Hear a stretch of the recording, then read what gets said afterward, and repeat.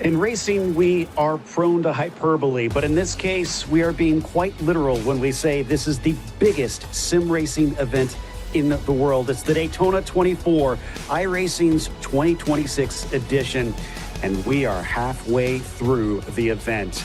We're into the nighttime hours, and we'll be taking you to the morning. I'm Joe Peak. Alongside me is the wonderful Justin Prince and Taylor Burris. Guys, we've got the graveyard shift, but hopefully, Taylor, we won't be digging up any bones out there. We've already had enough DNFs. We certainly have a lot of DNFs. A lot of big teams have come to the wayside, and unfortunately, their chance of Daytona glory has come to a close, but there's still a select few that are willing to push it to the limit to make it to the end. And as I mentioned, Justin, this is a prestige event. The best of the best come out. You're up against a huge number of drivers to be the winner of Top Split. You're talking about, in this case, just in the split alone, at least near 1,000 drivers amongst the various teams you're thinking about, amongst the various pairings. There's a lot of work that comes into coming into winning these races.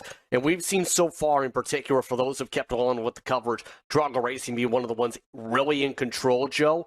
The thing's going to be, will anybody be able to take control of the reins and try and change the complexions of things as the night goes in towards the daytime? Yeah, this is where you can make the difference. As we heard Jeremy and Brad talking about, mistakes tend to happen at this stage of the race. And so if you can keep it on the black stuff, keep it facing forward, you could wind up with a good spot, potentially even a win or a class win out there. Like you said, Drago Racing and Williams are, of course, two of the teams that have been faring quite well so far. And we'll get into that in just a little bit. But as we take a look at some of the racing happening out on the track, you could see just about to hit that 12-hour to go mark. And we are into, I believe, just past 1 a.m. in the sim itself. Yes, about 2 a.m. actually. So we're deep into the morning here, Taylor. And then that's, of course, though, within the sim itself, one of the things that some of the teams could take advantage of is the fact that this is global, and they could have teammates who are at a better time of day than, say, over in Europe now, which is well into the night. Absolutely. It's one of the things I loved about when competing in these events, trying to get some other drivers in across different time zone as we take a look now at the LMP2 class. And right now it is the Grid and Go esports team right now, the 003 with Jesse Talcala, who is currently behind the wheel. Grid and Go, of course, a overall class winner in 2025 in the GTP category. Doing well also, trying to look to get the LMP2 class win here today. And as we had shown some of our GTPs, Nicholas Bowe, by the way, is leading that. And take a look at the GTDs as well. And Alex Dunn for Drago Racing is leading up there. So Drago in the lead up in the GTP hypercars, as well as here in the GTPs. But Williams has been slowly gaining on Drago's number 68 to try to run them down. I think that's the most fascinating thing, Justin. We don't often get situations like that. Usually it's a team that's kind of holding station that seems faster than everybody else up ahead. So the fact that we're this far in and we have a potential battle is a great sign. And that's partly due to strategy, I think, from Williams with what we've seen so far from them, because they've been able to go much further on the fuel tanks compared to the 68 machine by at least 4 or 5 laps, give or take. And that has seen them, over some of the courses of this run, get as close as 3-4 seconds to the Drago Racing machine. They've slipped back a little bit again. It's been as high as 10 at some points, but the Williams machines seem to be really in sync with their strategy plays. We take a look at the BMW M Team Redline machine. Luke McEwen, one of the drivers, that's done a very good job for their squad to be able to close up some of the gaps today, still inside the top 5. Luke also racing in the iRacing IndyCar series as well earlier this week, and hopping over predictably into one of the high downforce machines over in the GTPs, showing why he is quick in that sort of car. Meanwhile, checking back in with what has been a battle for some time. If you joined us early on the switch over here to iRacing official coverage, that is the battle for 8th spot between Falcon Sim Racing's Gregory Hovsen and Nikolai Peterson in the Door Esports SX car, the number 20. They've been kind of glued together. I kind of wonder, though, in this situation, since we haven't seen the 20 get by Taylor, if he's content to stay there. This stage of the race, if you're close in pace, is it worth to just hold behind, save some fuel? That's what I was thinking, because like you, I was watching this battle here between the Falcon Sim Racing team and Door Esports. The driver, Nikolai Peterson, has just been staying right on his back bumper, glued, not making any effort to make a pass. And during this stage of the race, we're about to hit the halfway point. A lot of things still to come, and what a better way to just settle into that rhythm. This stage of the race is where drivers are now focused on just keeping it on the pavement, settle in, hit your marks, try to see if you can make up some ground on your competitors, but really don't overexert yourself, as we still have a long way to go. And Justin, I'm kind of surprised that we don't see this more often, especially at the Daytona 24. When you think about the Sebring 12 hours or the Petit Le Mans over Road Atlanta, it's a lot harder to save fuel. So I kind of feel like with the way endurance racing works on iRacing without the full course yellows, it would make sense to try to save a pit stop. So I kind of figure we would see a place like Daytona, see many more cars kind of hook up, and you try to save a lap over a stint. And that was the big discussion Paul, Jake, and I had early on, was the expectation originally with the estimated windows was you can go up to 62, 63, but with the 97% fuel cap for the GTDs, that's kind of peeled things back a touch. Now let's take a look at a view, though. You see how things approached into the corner here with some of the prototypes. This has been a trouble spot here in Le Mans. You take the curves, anything wrong, you lift up, you pick up the rear tires, you're around and gone, and that's been a trouble spot all night long. Is that final part in particular, those sausage curves have picked up a lot of drivers and lifted them off the ground. It has changed the nature of that bus stop chicane, without a doubt. That was Movano Rosso with Giuseppe Laforo currently in the car, but now sitting in pit lane, naturally, to try and get some repairs done, Taylor. So that's going to set them back. We've only got, well, it says now 2 cars. For a while, we still at least had 4 or 5 on the lead lap. And just staying in this one is proving to be difficult in these GTPs. It really is. The night before we got set with this race, I hopped behind the wheel of every single one of these class cars, and that final bit of the Le Mans chicane with those sausage curves and then the extra curbing on the outside of it is so difficult to try to place your car in the right position to get that good exit off. I mean, it's absolutely a struggle, and as we see throughout this entire field, a lot of drivers have befalled from the infamous curves here at the Le Mans chicane. And I know that, it was a controversial move amongst road racing fans. So we'll get at least another little replay of that incident. To have this paved, some not very happy about it. You can count me amongst them. But I feel like the curves that they've got, at least here in the sim, kind of make up for that, and Justin, that there is definite punishment to be had if you go over the limit now. Yeah, they make you pay pretty quickly if you make any mistake, and it's a 4-prong corner when you think about it, on how you arc into the corner, then set things up for the middle portion before you exit out. You make any mistake on when you turn in, when you hit the brake, where your throttle point is, your corner's toast, and potentially your race could go toast. So that's where so much of the practice as a result, Joe, has to come into play. If you don't practice with this chicane, the chicane will make you pay and show those limitations you had without the practice going into the corner.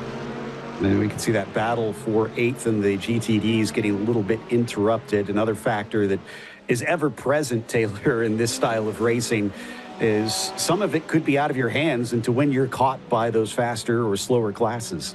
Absolutely, Joe. And as we see here, you've got to tiptoe around your competitors a little bit. You want to try to be around, especially if you're in a battle for position, but you got to also be mindful. You're also not the only other car out there with varying speeds around this circuit. So try to plan it accordingly. Sometimes you don't have that chance and that opportunity as we keep an eye on this battle. All right, so now that we have officially passed that halfway mark that we've been teasing, let's take a quick look at where everything sits for each of our classes. Interestingly, they are all still evenly split out there. They're not intermingled like we typically see. And up at the top, we've got our mostly GTPs. You have to get down to 10th there to get down to the other classes. But this is just the GTP hypercars that we've got on our screen, with Drago Racing leading, but it is by a minute over their fellow comrades who are in a big battle there with Coanda Esports recently, but that is separated now to about 30 seconds. Only the two Drago cars on the lead lap. And you can see many of these teams lower down from 10th on down have DNF'd, unfortunately, in the hypercars. So, Justin, what about these LMP2s? Where's that looking like? Well, keep in mind, there is a bit of a pit variance we've seen from the 90. In fact, they've been down in the garage, just noticed, Cesaro, for the past 12 minutes. So something going on for there. Grid and Go, as a result, is up at the front with a pit stop expected pretty soon. With Delatraz, with Blue Mercure also up there. Effect Simulations has remained in the top 5 after being originally in contention for the lead earlier on. So obviously things shifting in the past couple minutes after the 90 had been in control much of the way, already joining the list potentially of those who have seen a lot of damage with the WSR machines. Taking a look at the GT Daytona results, it's currently right now the Williams F1 teams gaming 1 and 2 as they have led the charge. Parker White and Beckham Jasir leading the charge, with the Blue Mercure Esports Porsche locking out the top 3. Team Alta also in that top fight. Drago Racing, one of the other competitors we've been watching, has also tried to keep the fight with the Porsches up ahead. And then as we work our way further down, a lot of heavy hitters taken out in the early stages of this race. Tini Racing, Mahal Racing as well. The BS Turner machine, one of the first GT cars out of competition in the early stages of the race. And unfortunately for Team PGZ, they were the first drivers eliminated from the 24 hours. Something that is absolutely a devastating situation that we've seen all across social media as well, with some teams getting caught up in early incidences here at the 24. Yeah, I think we're down to 37 cars left. If I'm having to kind of do a little bit of shuffling, because like you mentioned, the 90 has been in pits for a long time. I think we might have to count them as out of this one unless they emerge after a long wait, which isn't impossible. I got to give a special shout out to the number 69 Drago Racing team, Manuel Troncoso, currently in that car. Last car running. The reason I want to bring this up is because I feel like the team that it comes in last often in endurance racing, especially these 24-hour events, Justin, really epitomize the spirit of endurance racing. You know, sometimes hundreds of laps down, but you still put the car back out there, you still get the laps in, and you try to finish. It's about trying to finish the effort that you started, at least to me, because there's some that will say, we have no chance of winning, walking away. But in their case, trying to stay out there, be out there for the team, for the sponsors, for the effort they originally wanted to put in, because remember, Manuel Troncoso was in contention up at the front before the absolute chaos started in the first 6 hours. So that car was a quick machine. If it wasn't for that, it might have been in the conversation. We'll say with the conversation here we're seeing with the battle on screen once again, Drago and Coanda, after their pit stop stints, ready to do battle yet again. A 5-lap overlap from Coanda, 6-7 laps into the stint. Drago coming up to 2 laps into their stint this time. Rankin's got a good run. Let's see if he can overtake Mateo around the outside. Remember, you are not allowed to go outside of the white line, or else you will get yourself an incident point, as it is now considered off track, and he is given just enough room. Fair play between the pair of them.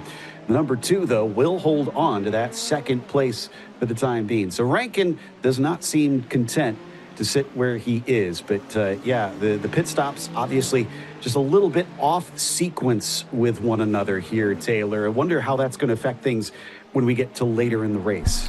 It's going to probably for sure make some major changes here as we see Elvis Rankin try to send it in deep, a former LMP2 class winner here as we watch on. But one of the things is, as we keep an eye on the last pit stops for these drivers, some of these drivers now have to consider how they will stretch it out maybe a little further, save a little fuel, try to be off of pit road as much as possible to try to see if they can leapfrog their competition. That's what's we're going to have to watch with both Coanda, Team Redline, as well as also BS Competition. They have got to find a way to stop the stranglehold that Drago Racing has had. Question is, how do you do that, especially this far into the race? You almost have to rely on some mistakes from your rivals in that situation. But nothing's impossible out here. And in mixed class racing, there is always a fair bit of unpredictability. This time by, compared to last lap, Rankin not nearly as close as we have the 18 pitting in. So one of our GTDs, that is Team 75, Bernard by SimRC. Taking their pit stop. Corentin Guinez, I think, is going to stay in the car, so it doesn't look like they've had a driver change on that one. You've noticed something, Justin. Maybe it wasn't a routine stop. Yeah, seeing their exact pit delta is the time of the pit stall. There is a chance potentially of a tow there. So situation potentially for them. I think for a lot of the drivers, though, just past this halfway mark, attrition is starting to build up because fatigue's starting to build up. And for some of the drivers, you're talking about a lot of them racing 3-4 hours, maybe 5-6 apiece, depending on your team. You're potentially battling some burnout here, and in some of the cases, racing in the middle of the night or the very early morning, depending on where you are in the world. So you're battling a lot of various factors here that we're starting to see lead to potential mistakes here as you still see them stay in the pit box. And traffic not working out well there for Rankin. The top screen seeing him having to go by 2 cars and have his line compromised slightly. Mateo is able to stretch it to about half a second away from him this time by. As on the bottom, that race for 9th in GTD. That is Stint 1 Motorsport with men's in the car. Williams F1 Team Gaming 3 with Shintani giving chase. Both of them running the very popular Porsche this time around, seeming to be the preferred car for its stability through that ever tricky Le Mans chicane. Yeah, Porsche has come in with a stranglehold in the GTD category. A total of 10 Porsches started off in this event alone here in the top split out of the 32 GTD cars that were scheduled to compete. 2 BMWs, about 6 Lamborghinis, 5 Mercedes, 1 Acura, and 1 Ferrari in the GT Daytona category. We saw at the bottom of the screen as well the mention of Porsche having their new 992.2 car arrive on the service. That's not this car. This is the GT3R still, of course. But, yeah, Porsche continuing to work very closely with iRacing and bringing literally their latest machinery to the sim before it goes out and does real-world competition even. The 92, they're in front of the number 17, able to get away a little bit by about half a second. And I think I just saw a change of position. That was, looks like the 32 in the LMP2s is in pit lane, so that puts the 129 up a spot there on our timing tower. So that's just regular transitioning. While the leaders in the LMP2s is now in as well. That's Daniel Harris for Effect Simulations. 23-lap stint, which from what we've seen, Taylor, is looking pretty standard for this class. Yeah, usually these cars here will go anywhere between 45 to maybe 47 minutes on a stint for the most part. So they're looking pretty average right now. Not going to try to stretch the envelope a little bit as we go back to the battle for 7th with the Door Esports, which found its way around the Falcon Sim Racing team as they work their way through here, trying to worry about the prototypes, both the LMP2 and the GTP Hypercar division, as we see one of the BMWs try to negotiate the chaos of these two Mercedes. Exactly, and yeah, good catch on that. I didn't notice that they had swapped positions since we last looked, and it had been in that reverse for quite some time, so I wonder what spurred them on. That aggressive move, Justin, was interesting to me with the GTP coming up the inside of turn 6 there, because unlike the real Daytona 24, where they have weeks to get used to each of the drivers in there, you're kind of chucked in this and you don't necessarily know the behaviors of all the other drivers around you. So you do have to be kind of eyes on a swivel to potentially avoid getting caught out by someone who maybe would make moves you wouldn't expect. Yes, indeed, but look at this. Hold on one second. GTD leaders side by side. This is for the net lead. Drago alongside the Williams again. Both the Williams picking up a fair amount of time on their pit stop stint on the racetrack, nearly into the draft event. And now, will there be a chance for them to get around here? Dunn still behind the wheel, but Jasir did come out in front of Parker White. And now the focus has to be to keep up with these drivers. Yeah, I'm looking at the stop times, and the stop times between Drago and Williams looks pretty even. So they must have caught up on pace out there. That, or they had just a really good in and out in comparison. Because last I looked, that was 4 to 5 seconds between Drago and Williams. So color me surprised. I didn't think they'd catch them this quickly. Absolutely an astonishing situation right here, but now we see that Alex also has his Drago Racing teammate to help him, Manuel Troncasco, right there helping him out as we go on board here with the Drago Racing Ferrari. That car right there is, of course, the number 68 machine, who's going to get a nice tow from his teammate as they head through NASCAR 3 and 4. That will kind of help them a little bit to stay ahead of both Beckham Jasir and Parker White. Kind of wonder, because we're now seeing on the timing and scoring that Williams fell back almost to 2 seconds now, and they are out on colder tires. How much do you guys think the offset has an effect on that? Because Drago would have been out on cold tires just after their pit stop since they did theirs first. So I wonder maybe if that's partly to blame for why we saw them catch up so quickly.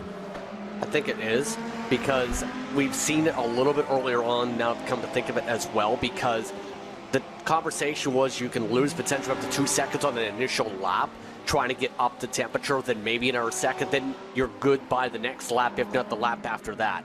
So I think that's just trying to get their tires into the optimal window of 2-3 laps and then be able to go, and we're seeing that really come into play to stretch and compress this net lead advantage. It also is a factor here that when the Drago machines were hooked up when they were 1-2 earlier, they were able to break away at straight line speed. We're seeing that here too compound in. So while Williams may be able to work together, it looks like Drago does not have to be alone with their teammate just in front of them, giving them a nice tow, and could also be helping them save a little bit of fuel, which could come in handy later on. And yeah, there we can kind of see the gap in the background. It's evened out about 2.2, 2.3 seconds between the number 1 of Beckham Jasir and Alex Dunn in the 68 Drago car. All right, well, that certainly adds a bit of intrigue to that ongoing storyline, Taylor, because we've been following it for quite some time, wondering when or if they're going to catch up to that leader. In the meantime, let's check back into the battle for P2 with the GTPs, because Elvis Rankin, after being separated for a little while, has returned to the mirror of Mateo.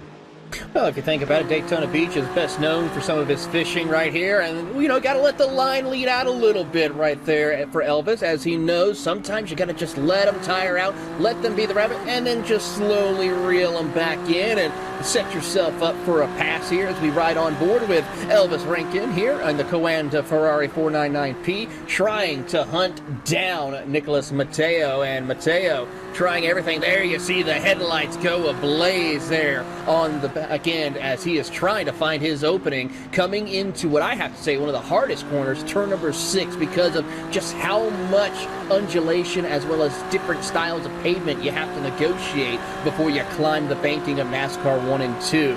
As they work their way through speeds approaching over 200 miles per hour as they head to the Le Mans chicane. I'm glad you mentioned that exit of turn 6. That thing is the bane of my existence. It never feels like I get it right. And it's so important, too, with that run onto the oval for the first time in the lap, needing as much of a launch as you can so that you don't make yourself vulnerable into the Le Mans chicane. They'll go around a few more of our GTD cars. Looks like Rankin not as close as we saw last time, battling with his rival. One of those GTD cars appears to have peeled off into the lane, and I think that was actually our leader, Lacine, because it was the Blue Mercure Esports number 35 Porsche. Ooh, okay, so it sounds like we may have a replay of that one here in a second, and so they come into pit lane to serve that. No, excuse me, this is a different incident, it appears, as we got one of our GTPs again taking a bit too much curb. So that was BS competition, BS Plus competition, the number 89 car, and thankfully didn't hit anything. Nothing hit them either, which, as we've seen, Justin, is not always a guarantee if you have that same moment. We've seen a few cars, both in this race and in races past, just, avoid any damage, but then wind up prone across the track and wind up getting hit anyways. Yeah, and those little bumpers you build up on the racetrack as a result have been, in a couple incidents today, been majorly advantageous to help make sure you don't compound a worse issue. Keep in mind, when you have near misses, for example, like you'll have in that situation, though, it's about reactiveness as well. Take, for example, from the 22 machine. You'll see the opportunity build up for the Aero Esport machine. You have to be quick on your hands, be able to make the corrections within a split second and get around. You don't make those quick corrections, you end up with the destroyed race car. You have to be adaptive in that situation. And you have to have a lot of trust in your competitors. How many times have we seen drivers try to get going without watching that relative box on iRacing and pull forward as that car thought there was room to the inside, and suddenly the two of you make high-speed contact. So a great job on everybody's part to make sure that didn't become a worse situation. Back to the racing on track. Matteo and Rankin split by about a quarter of a second, with Rankin getting very close, coming up behind on the gearbox cam. Yeah, absolutely. He is just really putting the pressure on. We know for a fact that Elvis Rankin knows these cars very well, has been able to put on some incredible drives all throughout the day today when he gets behind the wheel, as they get a little bit of a slipstream from one of the LMP2 cars, makes short work of it, and works their way out towards the back straightaway here. But I'm not really seeing Rankin trying to find his way around the Drago racing machine. He's pushing him a little bit, trying to see if he can maybe utilize up a little more fuel, push some more pressure on those tires, as well as just see if possibly that Matteo can make a mistake for Rankin to get by and then set his sights on the race leader. It could be an interesting strategy call. Yeah, there's been a couple pokes here and there from Rankin, but you're right. Maybe it is just more kind of exploratory. See if he can get a mistake out of there, get that easy pass. But why cost yourself time if you don't think you can really get it done without some hard work and some side-by-side racing? And, okay, so the roles have reversed here for 7th and 8th, as Hobeson is now pushing Peterson, literally pushing. And you got to be careful with that, Justin. That's already cost a couple teams problems, Drago included.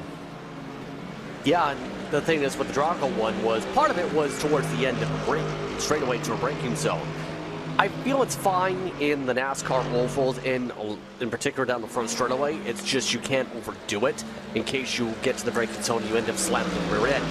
I think, though, these two just keep on trading the spot back and forth. I remember Brad saying he was expecting either them to swap or he was going to be sad in that situation. They've swapped 4 times since then. They've continuously kept busy, and I think that's partly just them carrying the momentum and not just saving fuel when they want to, but also wanting the spot but just not able to break away from each other in their battle pack. As we continue to follow this fight between the pair of them around the International Horseshoe, how much of a fight really is it? Is with them bump drafting in that way? Is this Hovesen saying, hey, I'm fine just kind of hanging out here. We'll help each other out. I'll get you a little bit of extra speed. You'll save me some fuel. And we'll both take advantage of the situation. Or does he genuinely want to try and take that spot away? Well, only time will tell, honestly. But I'm getting the hint that this is a little bit of working together currently between the pair of them. Jumping away from that then, let's check out with the 909 of Daniel Harris. And this is for position in the LMP2s.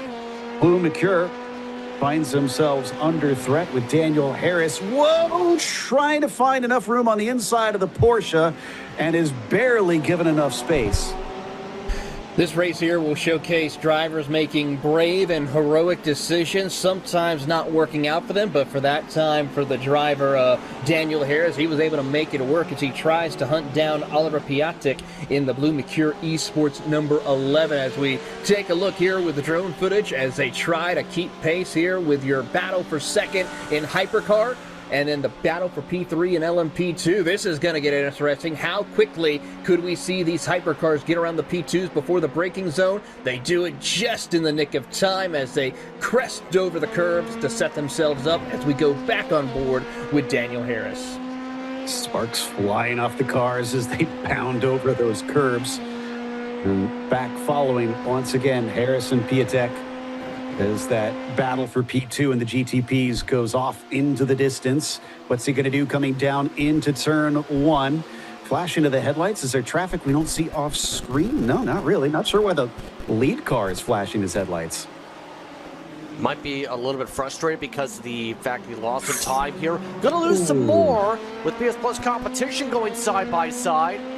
And really, if effect simulations and Daniel Harris wanted it, he would have potentially sent it right there with him vulnerable in the momentum. I think Harris is willing to wait and be patient, let things come forward in terms of some of these intervals, see where things match up, but them already in play for the podium. Thinking big picture here, not going to force the issue, especially knowing earlier on fuel economy was a major constant point for them on their one-lap offset with, at the time, the 90 machine. That got pretty spicy, I have to admit, so I'm just glad that they all got away with it in the end. Looking back from Olivier, they're watching the effect simulations car try to catch back up. So the 11 doing a very good job responding after it seemed like Harris had extremely good pace there, and I think they're going to have another bit of lap traffic go around the outside and split them temporarily. Ooh. And again, maybe not needing or losing track, I should say, there, the 11 car of which car was trying to move to the inside. That time, the flash of the headlights makes sense. Yeah, Oliver realized that was a GTP car that was coming up on him. Of course, Olivier has had some real-world experience as well as also had the chance to be one of the special guests for the IMSA Esports Championship this past year, racing with Morgan Burkhardt, but he races in both Spec Miata and in karting, competing with Brandon Jards of Crack Racing in the Lando Norris karts in multiple racing series across the United States. So really showcasing his talents here today in the LMP2 category as he tries to hold off the Australian. We're going to take a look at that pass one more time just because that deserves another look here. And yeah, I wonder if he just kind of failed to notice which car was there, because usually you would not defend on the faster class. but last second, he realized his mistake, went back to the racing line, but clearly wasn't too pleased by that. So as they return onto the oval one more time out of turn 6, doesn't look like Harris is near enough this time. Maybe he needs some of that traffic to help him out. Yeah, if anything, losing a little bit of toe as a result of that, but that's the big difference between, in some of these cases, entering the corners, say, side by side with the narrow prototype or GTD, and being able to enter the corner in a prime position. It costs you so much ground. But the thing is, effect simulations does have that little bit of pull at least to be able to close back up. It will just take a lot of effort in the infield, because the big thing, Joe, overall, is if you want to be fast here, it's not just about can you drive with a full throttle race car on the 75% of full throttle. It's the areas, too, where you have to be on the brakes and let the car roll in that infield. That will also be very critical. You have to be able to do both. It honestly amazes me the level that these drivers race at as things get quite congested down into turn 1. Because, yeah, I mean, we've seen a lot of drivers do impressive stuff in various road racing series at the pro level, Taylor. But those are much shorter races. When you get to this 24-hour race, to be able to repeat those results lap after lap after lap after lap, and then deal with all the craziness of multi-class, that astonishes me. It really is a specialty when it comes to endurance racing, no matter what genre or style of car you're racing, because of what you have to be able to mentally focus lap after lap, like you said, hitting your marks consistently, making no mistakes, plus having to deal with a wide range of different drivers with different cars, different driving styles. It really is by far one of my favorite styles of racing because of just the uniqueness of each and every lap. No lap is the same as the previous, and you have to be prepared for what's to come. This is back to the battle for P7. Peterson ahead of Hoverson. Also, we've got a pit stop from the Porsche Coanda 091 as Andrew Reed has brought that car into pit lane. Right on the rear bumper, giving a little bit of help. And again, like we saw before, it looks like these two just kind of deciding to have a temporary truce amongst each other to find some speed. The next car up from them is the other Falcon car, it looks like. So that is the number 44 in 6th. And not too far up the road, frankly, especially in relative terms of this race. 7 seconds, roughly, that they need to try and catch up. I think if they keep working together, that could be doable.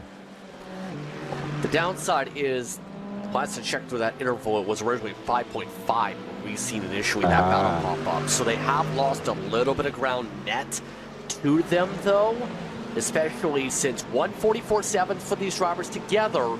Lewis Woods on his own is running 144.2s. So you have to find that extra half a second in terms of pace, yet again on difference.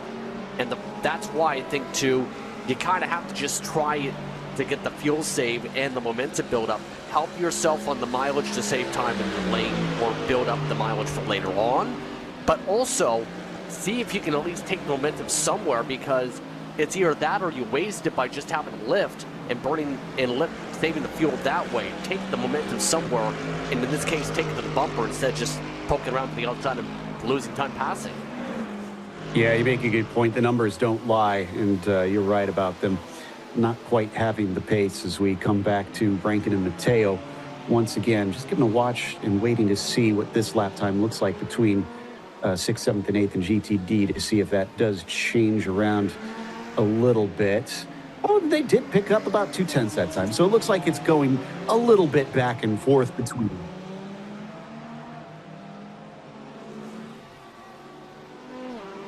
So, as we continue to watch, well, you know, in the real world, they try to get some sleep whenever they can. And this is Demps 151. Who's well, not racing right now, obviously, but his teammates racing. He's trying to get some very interesting sleep. Maybe it's just because I'm old at this point, and I don't think I could sleep like that. And Joe, I'm just thinking, seeing how he's got his neck makes my neck hurt right now. Oh, yeah, I'm right. Like, oh. I hope someone's going to bring him a cup of coffee and have a chiropractor see him after this 24-hour race, because, I mean, I got to give him credit using the headphones as a little bit of eye protection, protect you from some of that blue light right there, and gets himself ready. So, Demps 151, good luck to you out there, and get some much-needed sleep. Oh, goodness. I love seeing that. Credit to him for being willing to share that, too. I don't think I'd also be brave enough to let people see me sleep. Apparently his live stream chat is off the rails themselves and not really too concerned about the race. I'm curious if he has the sound of what's happening in the sim on, because if they wreck, boy, that's going to be a rude awakening. Oh, no. I will say, I think Ian Lane, who was the driver in that car at the time, I think has an oval background and apparently also kept an eye on season tracking and had some late model championships. So I think that's where the conversation for the oval side is coming into play. Okay.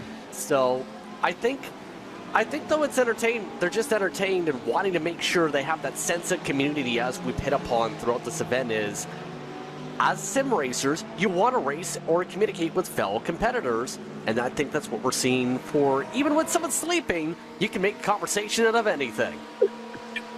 Yeah, people will keep themselves entertained without a doubt. Someone needs to go and bring a little blanket, tuck him in, I think, just to make it nice for him. Back to the battle between Rankin and Mateo, the 08, just hassling the number 2 for many laps now at this stage, but they're 23 and 18 laps into their stints respectively. So I got a feeling that we should see at least the Coanda in sometime in the near future as they go by one of our LMP2s.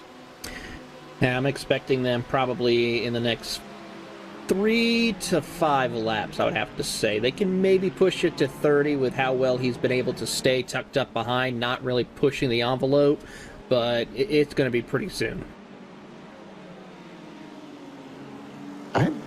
I still think that this is genuine, that he's trying to find a way past somehow. I don't think he's quite working together with him, but he doesn't seem to be able to get close enough to really do anything, which I'm sure is frustrating. But you've got so much race left, you can't get frustrated now, as he gets very close down through the Western Horseshoe. And we've seen that before, Justin. The Western Horseshoe seems to be a big strong point for that 08 car. Just haven't seen him really be able to do anything with it. Seems to be really good on the brakes today, and in particular, that's where a lot of the chip away is. We're seeing this with the LMP2 battle, though, as well. Effect Simulations, Blue Liqueur, I'm part of this battle, where some of the top drivers have just been able to time it up well right about here. Get yourself at the braking point, let the car roll, then plant it on the apex just a little bit along the curbing, then get an exit along the left side curbs to make sure you track out. It looks pretty simple, but if you end up too deep, you'll end up pushing and washing out and potentially slamming into the car in front. You take that too slow, you lose potentially a lot of ground on the racetrack by a good half a second to a second. Takes a lot of expertise to get there, and we're seeing that from some of the top drivers, that approach. But here's that approach for second. There's that move. Finally got the draft, got the chance to the inside. Where's the best opportunity to go for the in and out? And Coanda's got it.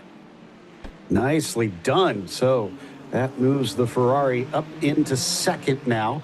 Drago Racing being split up in the GTPs. But Spets, I don't think, has to worry yet. It's 40, almost 41 seconds, really, between the 5 and the 08. So I'd say he's comfortable at this stage. Will Mateo fight back and try to get ahead?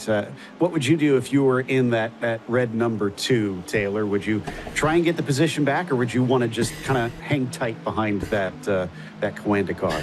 See, for me, I mean, yes, we know the Daytona 24 for the past few years has been all about aggression. But for me, I'm someone who wants to be a little more patient right now. I mean, we got so much racing left to go, especially with what pace that the Drago Racing team has had all day long.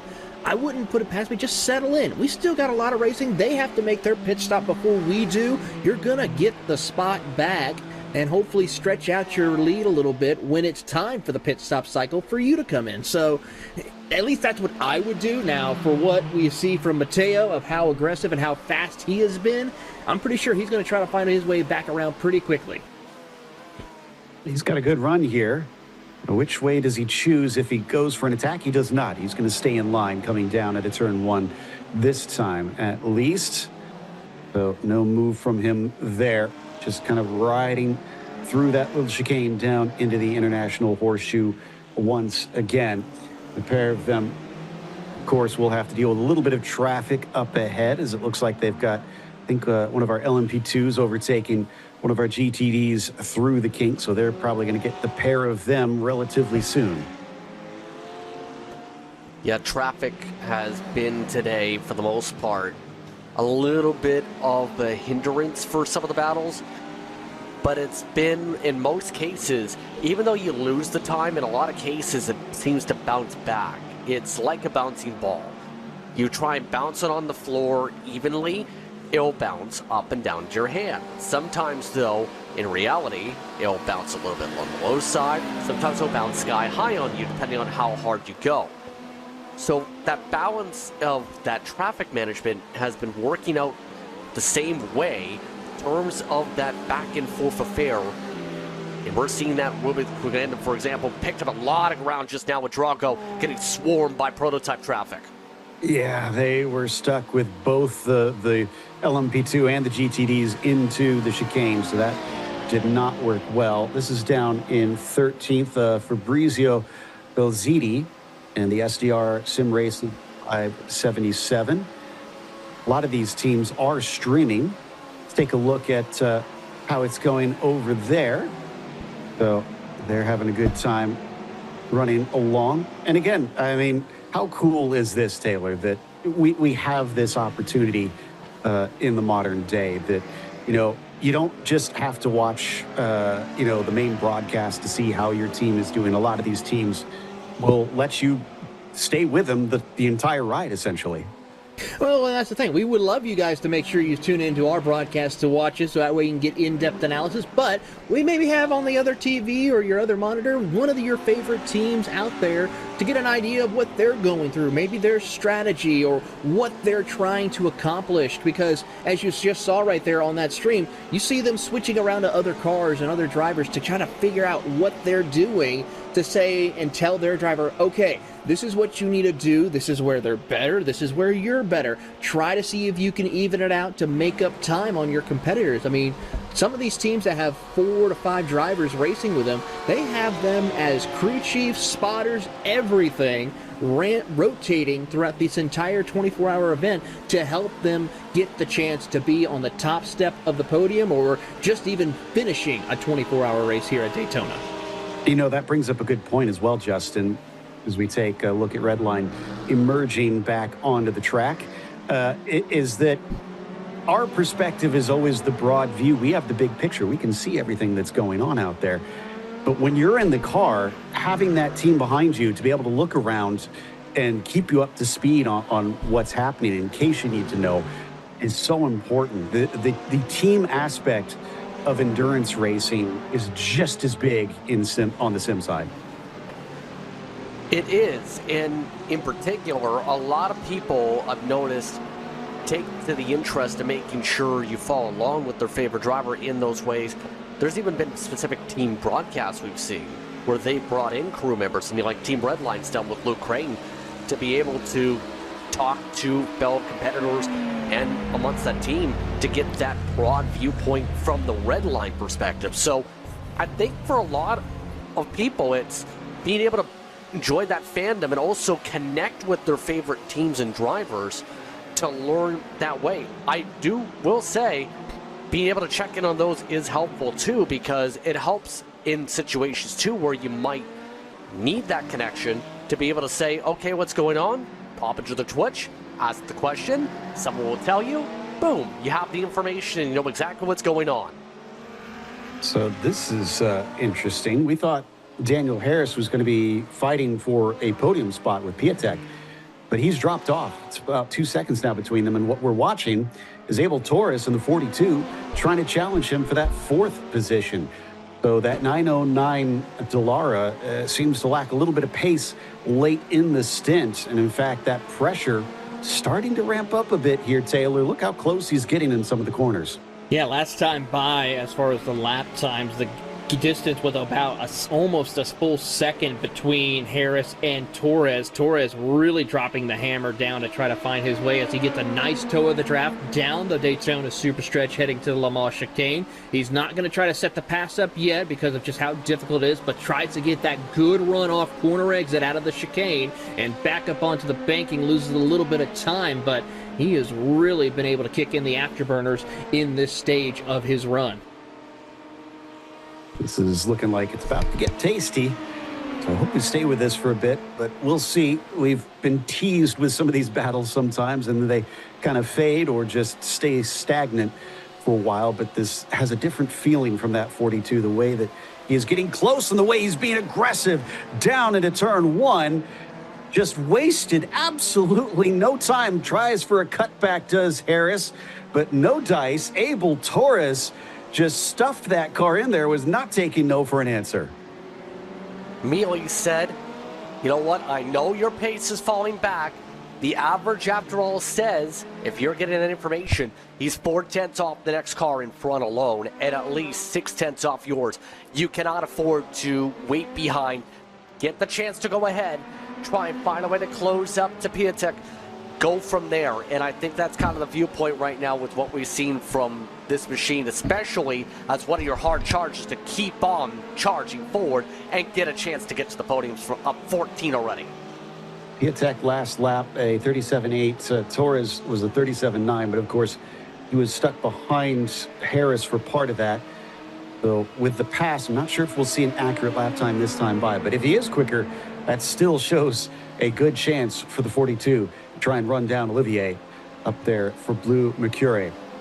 So we'll keep a half an eye on that and keep you up to speed on whether or not he starts to run him down. It's getting close to 3 in the morning within the sim right now. We're into the absolute dead of the night at this stage as we once again return to Peterson and Hovesen. I got to say, during this stage of the race, that 2 to 4 o'clock hour, just before you start seeing that sun, this is when the coldest temperatures really kick in, especially with that wind. If you're up in the grandstands on the front straightaway, I know a couple of years that I've been to the Daytona 24, it is absolutely brutally cold. Of course, in the virtual world, it's a little more comfortable, I have to say. 67 degrees, the air temperature, track temperature 69.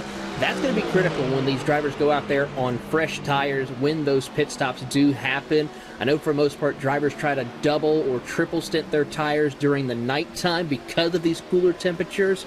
But when they do have to switch out tires, you better watch out and hold on for dear life, because that tire is going to give you a fight for your life on those opening couple of laps.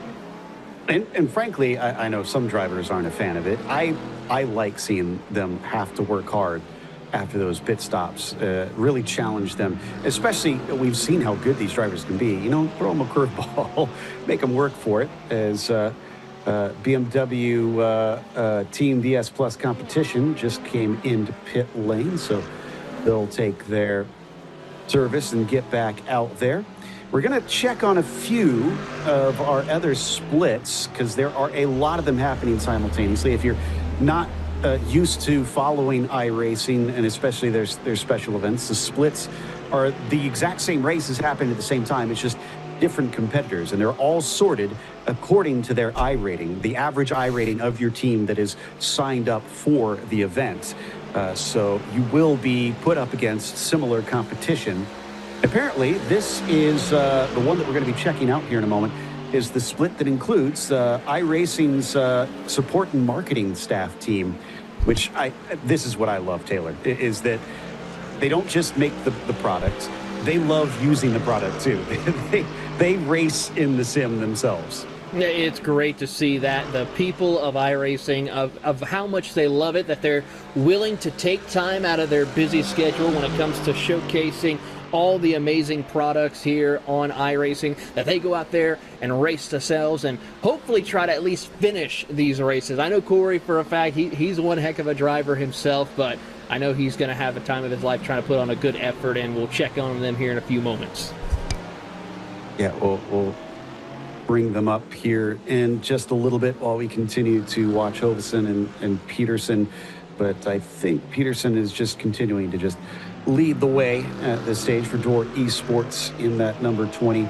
Worth mentioning, they are up 12 spots from where they started this race. This has been a very good run from that number 20 car. Not easy to do in the top split. Finding large numbers of positions can be extremely difficult. It is, and as we've said, the higher up you go, the harder it is to progress in this field. But for a lot of drivers here, Joe, as we progress over, it's not just the high splits. You have many competitors in all their battles. Look at some of the interval differences here in this split with all these drivers building up speed. Cole Baker looking pretty well in rhythm in the East Coast Auto Sport machine. Yeah, Cole is one of the video content creators for iRacing. Do like the paint scheme that they've come up for their LMP2 here. Wonder if they have because they have one of their graphics designers on the team. So I suspect he had a part in this one. So yeah, 35th split, and that might sound like a lot, but I think, what did we say? There was like more than 40 or something. Taylor, do you have the numbers on that? I don't have the 43 numbers is the official number of splits, and that's an incredible run as we watch here with Cole Baker in that LMP2 car, showcasing the Daytona Racing USA paint scheme, I gotta say. That's one of the fun things when it comes to these special events. Drivers showcase some amazing paint schemes all across as we take a look at the overall race leader, a BMW M-Fueled Up Racing driven by Jordan Owens currently right now. He has about a 2-lap advantage over his field and doing a good job out there on the circuit as he tries to negotiate some of the lap traffic here at Daytona. Yeah, Jordan Owens sitting a lot more comfortable than what we saw in top split, which is still within a lap of the next car back. So the 2 laps probably going to make you feel pretty good, but you cannot relax because things can still happen.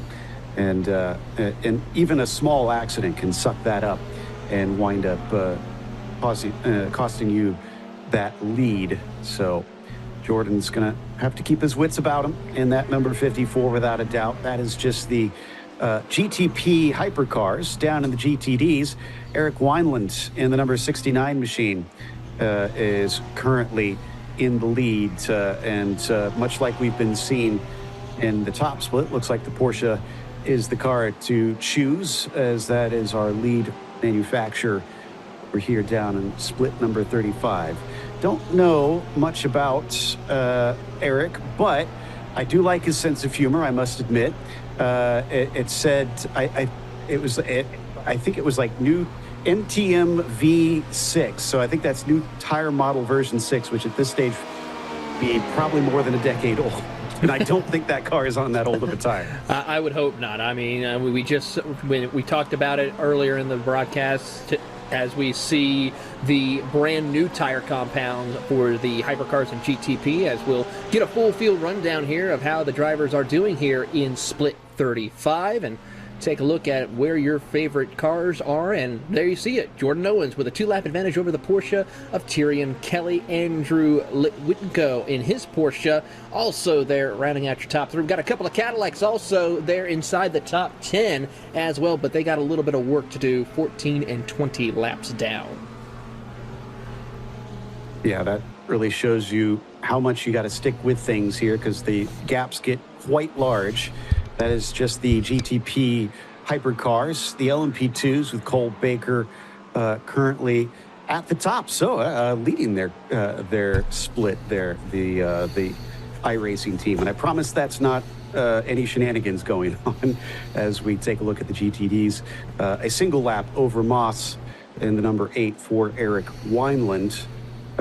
Going on down to quite a few cars. This is definitely the most popular class, the GTDs, as you can see. Wow, 30 cars, possibly more than 30. Let's see if we got more than that. Yes, we do. 33 in this split. In the top split, we had 32, I'm seeing, sign up. So yeah, that makes sense that they've portioned them out relatively evenly there.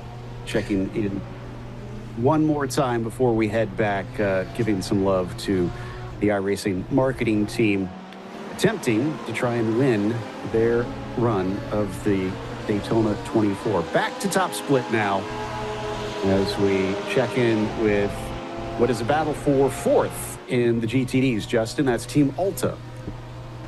Yeah, there amongst a couple battles going on, you have GTD lead that's compressed. You have the second pack that's also compressed up here. So a lot of the drivers that are starting to work together here have been able to get into a great spot here. Blue McCure, again, utilizing the draft. Alta at one point, some points, has been up there with Williams today. They've had a lot of fans craving their performances here. But it's going to be interesting, in particular with the others up front, in particular where things play out with the Williams cars, because Drago is losing ground and a lot of these teams are starting to go in hunt mode. Yeah, I do like to see how this has been ramping up. We've had some great battles in the GTDs, which does make sense. A lot more numbers means higher chance of drivers winding up next to one another here. Drago, unfortunately, unable to battle anyone. Only unfortunate for us, we should say. Although I look at my timing, Drago is being chased by Williams right now. There's about half a second between them. So that actually is getting quite close. They must have, let's see, when was the last pit stop here? Look at that. They just missed the corner and went to the marbles, nearly got ran over. Ooh, things once again ramping up here, and it's 2v1 as Drago does not have their teammate to help them now like we saw earlier on in the stint. If something happens to one of the Williams cars, there is always another waiting and ready, Taylor, to go on the attack as well. There certainly is, and they got to be careful with that as they work their way through negotiating out of turn number 6 up onto the banking. They'll go. They got to get themselves lined back up to try to make that charge on the Drago racing machine of Alex Dunn as they work their way through the banking out onto the back straightaway. Parker White trying to lead the charge with Beckham Jasir, and this is one of the things I love about the Daytona 24 here on iRacing. You know, we talk about in the real world where it is basically the all-star race. Drivers from all walks of life come to race here for the Daytona 24. We get the same thing here in iRacing with the Daytona 24. We have an eNASCAR Coca-Cola iRacing Series champion. We have a driver who's competed in both the Porsche Super Cup Series. We have so many different drivers, including also in the IndyCar Championship, competing here in the top split as the Drago racing machine heads down into pit lane to get his service completed here as we are approaching 11 hours to go. So we've got we were robbed of a bit of a battle, unfortunately, but these two will carry on. We do think that they're working together, frankly, as they have not been fighting one another. Apparently, Chad is asking for a Joe Peak update. I'm doing fine, frankly. This is only an hour into things, so ask me when we hit 5 hours into this and how my voice is doing at that point. In the meantime, back to, I think, this battle for fourth that we were watching before, yeah, with Lasibach and Andrea Bristock. So Blue Mercure Esports giving a little bit of hassle to the Porsche in front. You know, we shouldn't be surprised that Parker's doing well in that Porsche, because he raced in the Porsche Esports Super Cup as well before he won his eNASCAR championship. Absolutely. Exactly. I think you have more to say on that, Taylor. I mean, you're talking about probably one of the most well-rounded drivers on the iRacing platform when it comes to that, as we watch both the battle for third position in LMP2 and the battle for fourth in the GT Daytona category. But that's what makes this race so unique. You get these drivers from all walks of life, and I can say personally, no matter what your background is, whether it's sports car racing, open wheel, NASCAR, dirt, rallying, You want to go out here and race the Daytona 24. It's the biggest first special event of the year that everybody wants to race and that everybody wants to try to be on the top spot of the podium. Trouble for one of the Drago racing machines, goes around off the Western Horseshoe. Couldn't quite catch what it looked like, but it was the dark red Drago Racing Lamborghini. Was that our former leader? I think it might have been. That might have been Daniel Pastor, who spent nearly 4 minutes in the pit lane there before that situation. Oof, okay, so he may have still been experiencing a little bit of an ill-handling car, because even if you try to get repairs, the car isn't always 100% when you head back in. And yeah, Alex Dunn is still carrying on right now, so the 68 car seems to be okay. Apologies if we scared any fans following their fight. So there you can see them on screen now. So one of the other Drago Lamborghinis. And we're hearing that it may have involved Drago teammates coming together. Did this involve Dunn, or was this someone else? We'll take a look here in a few moments, but I gotta say, the team principals for Drago Racing are gonna have to have a talk with their drivers for sure, as here it is. Here's the replay with Alex Dunn, and looks like one of them just came off the track a little bit too much coming out of the Western Horseshoe, and no contact. No, that's... Just lost it off the Western Horseshoe. We were lied to. We were told there was violence involved. That looked to me like more of an observation. Yeah. I kind of think I think they were trying to get lined up in front of them to help with draft, but were in such of an angle with the marbles, they just had no rear grip. Yeah. You could see how far out wide they went. Good call, Justin. So I'm sure that had something to do with it. iRacing does model that. Your tires do pick up those marbles. And unlike the real world 24, where they will have full course yellows and often will send crews out to try to clean up the track a little bit when they get those opportunities, that does not happen. So those marbles build in the sim. Whoa! Is another of our Porsches completely loses it in one of the most unusual spots. I think that's Lasse Bach. I've never seen, Taylor, somebody lose it on the exit of NASCAR 2. All I can say was sports cars. Yeah, I mean, all I could say was maybe he was trying to break the draft that he had with his competitors, and unfortunately just overcorrected as we go back to turn number 6 and take a look at this gaggle of hornet's nest of drivers trying to negotiate as, trouble! Whoa. One of the BMWs nearly gets sent down to the bottom of the racetrack from one of the GT Mercedes. And I don't know if that could possibly be a penalty for that BMW Redline machine. That, I believe, was the driver in 4th position, Luke McEwen. Yeah, I'm not sure if he would get a slowdown penalty from that, but probably an off track of some sort, since you were not allowed to race below the double yellow line on the banking. And you could see those cones that we went by. That kind of demarcates where you are no longer allowed to be below those double yellow lines. The car is going to hook up, and in real life, you wouldn't want to do that.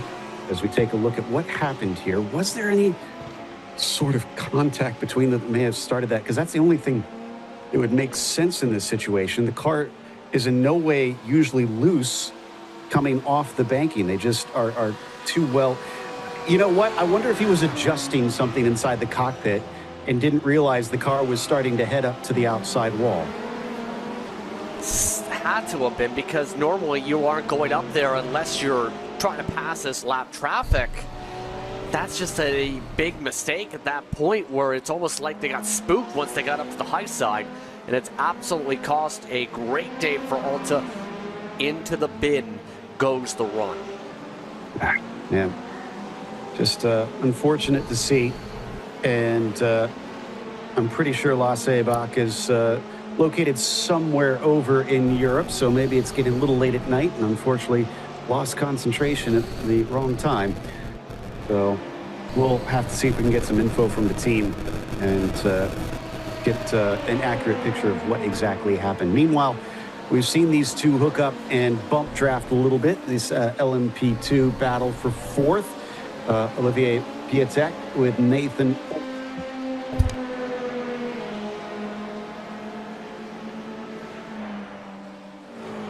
Yep, as they head through NASCAR 3 and 4 up towards the Tri-Oval once again. This is where we saw them bump drafting before. A little bit of lap traffic in front of them. That can also complicate things because you don't want one car moving high when the one behind does not know that they're going to be moving. And a nice swap of positions. So maybe this isn't as much of a battle because that looked relatively organized. Yeah. So, go ahead. I think for now, it's just, again, the falling down of the pylon we're seeing with effect simulations that we kind of seen at the start of the race, but the long run's just not there here. But look at this, side by side in the pit lane. That's going to cause an issue for the box. Hopefully they should be okay heading into there. It does look like the Falcon car is just backing it up a bit. Might make it difficult spotting their marker. Oh, did they overshoot? No, they hit it just right. Look at that. As they came in pretty hot. But, man, it is going to be close watching them emerge back out on the track, no doubt. That'll be fun to witness as our GTD cars continue to give us lots of drama in the 2026 edition of the iRacing Daytona 24. They're going to do a driver swap, too, between the two of them. Cody Deeth and Guy Levesque will get behind the wheels of both of those Mercedes AMG GT3 cars. So it's going to be pretty fun to see how that will all play out as we watch the LMP2 negotiate through more GT traffic. Justin's been able to get in contact with some folks over on La Sebac's side. What's going on with the wreck, Justin? He was distracted, is the simple answer. He was trying to adjust his webcam, and then he had the spin in the wreck in the 360. So it was a webcam issue that caused it. That's not what I was expecting to be the cause, but it does make sense. So great work on that, Justin, digging that one up. Just really feel for him and his team. It's got to be an embarrassing way to throw it away, unfortunately. But as we continue to follow our LMP2s, Olsen still ahead of Piatek, but how hard are they actually fighting, Taylor? They are fighting very hard indeed as we take a look on screen between the two competitors. Piatek just trying to find his opening to get back around the 909 machine as they work their way through out onto turn number 6. And as they climb the banking here once again, Nathan Olsen trying to lead the charge. Two of them sticking close together. It's been that way for quite a while, but I'm sure they'd love this to separate so that they could focus on their own races for a little bit. It's always sometimes a bit annoying. It's almost a back and forth sometimes, I feel like, Justin, at least in my experience, being with a team racing an endurance race. You're at times bored. You wish you had something you could focus on a fight like this. And then other times you're in this battle and you're thinking, I could go so much faster if I wasn't dealing with this other car. It's kind of a tug of war affair, so to speak. You expect the battles to come to you at some point during the race, but to me, at least it gives a carrot on the stick for you to chase. Whether it's the next car up a few seconds up the road or a couple car lengths up the road, it allows you to be able to, to me at least, stay awake. Because in some races where, in the past personally, where I've been the leader and had a big advantage, I've kind of gotten zoned out and realized 25, 30, 40, 50 laps later, oh, it's pit stop time. I better get ready to pit. It helps keep you focused a little bit better when you have something to chase.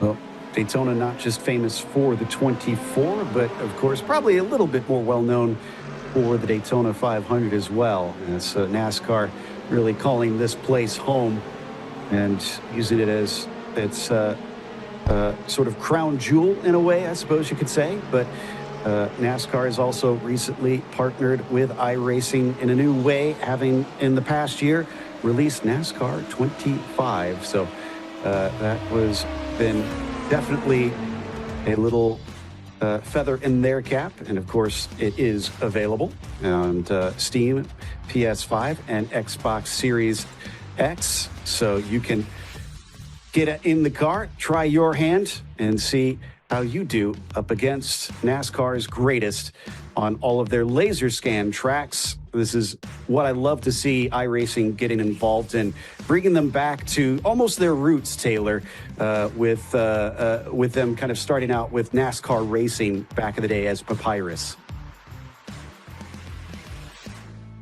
Absolutely, Joe. I got to say, this game is by far one of the most in-depth career modes, I have to say, compared to some of the great NASCAR games we've seen over the years. And it's going to be absolutely amazing.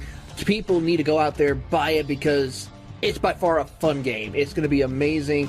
You got to just go out there and try ARCA, Trucks, Xfinity, or actually O'Reilly's Auto Parts, I should say now, and all the way up to the Cup Series that you can try your hand at and work your way through. Amazing custom setups that you can build to make sure you hone your skills racing, or just want to have fun and race your favorite driver on some of the most iconic NASCAR tracks. Exactly. It's made for all types. It can be as challenging or as fun and simple as you want. But you can learn more at NASCAR25.com. Go check it out. A big congrats to iRacing Studios for a fantastic game. And definitely check it out if you are a fan of American oval racing. But for now, we've been keeping an eye, of course, on the Daytona 24. And as it sits right now, Drago Racing continues to lead in the GTP hypercars. It's at roughly 40 seconds over Coanda, but that is traded back and forth at times between themselves and the other Drago team, the number 2 team. From there, things start to really spread apart up in our top 9 that are still running here in the GTPs. From 10th on down, unfortunately, if you are hoping to cheer for any of these teams, they have DNF'd and they are out of this race, but 9 still running. Over the LMP2s, it is the 003 of gridandgo.com esports that is leading. A little bit of a smaller gap than what we saw in the GTPs at about 33 seconds, but it is certainly not very close, at least at this stage between them. But you are missing only 3 rather, of our LMP2s that have retired at the back of that field. Down in the GTDs, the biggest field of the 3 classes competing, Williams F1 team have been trading the lead back and forth, both with each other and with Drago Racing, who currently sits in 4th in that number 68. We expect when those Williams cars take a pit stop, they will get back to that battle, as they are separated right now since they're just a few laps off from one another. Last of our GTDs that are still running is the Drago Racing number 69 with Daniel Pastor in that car running 18th. Everyone behind them are out. There is a large number of GTDs that have sadly wrecked out of this race. And as we come back to the number 5, our overall leader, cruising and looking pretty darn comfortable at this stage. Yeah, Spence has been on a roll whenever we've seen him in the car. He's led 485 laps so far on the event. The 5 machine has been on rails. Coanda's starting to chip away a little bit right now at this point of the run, but they've been able to nail the strategy very well. The 5 machine has to be able to get better fuel economy than everybody else by 6 laps, and it's helped them grow the gap once you have the difference on the tires here. But all of this as well in LMP2, the 10 positions gained by Torres, one of the talking points as things have changed a lot recently in this class. That's a good point. I hadn't really noticed that Torres up those 10 spots, have been doing a fantastic job. Might be 11 because they're still fighting with P2, Delatraz Automotive by Major's Garage. Actually, I should point out that was really a battle for 4th and 3rd earlier, but now battle for 3rd and 2nd. So they are continuing to climb and continuing to look extremely strong as the number 1 of Williams with Beckham Jasir, currently the one pushing the way for Parker White in behind in the 6. And they are working well together now. What will happen when it comes to decide who is going to win this race? Well, one thing to keep in mind is they just got done with their pit stops too as well, and they have a significant gap over their rivals of the Drago racing team with Alex is done right now. So they got quite a bit of a gap. Let's see if they can maintain it. 8 seconds is the difference between themselves and Drago Racing Lamborghini as we go back and watch the LMP2 traffic here, as down to the inside is going to be that 42 machine we see from Torres, as he will try and take the second spot away as they head to the International Horseshoe. The Betmaster car is not done, though, as up the inside, Delatraz Automotive is going to take it right back. It carries on into the kink. This can be tough to do too wide, and it looks like Torres knows that. He ducks in behind Andre. As behind them, they've got, I do believe, some GTP traffic adding complications, and they're being approached by 4th and 5th in their own class. Things about to get exciting here, and I almost wonder if there was some contact to cause the car to suddenly jump around like that. Now under threat, Torres goes from attack to defense. Here comes Nathan Olson trying for 3rd place, Justin. Trying to find a way to get around, and you can see the Betmaster TC Esports machine try to use the Williams as a pick here. Wasn't allowed to happen, though. The 909 forced the peel up to get themselves around so they didn't lose the time. It's getting really aggressive here. This is the most aggressive it's been in LMP2 for a while now, with the opportunity for a podium. Even though there's a lot of time left, still in prime position to where if you control things from here and build a buffer, you might be able to run away.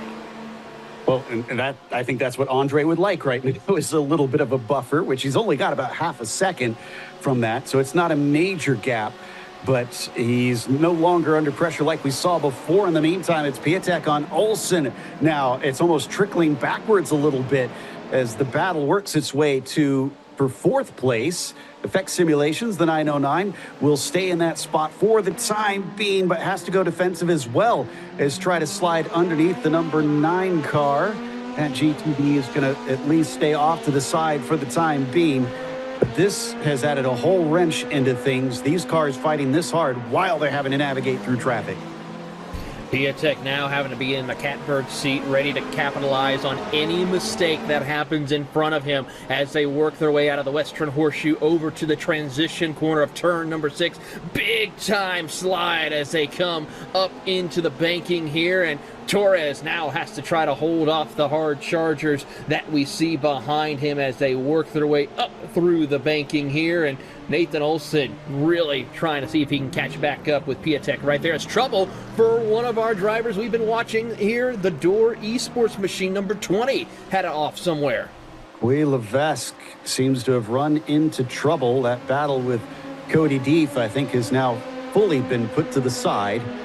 After that, those two teams have been racing one another for quite some time now. So a bit of a shame to see them no longer near each other. But if you're the 14 team, you might be relieved that you're no longer in that battle. In the meantime, Andre's relief was brief because Torres is back with him as they fight for P2 in the LMP2s. Coming into the braking, though, way farther outside there for Torres. And kind of surprised that he backed off as early as he did. Yeah, I think just for now, there's a sense of urgency, but you don't want to just send it up the inside, take the position, or rather make contact and risk not making the position here. So it's about picking the right timing with the pull of the draft. So it's an opportunity for them to try and compress things a bit, wait for the chance to peel along. It's going to be, though, where are they going to get a quality opportunity to get alongside? I think we might have a replay of what happened to the 20 car. So this is coming down into the International Horseshoe, I think. Oh, and had a little bit of help from the battles that we have been watching. And again, the difficulty in getting turned around. Great job, everybody. That's an awkward placement of that Mercedes, but eventually they'll face the right way. We come back to the 4-car battle for 2nd place in the LMP2s. This has suddenly come alive out here. And the other thing that is rare is that, we've seen a lot of a couple teams being close to one another and kind of changing the dynamic. This is 4 different teams, Taylor, all fighting one another. So there are no ties out here. Absolutely. It's every driver, every man out there for himself here in this stage of the race, and they are going to fight for it here in the LMP2. Big time send to the inside by Oliver as he tries to force the issue and get that position away, move him up a spot as he tries to fight, but we see right there as we watch the 909 tries to send it back to him on the inside. Haymaker thrown after haymaker between the two of them. These two teams have been going at it as they nearly make contact before the kink. So close, both of them sliding off of the International Horseshoe, and back in line he goes. I thought for sure that Olsen had that one this time, but to no avail. Piatek, really a hard fighter, was not letting that one sit still. He continues to ride just behind Abel Torres, but now he's really got to watch his mirrors. One of the GTPs starting to rock up behind them, but catches them on the banking, so that should be a nice easy pass around the outside.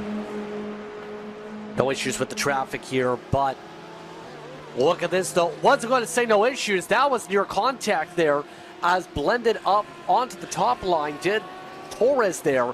That really shook things up a little bit for the compromise line for the GTP. You got to be predictable in terms of traffic management. And that's the tough part, where if you are predictable, you better be able to allow your competitor a chance to respond to avoid contact there. And Andre has used this wonderfully. He is now well ahead of them. I think he's going to get caught back up because last time we saw this gap, they eventually reeled him in. Abel Torres going to try and do his best, although he's still under attack this time right up the inside of turn 1. Piatek almost gets through on him. Can he manage to do what he fended off before? And yes, he slots back in and is now into 3rd place, trying to set off after Darius. Now, what does Olsen do now that it's Torres in front of him instead of Olivier? Well, right now they're going to try to settle in here as they head into the Western Horseshoe. You're right on board with Olivier as they work their way out of the Western Horseshoe, coming out of there towards the transition of turn number 6. No one blinking just yet, going for the big sends. Just settle in, get onto the banking, try to see if you can slingshot past your competitor here in this part before you head into the Le Mans chicane. Currently the gap between P2 and P3 is about 0.6 of a second. So he hasn't caught Andre in these few corners that he's been ahead. Torres still on the defense, though. You can see Olsen close behind him. Going to go by the Lamborghini, and both do manage to get through in time. So neither looks to be held up. But that was a great run through the chicane from Olivier as he starts to pull away from Torres, who cannot seem to keep pace here. Yeah, at this point right now, Piatek, I think, has a better flow of the car, has been 0.2 of a second quicker the past 5 laps to be able to make these passes here. And while you have the draft for Torres to be able to close up, you see a couple car lengths. I think right now the way the downforce levels are built up are more advantageous. By the way, Aaron Vasquez, he's looking to say, can I join in too? Matt Performance looking to say, it's time for Matt to join the fun. Ooh, this is interesting, about to become a 5-car fight. And I was wrong. It looked like Olsen actually dropped back from Torres. Torres was holding on to Piatek there pretty good. Oh, as they've got a GTD car kind of sandwiched between them. As there is an attack now for 2nd place. Andre didn't, once again, unable to get away from this group, but as he rebuffs Piatek, Abel Torres tries to pick up the pieces. He backs out before they get to turn 6. Will it change now as they come to the banking of NASCAR 1 and 2? There has been an ebb and flow in this group. At one point, 2 cars battle, and then the next thing you know, it's another 2 that work together. That's one of the things you have to learn when it comes to this endurance style of racing, the give, the take, and how much you're willing to just hold position, how much you're willing to go for the attack and just try to make up ground on your competitors here, as these drivers are putting on an absolutely incredible show here tonight in this hour. We still have over 10 hours to go as we ride on board with the 909 machine of Nathan Olson as he tries to keep pace with the drivers in front of him, hitting speeds close to 200 miles per hour. Coming up to the braking of turn one. Does look like Olivier's getting close to Delatraz, but not quite close enough. Although, no, he's going to get to the inside. Holy cow, and he elbows him out of the way. Andre that time could not withhold that blue Mercure number 11. He tries to send it back on him and forces him off the racing line. This is getting personal now between the pair of them. Both sides have just given away all the give and take. They want the spot. They want this over with. They want to make sure they get the position at this point. If you're the Delatraz machine, it's simple. Get the pass done. They're not afraid to use the elbows because of how much Piatek has sent it. Nearly getting turned around again as they go to the in and out. Once again, look at the hard break on the arc attempt to push them wide. My goodness. One harsh move, and it was like the gloves are off. We're going. Let's take a look at the replay, as it looks like up above, Andre might still be under threat. This was what started it all. I mean, he came from a long way back. Like I said, it looked like he wasn't close enough to make a move, but then suddenly when they entered the picture, he was slicing up the inside. I mean, wasn't there a certain famous racing driver who once said, if you don't go for a gap, you're no longer considered a racing driver? Everybody brings up that quote, but never within the context. That's a whole other story. We'll get into that as the battle rages on with Piatek. Again, we're going to see a battle for that second place, but the roles have been reversed.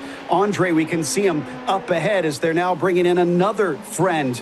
And this time, a car off to the outside trying desperately to stay out of the way because things are getting frantic in there. It looks like Vasquez on Olson switches and sells him a dummy as he moves initially to the outside, then gets to the inside. Oh, and they're going to make contact off the corner, having to back out of it. Olson just about sent Vasquez around. That was a tough spot there. Effect simulations looked like to try to go for the crossover back to the inside. Instead, loosen them up. Now you have the Coanda machine setting in near contact for their elbows in the GTP hypercar. At this point, you have to weigh the positives and the negatives here. Do you want the spot so bad you race the car? There's still a lot of time to go. You have to make sure your car survives all this. You don't want to burn up all your goodwill at this point of the race. Yeah, I'm kind of surprised that Elvis is being as aggressive as he is. I mean, he is trying to race to catch up to the lead in his class, but it's a long ways, and he's taking some serious risks. They must think that it's possible to try to run down that leader if they push this hard. He's going to just about clear this group and be done with them for now, but it certainly shook things up a little bit. What was already a topsy-turvy battle for second place. So your current order in those LMP2s, since that all changed around, was Piatek second, Andres now third, Torres fourth, Vasquez fifth, and Olson in sixth. So he was in a hurry to get to the pits, apparently, there, Sailor. I mean, I guess he needed to get to pit road, and either he needs to have a drink, have to use the bathroom, who knows? I mean, there is a driver change possibly that could come into play here for Elvis Rankin as he now comes down to pits. That will give second place back to Michael Romanides in the Drago Racing number 2, but now he's got to go back and pass them all again when he gets back out onto the track. So Mitchell de Jong, it looks like, is going to hop into that Coanda car, and a lot of these drivers up in that GTP lead are 10,000 plus iRating. Those that aren't aware, iRating is a system that iRacing uses for matchmaking purposes. So I mentioned that it uses the average of your team to put you into splits here in the endurance race. Well, if you have over 10,000, you are in rare air because there's maybe we've got like a couple dozen on the sim that have reached that at this point out of tens of thousands of drivers? I would have to say so. I would have to say it's probably under 20 drivers in total that have a 10,000 iRating. Yeah, that sounds about right from what I've seen. Extremely uncommon. And if you get at 10,000, you're not in top split. You've done something wrong with your team choice. So not too great of a surprise, but yeah, it is some serious heat up at the front of the field as we come back to the battle for second. Still dealing with a few cars. Oh, and I think that there's going to be another swap. No, excuse me, that was one of our GTPs that is going through, but it opened the door. And now Torres and Vasquez going to be racing side by side coming down to the International Horseshoe. It looks like Torres is going to get away with that one and hold on to fourth. Yeah, very lucky there with some of these situations with the traffic. But I think Vasquez, with all this racing and battling here, really taking advantage because the Matt Performance Machine has been kind of very quiet in the course of this race when we popped in with them, really picking up the tempo as of late to be able to join into the conversation here. But we know Vasquez as a driver, he can put together rapid speed. He's been with a lot of big organizations over his racing career after all. It's just been about keeping the mindset as a sim racer on the racing itself to be able to help your team. And right now he's doing that with all these spots picked up. Riding on board with that 909. Just following in the wake of Aaron Vasquez. What a stint this has been for Aaron. Ran down that group as he takes a lot of curb on the exit of Le Mans and has brought them back up to fifth where they qualified for this race. So Aaron taking the Matt Performance 129 and trying to do one better maybe as he starts to enclose upon Torres and actually weaving behind him, trying to distract him with some flashing lights is in front of them. Andre wants that spot back from Piatek. Is it going to be round two? Are the boxing gloves still ready to go between the pair of them? No, he doesn't send it in this time.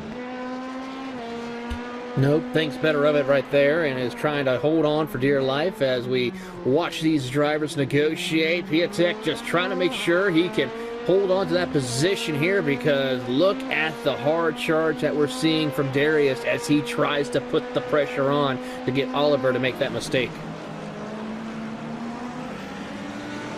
Back through the Western Horseshoe once again. Absolutely riding the coattails of that number 11 machine, not letting him get away. Up through turn 6. You don't often see passes from here into the bus stop chicane, but sometimes things can happen. They do have a little bit of lap traffic in front of them. They're going to move to the high side. I think that might be the Door esports car of Gui that we saw a little earlier. He dutifully stays on the low line as they work their way around him, sizing him up, but deciding not to go, as I think maybe that was a push instead from the number 21, who gets the shot off the corner as the traffic certainly does not help Piatek at that stage. And here we go. Good run by Darius. Tries to cut back in, and he's once again going to give him a bump. So what I thought was going to be another fierce fight is actually a little bit of cooperation. Coopetition, if you will, to use one of the terms there. Yes, I know you were waiting for that term to come out. Pit window's opening up already for these drivers, by the way, so I think that's going to burn back the aggression anyway. Why send it the lap before you're going to have to pit when you know you're going to potentially have a race off the pit road and immediately have to battle potentially on colder tires anyway? So I think that's kind of the thought now is just get lined up, get ready to go on your box because the expected lap is this time for the pack. Yeah, and it looks like they're, for the most part, on the same pit strategy. Might be a lap difference between some of them. So it could be a bit split on who comes in when. But, yeah, it's about to get active for all of these LMP2 teams in the pit lane. And whoever can get in and out most efficiently and have a good pit stop, good wind up, jumping this group and finally breaking away from the melee. Currently on board with the Movano Rosso team, their Porsche 963 with Andrea Barillaro, the Italian driver who is trying to work his way through. Of course, the number 30 has had quite a bit of a up and down situation. They're 8 laps behind the overall leader, sitting 8th position as they negotiate through some of the lap traffic in the LMP2 category, but good to see that they're still pressing forward, trying to keep up with their teammate, the Movano Rosa team, currently held by Loic Marcandi, who is in the 75 Acura. I'm trying to see what Movano translates to here, because I know that Rosso obviously means red in Italian. And there we go. Our various teams, at least half the teams, coming in to take their stops. We see Andre hit his stall. We won't know because we've cut away. Well, it looks like Olsen carries on along with Torres. And that part's expected here. They are on 23 laps. So that's a small differences there that you have to keep in consideration with looking at potential stints. The factor on in is, you know, they're going to have potential overcut or undercut depending on the car situation. It's just a matter of making sure you time it up well. And remember, some of these teams too, like Solpac Precision, who is also just pinning that wave a couple seconds back, just made a driver change. Blue McCure's making a driver change right now with Augustin Bernier. There's also the chance the battle's going to keep up with different drivers depending on how the rotation works out for your team. And this is something I also love about endurance racing, Taylor, is he's actually pushing him out of pit exit. Now, the cars actually, I think, might be a little bit ghosted together as they do have that ability. It looks like now they have separated, so you can't get away with that. Now going to send it up the inside as the 21 has clearly not lost any fervor, and it is still Andre behind the wheel, and it is still Piatek next to him. So they did not swap drivers out, and he did wind up managing to get ahead. So Andre into 4th. After that pit stop. But I was going to say, Taylor, that I do love that in this team racing event, you have different drivers have different paces. So there is absolutely going to be a bit of a change in the dynamic of the battle if you change drivers.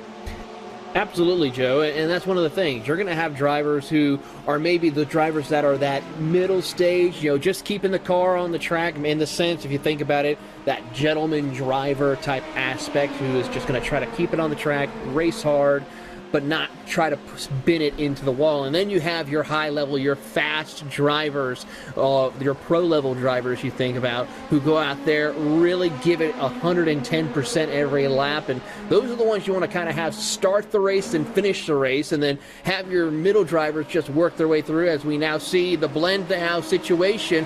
Who is going to be the one to win the race when it comes through off a pit road? Because here comes Olsen and Torres as they come out of pit road, and here comes the drivers of Piatek and Andrea as they enter into turn 1. It's going to be a close call as they come off a pit exit. Pit limiters off. They're able to sneak away and maintain position over the rest of the competition. More importantly, the battle between Olivier and Darius has cost them time. They're about 2 seconds back currently. So, yeah, I think this has not worked out for them. Vasquez, though, gets by Piatek as he gets involved in this fight. There you can see him sneaking back into position ahead of the 11. And things are side by side between the 42 and the 909, fighting for P2. Torres comes out in front ahead of Olsen. So, yeah, the pit stops did nothing to squash the fun there in that fight for spots. I have to ask you, though, Taylor, do you really think anybody in this top split counts as a gentleman driver? Absolutely not. No, this is all top-level, pro-level drivers here. I was meaning more to maybe something like me and you, Joe, in our splits that when we used to race these events. So, and speaking of Aaron Vasquez, I mean, you're talking about last year's defending LMP2 class winner as well. So he knows a thing or two. Give him time. He may find his way up towards the front of the field before this is all said and done, as we're back on board here with our machine in that number 21 machine as he tries to find his way through with Darius Andrade trying to hunt down your race leader. And there you see the 129 giving him the bumper and pushing him through the tri-oval. And that's what I wondered, is whether or not Vasquez would try and work together, knowing that they had lost touch with those two ahead of them. So, yeah, I think that is a sign of a very smart driver, as Aaron is not trying to fight too hard, knowing that Darius is quick himself. So there's no point in them swapping positions lap after lap as they continue to lose a chance at maybe fighting for P2 instead of P4. Yeah, this is where, again, big picture racing, if you feel like it's more beneficial to work together, do it.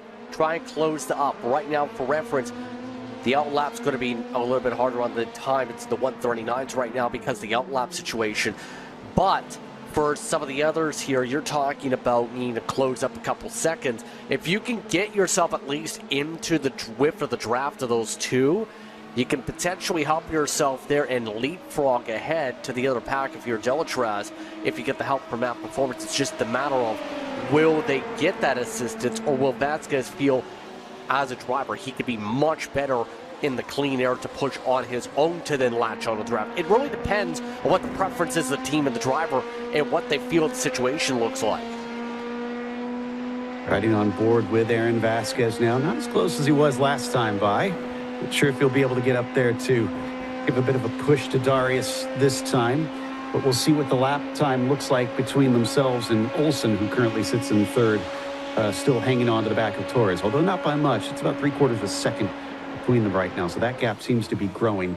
This time across the line, Andre with a 37.5, Olsen 37.4. Okay, so they are losing a little bit.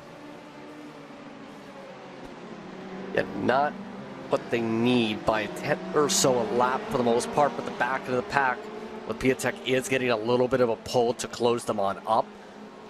So it's just those little differences that I was just talking about. If you can get a tenth quicker, that little extra bit will help close you up long run. It's not going to come down in massive, massive chunks here. If you're realistic here, you have to be able to set something established on consistent pace to get there.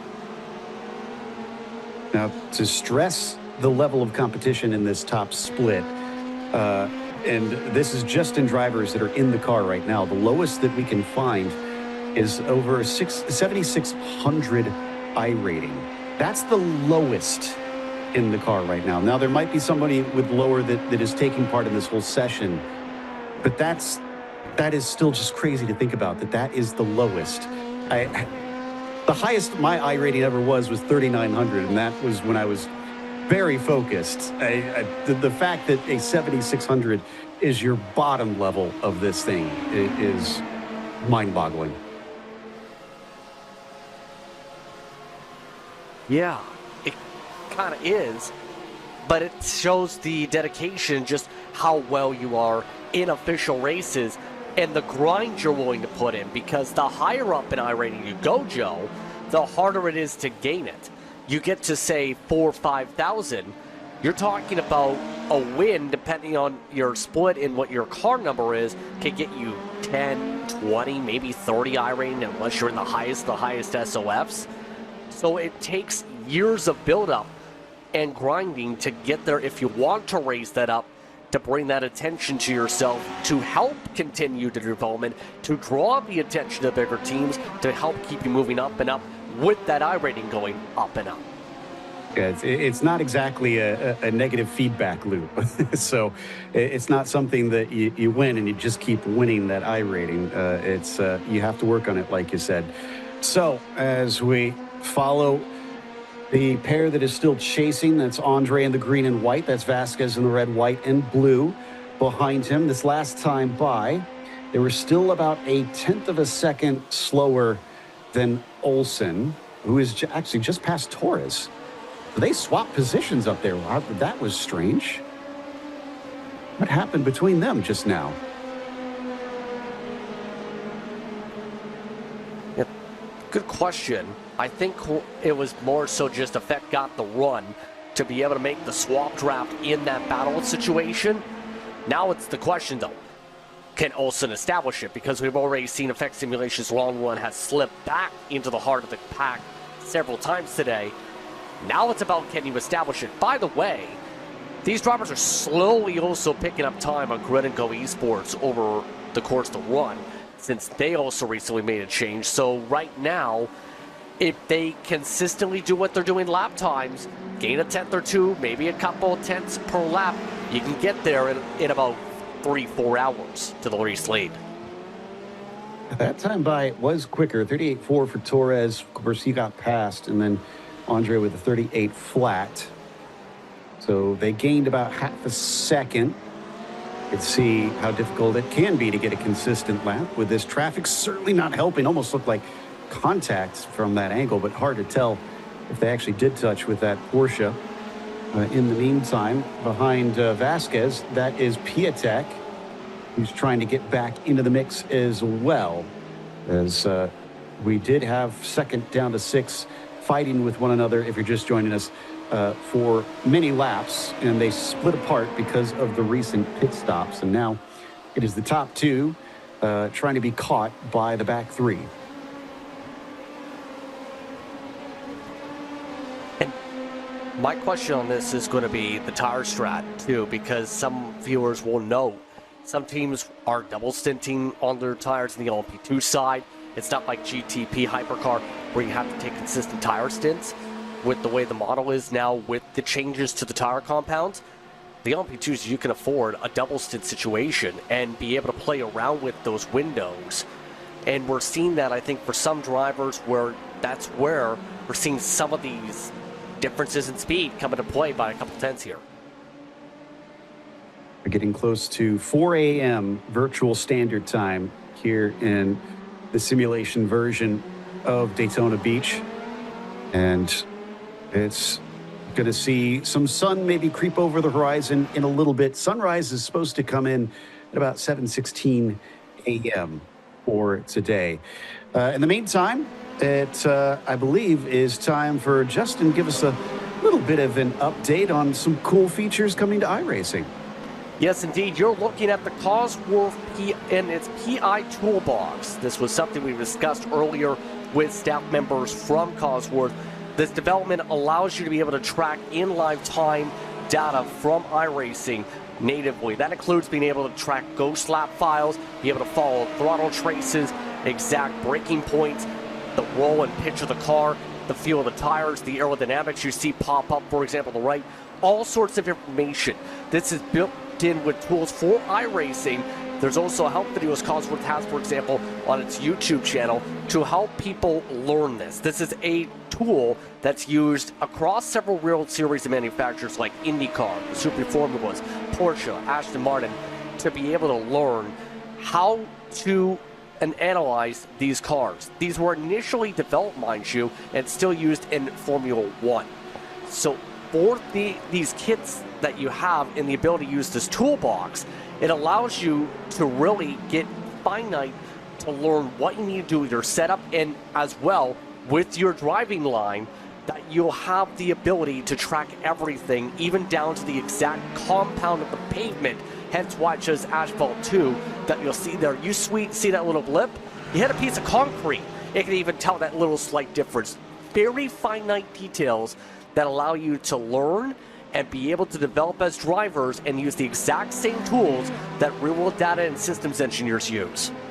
That's just incredible to consider. And again, a testament to how granular things get for drivers of this level, who I can assure you use tools like these to try and find speed and improve in the smallest of ways. But yeah, just looking at this is actually my first time getting to see what all is involved. And like you mentioned, the way that they have even the surface mentioned on there tells you how much information these drivers are looking for. Whatever can get you an advantage, it matters at this level of racing. And of course, you can also utilize these tools on iRacing as well, thanks to Cosworth. So, so cool to see them getting involved. As now it looks like Vasquez is actually caught up enough to give a bump draft to Darius. Well, they'll allow that GTP to go by, but they've also been caught by Piatek, who is now definitely in this group. Last time by, Darius ran a 38.1, Torres a 38.2. So he's making small inroads here and there, it feels like. Yeah, just a little bit in terms of the distance here. It's just slowly compressing. But again, the thing is, though, the speed needs to be constantly there to close up. They're only evening out to the cars in front on raw speed. So eventually, to me, I think we might potentially see it heat up like we did earlier, because I think for Vasquez as a driver, he's one of the drivers that we've seen, if he feels boxed in, will take an opportunity to make a pass and get this done quickly. Sounds like the 75 of Movano Rosa, not to be confused with Rosso, having issues. Scott Michaels in the car. And again, we've been seeing this many, many times. That final apex at the bus stop has caught out so many drivers. And mostly it does feel like it's a lot of the prototypes, which are going to be quite a bit more low slung than these GTD cars. Well, you think about it, Joe, of how low to the ground they are compared to a GTD or even these LMP2 cars. I mean, they're so almost, I would have to say, aerodynamically perfect with how they are and how these drivers and teams set these cars up, that you have to be that way. And you see the times here of how it's working out for our competitors, but just one bad mistake, one bad bump could cost you, like we just saw right there with the Movano car, and he's going to have a lot of work to do to try to recover that, and definitely has caused some damage to the underside of that, and definitely to the diffuser of that Acura. Now, have we mentioned that the number 3 up in the GTPs, Luke McKeown, currently in that car, is only about 8 seconds behind Drago Racing's number 2. Now, it's not a battle currently, obviously, but maybe something to watch out for, because the gaps up in that class have been mostly quite large, the vast majority of them in the double digits. So I wonder if we have something brewing potentially. And in the meantime, they are, I mean, for comparison, like I was saying, big gaps. The 39-second gap between Alex Spetz and Mitchell de Jong currently up in that GTP class, leading the way while these three carry on, hopefully make their way through the Le Mans chicane successfully. Let's take a look at some of those leaders as well. I mentioned Alex Spetz up at the top. Excuse me, we're going to be checking out with 13th split. So we're heading to elsewhere. And this is Alex Harris currently leading in the GTPs in this split. So nicely done for Paddock.gg. I guess their red car, if they have multiple cars competing. Very nice looking paint too, I must say, for the 767. And their gap looking to be potentially more than a lap. Meanwhile, in the LMP2s, their Taylor, Lewis Clark from Maple T Racing leading in the 6. Yeah, a little bit too, I have to say, early in the morning for tea time for these guys over in the UK, but Lewis Clark just holding strong. Very vibrant paint, almost a little bit of a Miami Vice with a little bit of tan right there in the car as he tries to negotiate through some lap traffic in his Dallara LMP2 car. And then Alexis Chesnier for Virtual Drivers by TX3. Had 2 UK drivers. How about a French driver? And currently leading in at the GTDs by just about a minute.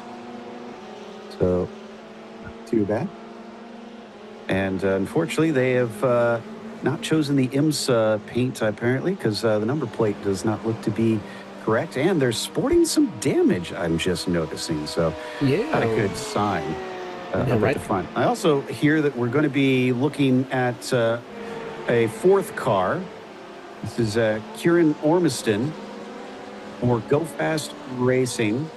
And this is being shown because one of our producers has nominated this as his favorite paint. And that does look pretty snazzy there, Justin. I do appreciate a honeycomb scheme as they kind of have it almost like faded in with a gradient there. Yeah, it really pops, especially with, it looks like a chrome brush look on the front. So really well done in terms of look. I'm not sure if I'm a fan of using the copyright from Georgia Tech in orange instead, but I mean, it's a good paint scheme overall with the honeycomb. I will give that to credit as the 309A apprentice continues to drive the car pretty well here.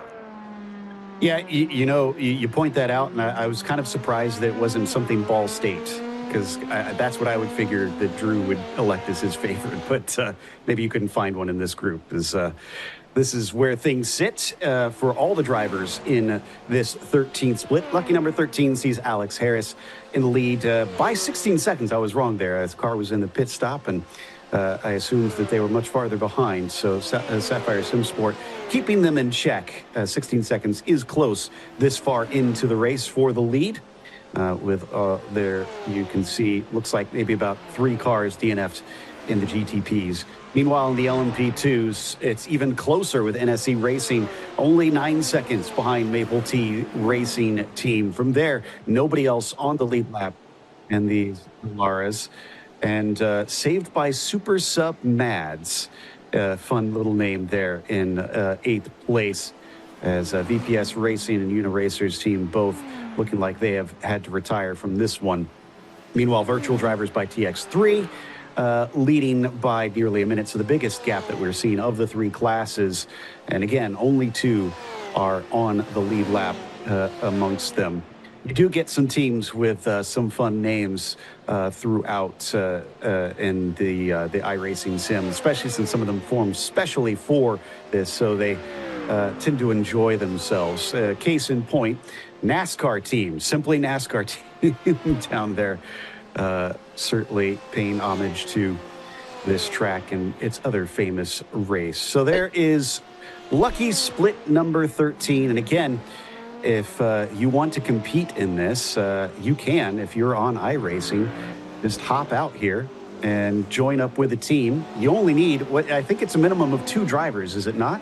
It is, I believe, a minimum of 2 drivers. But right quick, on the NASCAR team, a little disappointed they didn't go with a Chevy or a Ford team, if you think about it. I mean, there's no Porsches in the NASCAR world, so... Good point.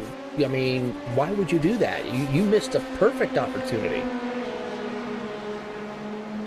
Exactly. Yeah. Well, maybe for next year. If they watch the broadcast, someone will say we got to make a note for next time around. We come back to our top split with Vasquez right behind Andre. Gap still at about 2.7 seconds. They're just crossing the line now, so let's take a look at them compared to Abel Torres. And this time, once again, 1 more tenth. And while a tenth might not seem like much, and it will take a lot of laps if they do that consistently to catch up, they have a lot of laps to go. We're still 522 laps into what is predicting to be a 927 lap race. Plenty of laps to be able to build, but you have to keep in mind, if you do have a mistake pop up in this type of a race here, you have to give yourself a runway to recover here. Especially since the longer we go through the run and the later you get into the time, the less chances you have to be able to bounce back. For example, you have an incident with 6 hours to go. It's going to be extremely hard to come back from if you lose, say, 40, 50 seconds from that interval compared to right now, where you can have at least 4 hours to play with to battle on position. So you have to make sure you're up on it and limit any mistakes. The later you go, the more crucial it is to make sure you limit any problems. Had a question from chat about what the strength of field was for split number 13. For those not familiar, strength of field is the average I rating of all those who signed up. And that was 3,011. Still pretty good. That's pretty respectable, especially considering that is the 13th split. So that tells you how many splits above them are even higher in terms of that strength of field. Well, are we going to have a change for position? Vasquez leaves the door open.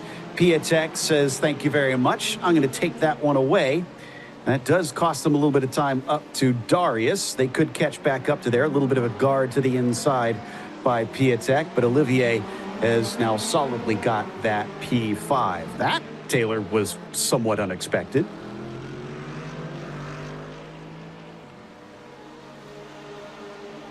Well, we've now seen a tiny little bit of a switch up. Is that going to change things? Because it was pretty well working together between Vasquez and Andre. Will Piatek do the same? I think Piatek's going to try and wait till they get onto the banking right here. You also see right behind Mitchell de Jong right there trying to climb up through the running order and get through these LMP2s as quickly as possible as they come through the high bank here at Daytona. And he's now going to find his way to quickly get around. And now we'll see the P2s get around the GTD Porsche, the number 92 machine, as they head into the Le Mans chicane. The ever-present threat of traffic throwing a wrench in your system. Always got to keep your head on a swivel, make sure that you don't make an ill-fated move as you either allow faster cars by or pass slower cars, which I am always impressed with the class that's stuck in the middle here. Are we going to get a little bit of a push? Doesn't look like it. I think Olivier is not interested in working together. He's going to go around the outside. Things get aggressive, and the pass does not work. Almost becomes vulnerable to Aaron Vasquez behind him, but he's able to shut the door before Vasquez can do anything. All right, so, but I was going to say, Taylor, that when you're in this middle class, I feel like it's so much harder because you're having to make those class passes as well as be passed. And I think having the attention front and back at the same time is not an easy task. It really is not, and you have to be so careful when it comes to this style here with these competitors as we watch more of the hypercars work their way through, as the Drago racing machine of Michael Romanides is also trying to negotiate. And like you said, that's the tough break for being that middle group. You got the pace to get around the GT cars. You even got the pace sometimes to get around maybe some of the slower hypercars if you have the pace and the speed. But you got to be so careful about that give and take through the field and these competitors amongst them, and know when and when not to attack to get around the slower traffic, and when to just give a little bit of a breather and let the hypercars by. We've got an update from the iRacing team. They're putting Corey Vervink back in the car down in that 35th split. So if you're racing in that split 35, just be aware. You know how those Hoosier drivers can be. Well, all you can say is, he better hold on to the lead. There's a big importance for him to make sure he doesn't lose the time and bin the car. Just survive for the next couple hours and then hand it off the keys. Yeah, and that is a big part of team racing. It's not just your investment. It definitely changes the dynamic. I've heard so many drivers mention that in the past, Taylor, that there's a selflessness that suddenly enters into it because racing drivers are naturally selfish, that they feel so much more disappointed because they've affected not just your own race, but everybody else who has been invested in that team's race. Absolutely. It's probably one of the biggest things that you don't want to be the guy or the driver that bins the car or gets collected in an incident when racing in these endurance races. I mean, for me personally, I know I've been behind the wheel of a car in these 24-hour races where either I get caught up in someone else's mess or a faster car decides to be over-aggressive in the early stages. So it is so critical to just try to find that perfect balance of aggression and patience when you try to negotiate this race. Easier said than done, as we've seen from plenty of these top drivers who've even had their own mistakes. And some of these that we've been watching have surprised us, that's for sure. Olivier, is he going to go for it again? Because he's got a run here.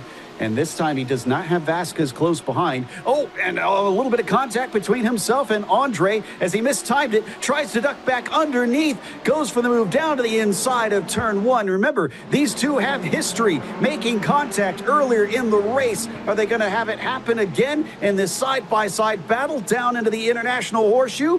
Darius has the inside, and indeed they are going to make contact. This allows Vasquez to get down to the apex, but not get the drive off of the International Horseshoe. Olivier will stay in fifth position. And once again, the gloves are off. Yeah, again, I think part of that was just the mistiming of when to cut to the outside with the run. But that was a very borderline move to be able to cut on that apron to try and set up the side-by-side in the first place. I think that's why you see the arc attempt with the contact on the entry there. So it's about picking the spots that, once again, that we've emphasized. In that case, Piatek is making it clear he wants to get this done, and he's not afraid to go into the gray area and force it on through it if it comes down to it for a lunge. Yeah, I'd certainly be wary if I was Andre, because twice now you've had this driver be extremely aggressive on you, and we've got 10 hours left to go in this race. There's no reason to throw things away right now. They do have the track position, and I'm sure they want to keep that, but I feel like, you know, there's that risk versus reward, Taylor. You kind of have to weigh the scale. Do I really want to risk the car for fourth position with 10 hours left? Gray area you're talking about. I'm thinking more on that Piatek went full on dark side on the competitors around him with how aggressive he is as he's trying to fight his way through the running order. Indeed, and as right on board now with Vasquez. You can see him get ever closer. He's also going to know that that car is willing to take some risky moves, so he might give a little bit of space just to make sure he doesn't get caught up in a wreck, but at the same time, he's going to want to stay close because he knows if those two tangle, they get offline, he could get an easy 2 for 1. He could if they get very aggressive, but I don't know if there's going to be enough of a buildup unless they really slow each other up here, and it's been this type of a day where 3 wide hasn't been common unless it's been traffic management. So I think for Vasquez, it's waiting to see if you get a chance to get back alongside like you did in the first case with that pop out with the side-by-side into the International Horseshoe. Set something up from there as here comes some GTD traffic, though this is going to break everything up. That is a lot of GTD traffic, and it looks like it'll work out well for Olivier. In fact, I think that he pulled nearly a second over Vasquez because of that, but Andre also about 8 tenths ahead of Piatek because of that. So all 3 of them get spread apart by GTD cars as one of our GTPs now sneaks on through and will temporarily interrupt. Just a little bit of the traffic yet again coming into play. It's been impressive, though, what we've seen here over the course of this run, Joe, to be specific, because for the drivers, it's for a lot of these cases getting into position to be able to get spots over the course of the run. And usually we've seen the battle packs gravitate. This race has felt a little bit different, where we've seen a lot of drivers just go on their own at Daytona and break away from the packs. They've had to work to get back into a pack all throughout this one. So it's been a combined effort by all these teams here to be able to strap up and say, let's get a chance for another position. Wow, things now up to a 1.5 seconds between Darius and Olivier. So this traffic has been a painful one for the number 11. And he's still got Vasquez with him, so he's not completely out of the woods either. There he is, as you can see, getting by those Porsches and continuing to try and put pressure on 5th place. Well, if you don't feel yourself having to push this hard to be at this top level in the sim, don't forget that there's also the iRacing Arcade coming soon. And you can try the free demo, which I have. It is a ton of fun. this is definitely for those who maybe want the lighter side of things, but it's not just the driving. Don't forget, there's all kinds of cool stuff that you can do in building the team and working your way up through the ranks. iRacing Arcade. It'll be released in early 2026 for PC on Steam. Go try the free demo. It is a blast. Really nice game to say the very least. An opportunity to have that casual experience, but also has some sanctioning from some big organizations. I love how there's so many different unique tracks, though, to be able to race on the service and race in the iRacing Arcade, to look at the various different landscapes, beautiful looks around these racetracks here. Yeah, you saw there's a lot of sanctioned tracks that you've got with cars and that are real licensed cars that you can race. There is the Porsche Cup. You've got the IMSA GTP cars as well that you can race in there. And then, of course, can't forget that they've got Formula cars as well as some of the lower end machines. You saw the Formula, the smaller Formula cars out there that you can race on the sim, all up and down the order. Let's take a look at how the race is going right now here for the Daytona 24, starting with the GTP's Drago Racing up at the top, still by about 39 seconds. It's been hovering at that distance over Coanda, and at times their other Drago Racing teammates in the number 2 behind them. But for now, Coanda has settled into about a 5-second gap over them. There are 5 cars that have retired, though, sadly, from our GT class that you can see here at the bottom.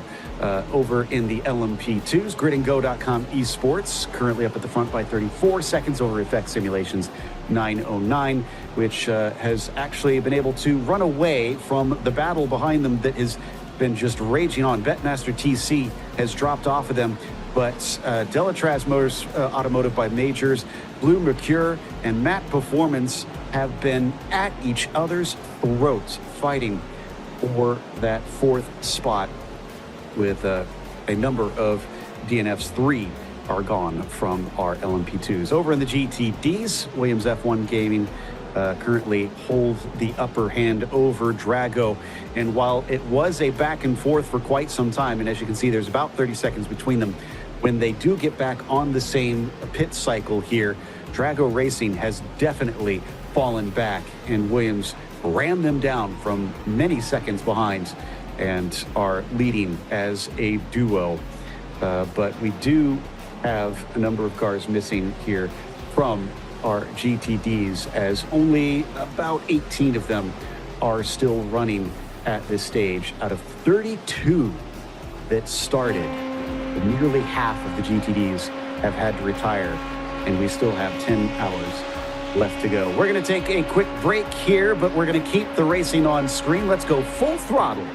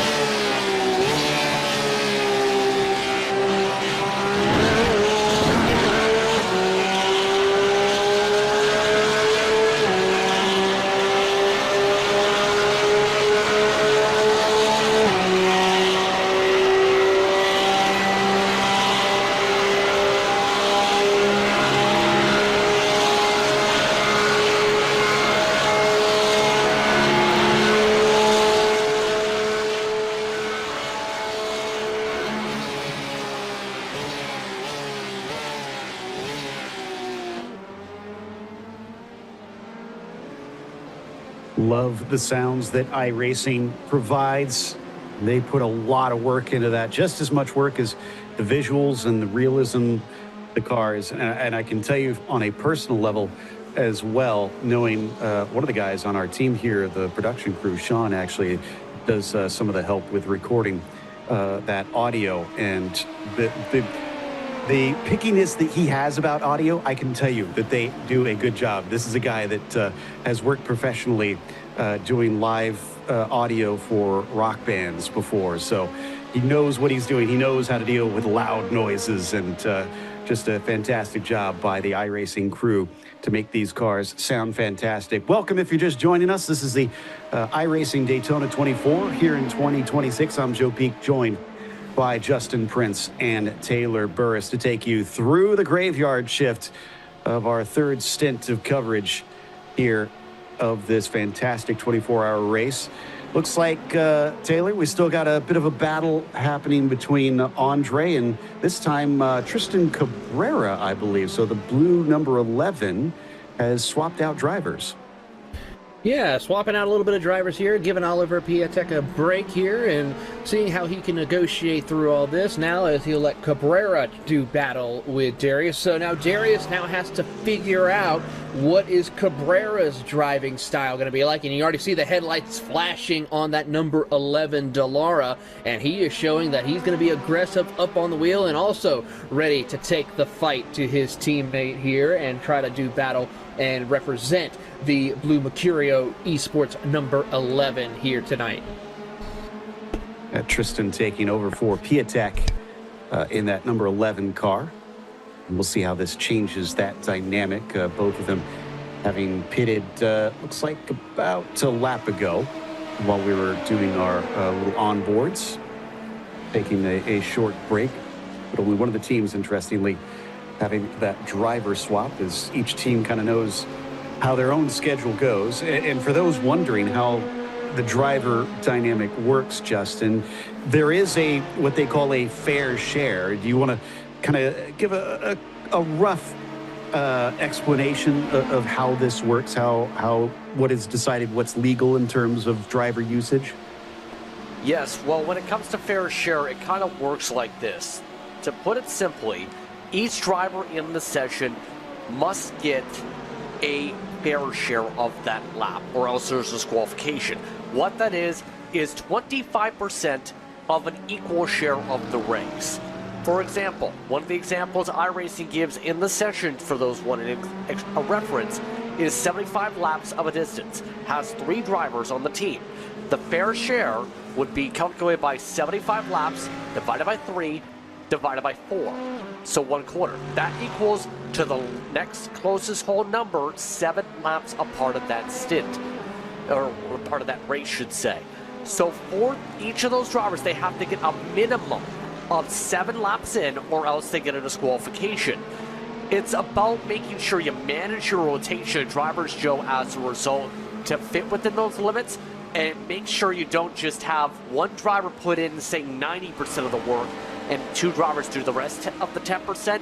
You have to balance it out to at least where each of them have to get a quarter of the share of the driver's rotation. Exactly. They want it to be a true team effort out there, and you can't have just one person trying to drag it forward. As I think we're going to be checking in on another split in a little bit. So looks like actually potentially right now. This is 24th split. Since the fans were asking earlier, this split is a strength of field of 2,200. Hunter Smith is currently leading in the GTP Hyper cars for Little Eagle Racing GTP White. So looks like he's sporting the appropriate from the United States driver, the Cadillac team out here. Yeah, look at the PRI Hoosier 500 decals. I was about to note this when we were looking at 35th split, because this is actually the sister car to one of the other teams we looked at from the 35th split, who was some of the drivers who have ran in that IndyCar-based race at Indianapolis Motor Speedway on the virtual side. So some of these drivers with oval experience and open wheel cockpits making appearances and looking dominant by a lap. much like the real Daytona 24. You get all stripes coming out to try and compete, as it is slightly off season.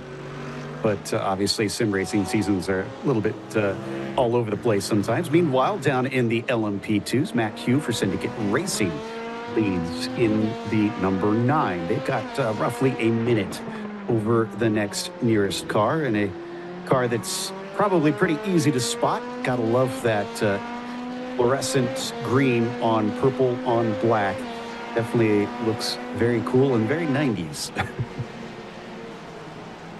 So, also apparently not following the IMSA protocol and do not have the IMSA paint scheme on the car, so it's lacking a few number plates. Meanwhile, the 123 team with Dirk Bergmanshoff from Germany, that is an extremely German name, sorry Dirk, is currently leading in GTDs. They've got about a 42-second lead right now.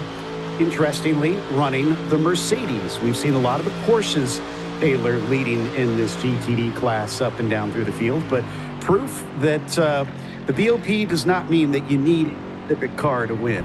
Yeah, absolutely, and this is a paint that we give 2 thumbs up to. The only downside I will have to say is they're not running the correct lettering for the IMSA number plate, unfortunately, so I have to minus a couple of points off, but this is a phenomenal paint. Great to see how we're seeing different manufacturers all across a wide variety of splits showcasing and leading the charge in their respective classes here. And I gotta say, great to see the Cadillac roaring, thundering V8 running around here leading in the 24th split. It's one of the best sounds. We're told to prepare ourselves for the paint we're about to look at here. But let's see. We've got one of the Porsches, and I'm trying to get a bit of a closer look at it. Oh, No. my goodness. No. I am surprised they're actually showing this, because I've been told in the past this is against the rules, but This is this is Elliott Sadler Esports too, if you Okay. see right there. this is so very weird for me, because I've covered both of these series in real life, both the Porsche Sprint Challenge and the Mustang Cup. So Joe, how just- confused are you? I'm very confused. My brain hurts right now. Well, Elliot, I got to give you a little kudos when David Robertson out there doing this.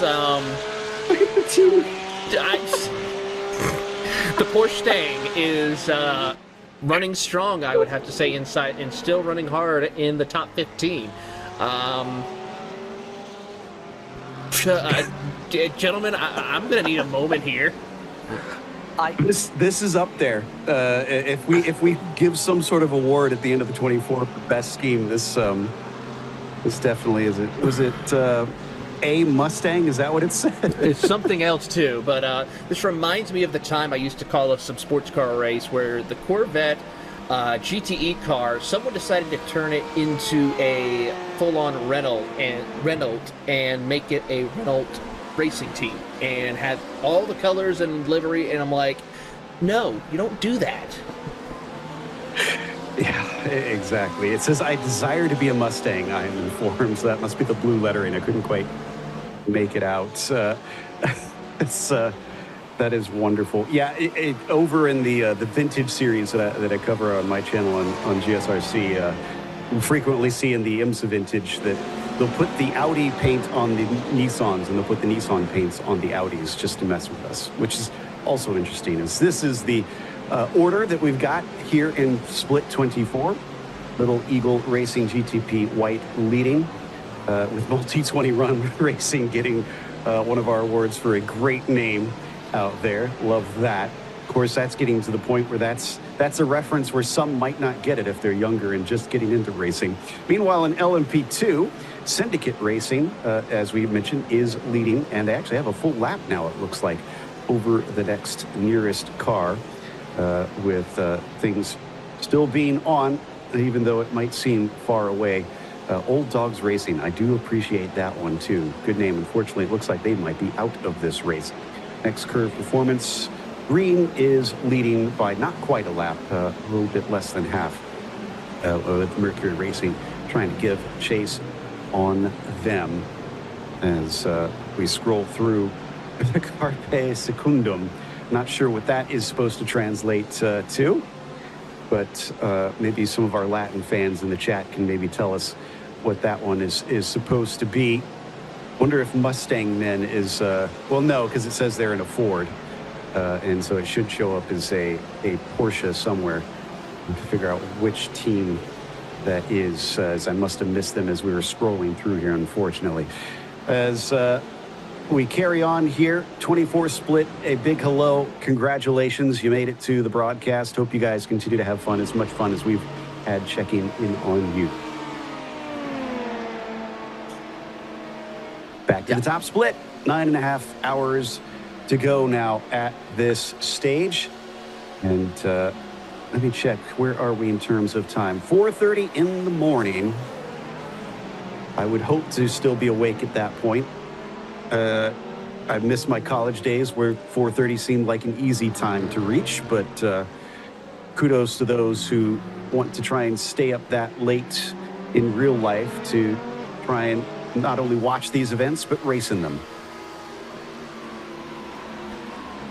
Definitely takes a lot of stamina to be able to do these races, and a lot of resting afterwards, to say the least. Note some of our crew members also getting the 12 hours of stints. Give credit to Renzo Bonner, one of our camera operators today. He's done 12 hours, including by the end of today. And he's also racing a part of this, Joe. So, gonna be very tired, to say the very least. I think for some of the drivers, when you have so many hours you have to manage for some of these competitors, it takes a lot of dedication to do these races as a driver. It takes a lot of dedication with the crew side. It takes a lot of dedication in general if you want to be able to be a part of the Daytona 24.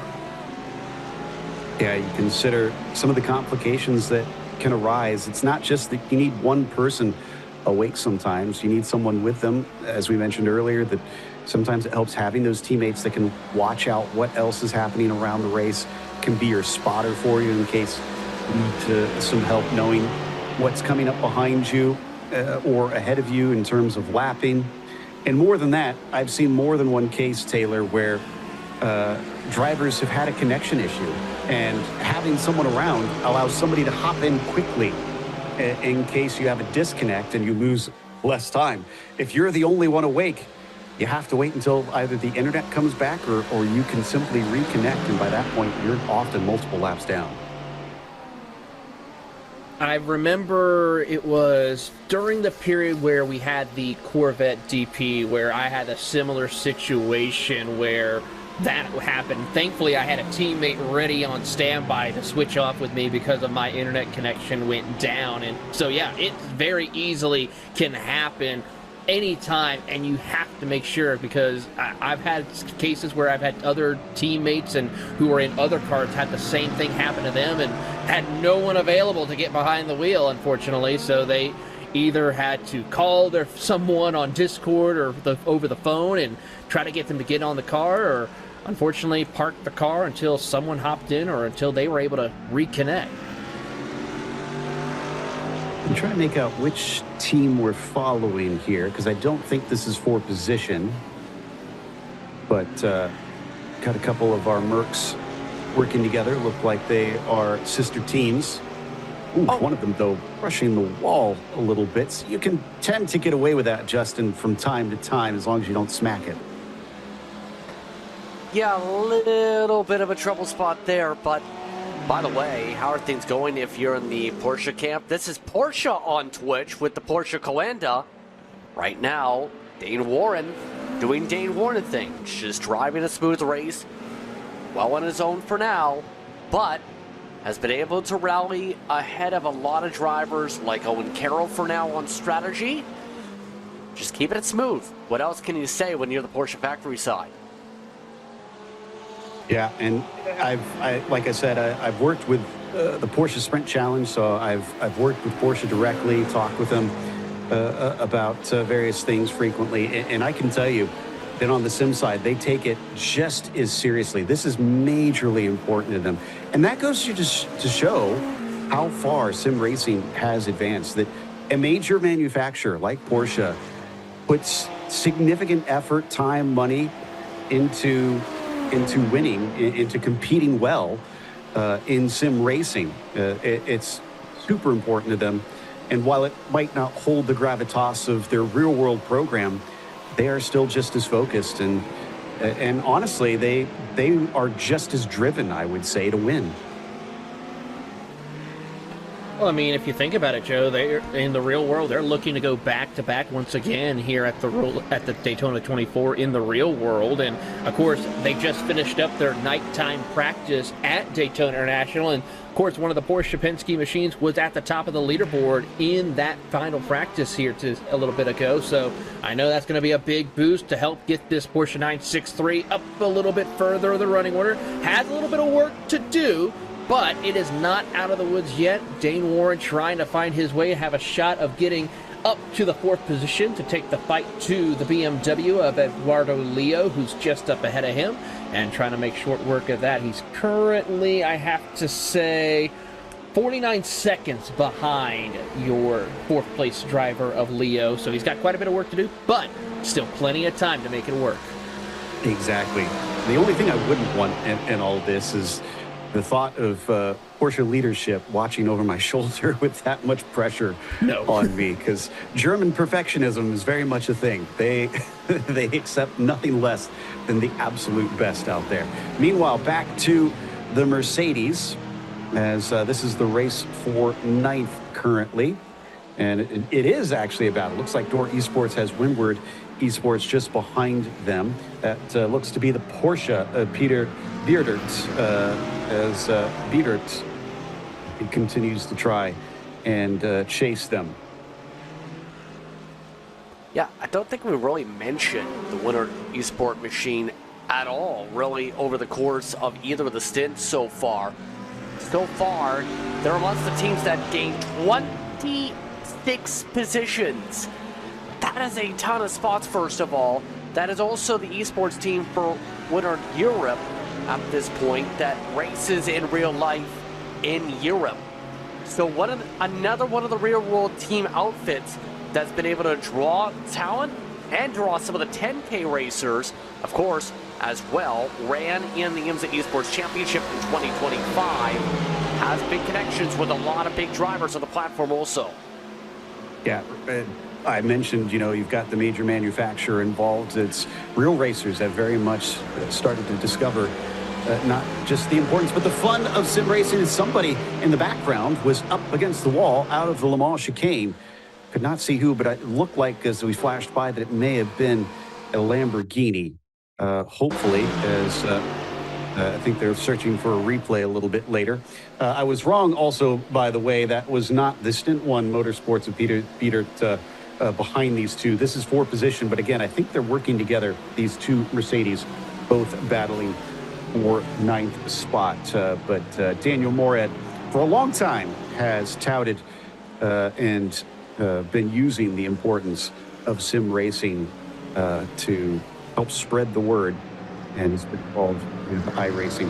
Now, it sounds like we might have a replay of what I had just spotted, and I think that was the 26, which is a Lambo. So, yeah, this is Zezzy Esports. Now, what has happened to them? They were already well down the order. Excuse me, almost last place. And with this coming into the Le Mans chicane, I'm going to take a stab that it is that last curb. Oh, no, well, it was kind of. It looked like it started on the 3rd curb. They threw us a curve ball. But whatever the case, their curve wound up in the wall. And now they are in pit lane, having to take some repairs because of it. And probably not having the best of time. But you take the good with the bad in endurance racing. You get back out there and you hope to keep going until the checkers.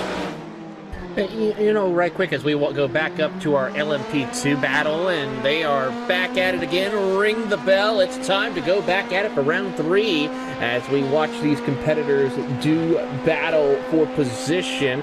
You ride on board with Darius Andrea as he goes nose to tail with Augusta Canapino, a former IndyCar driver, as they will do battle side by side as they head down into turn number 6. And Darius will get the spot ahead of Canapino for position as they climb the banking.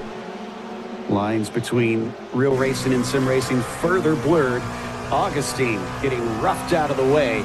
Darius back up onto the podium now, but he's got 7 seconds to Olsen, so it's a long ways to the next one.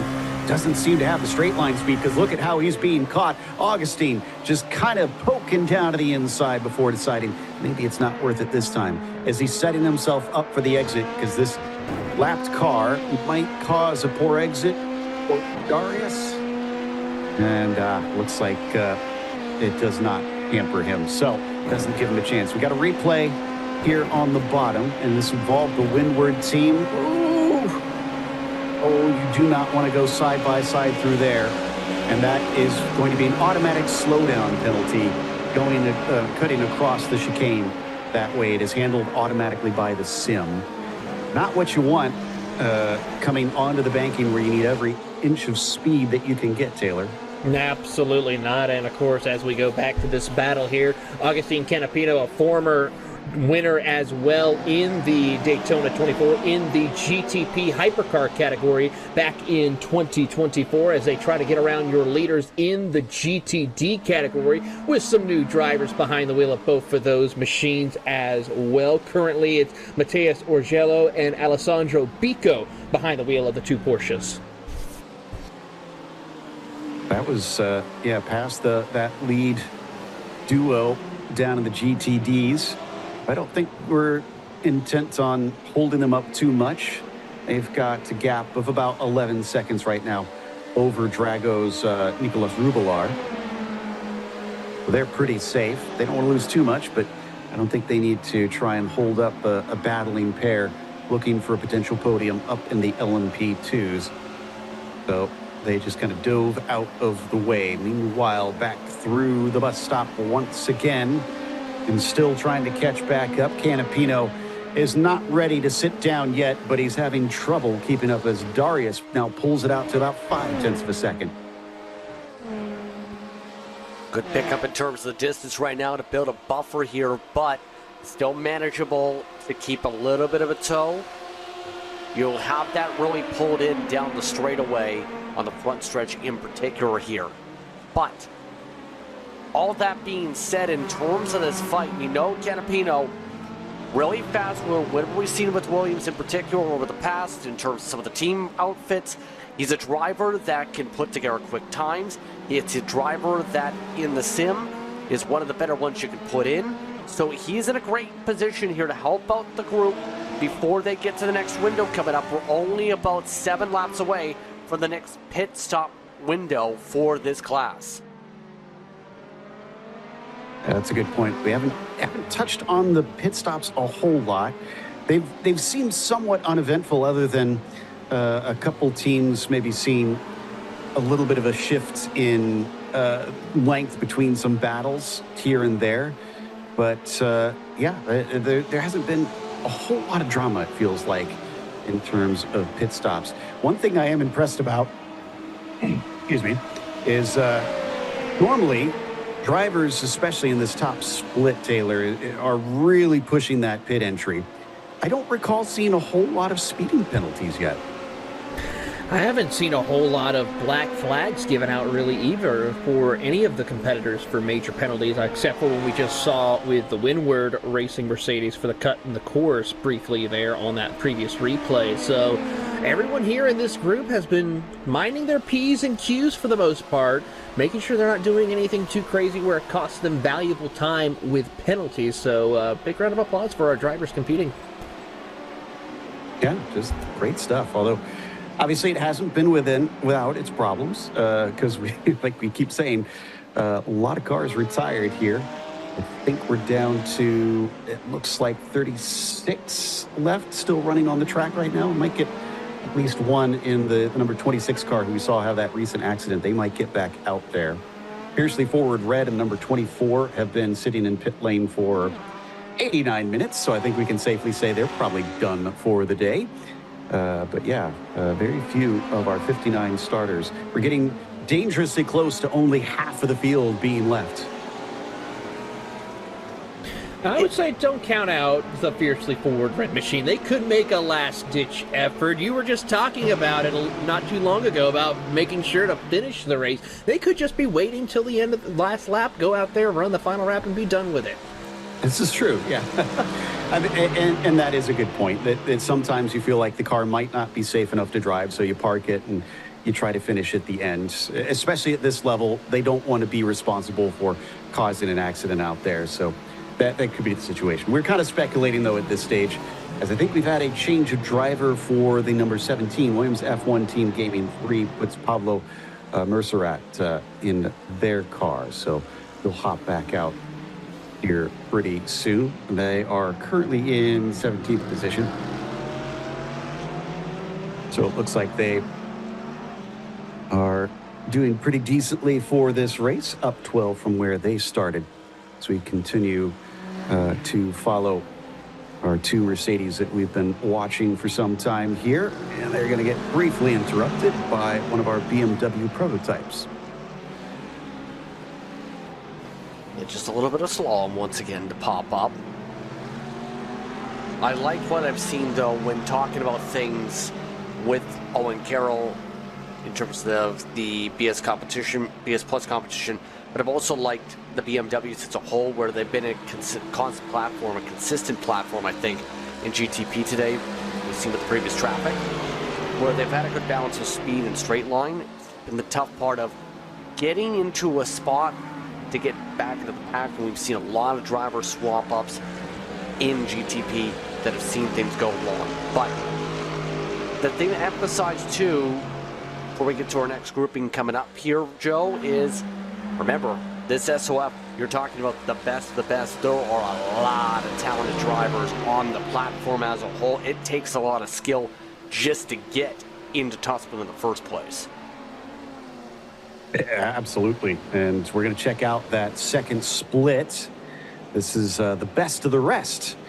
And this is going to have a few similar teams, as many have kind of had that backup. That's the other thing, is you don't know which split you're going to get into. Some of the teams can be pretty certain. But right now it is Solpec Precision Racing with John Michael Dunnigan currently leading the GTPs over here. And currently running in his Porsche, about a lap ahead of Vesta Sport Red, it looks like, in that number 11 car.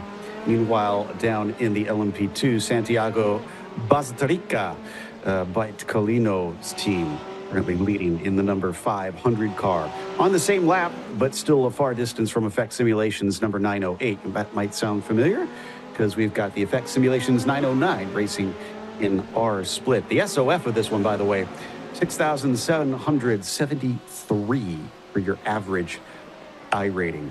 Yeshal Yunus from the Netherlands for Maniti Racing Black, leading, well, he was leading in the GTDs, and that now hands over to the 07 Racing Green, since we came in the middle of the pit stop cycle for this group. So the 07 now inherits that. And the big thing you'll see with a lot of these teams, and as well the paint schemes you'll see, like Negative Delta by Sengear.it, it's either going to be the drivers, as you said, that just missed the cusp of the top split, or you're talking about the up-and-coming teams. A lot of the groups that have been building up talent and trying to build their skill sets for future races. These are the teams that in the future you may be able to see them in the top split to compete against the best here. So this is your future in a lot of these cases. Yeah, so Ivanov, our paint scheme of note here for that number 81 that our team behind the scenes has selected, the one they like best in this split. Definitely like the look of that one. Almost feels like an homage in a bit of ways to Flying Lizard Racing, at least their old scheme. Solpec, as I mentioned, up at the top as we take a look at the entire fields for second split. And right now it is a lot of drivers well far apart from one another up at the top, as they seem to have trouble keeping that fight alive, with at least three of them looking like they have unfortunately left this race. Meanwhile, in the LMP2s, Williams F1 Team Gaming 4 within those podium positions as well. Obviously, they have a lot of teams representing Williams Esports as they've been heavily involved here on iRacing. Of these 12 competitors over in the Dolaras. Meanwhile, down in the GTDs, as we mentioned, we have recently seen a swap around. Maniti Racing Black moved down to 4th because of that recent pit stop. Mac Performance gets jumped up into the 2nd position as we work our way through. And again, seeing quite a few names that are also racing in the split we've been covering thus far. So this is the teams that didn't quite have the average I rating on those that signed up, able to make it into the top one, but are still plenty fast, I assure you. If you win second split, Taylor, I think that's just as much of a bragging point as if you won the first split. I'm going to say this. As a former winner of the Daytona 24 back in 2022 is, of course, winning no matter what split it is. And looks like we got somebody back up and awake. Xander Reed has finally awoken from his slumber. Come in and check on his teammate of Warren, who's now dropped back to the 6th position here in his Porsche 963 in the GTP hypercar class. Yep, we were watching a little bit earlier, and we had an empty chair, unfortunately, but Tiny Tim, who did live, is able to return and obviously has come back to try and race this Porsche to the finish. So as we watch the 091 team just chugging along bit by bit. And you may notice that obviously there's a little bit of a delay between those two. So that can happen from time to time in terms of streaming. Do like that they've got the marching ants up in the corner as well, so you can kind of keep track of where everything is on the track besides just the team that they're watching. Coming back now to our split and watching, I believe this is Canapino still sitting in 4th and has not lost touch with Andre. Nope, has stayed well within the draft list time by, though. A couple tenths lost, but doesn't matter. Traffic's going to coil back up to groups yet again because that Porsche gained back the couple tenths they were losing in the first place. Again, important to make sure you plan things out with these runs, because we know pit lane's about to be a very busy place in just a couple minutes for these drivers. Less than 4 laps away. That's about 8-10 minutes till you have to duck down to the lane. Preferentially, you want to keep up with the 21 so you still have a sparring partner. Remember, though, it's going to be a 1 lap further for Betmaster. They're going to be pitting on their own and without some draft for a lap. That's a good point. And the fact that they haven't been able to get by, I do wonder if they are being pulled along a little bit here. And you're right that they're helping the pace. Not that I'm saying they're slow, but it does kind of give the impression that maybe they want to just kind of hang on to the coattails for a little bit. To their credit, they have left the number 11 team behind. Remember how much they were having to battle with them earlier. Tristan Cabrera just unable to seem to hang in the blue Mercure esports car.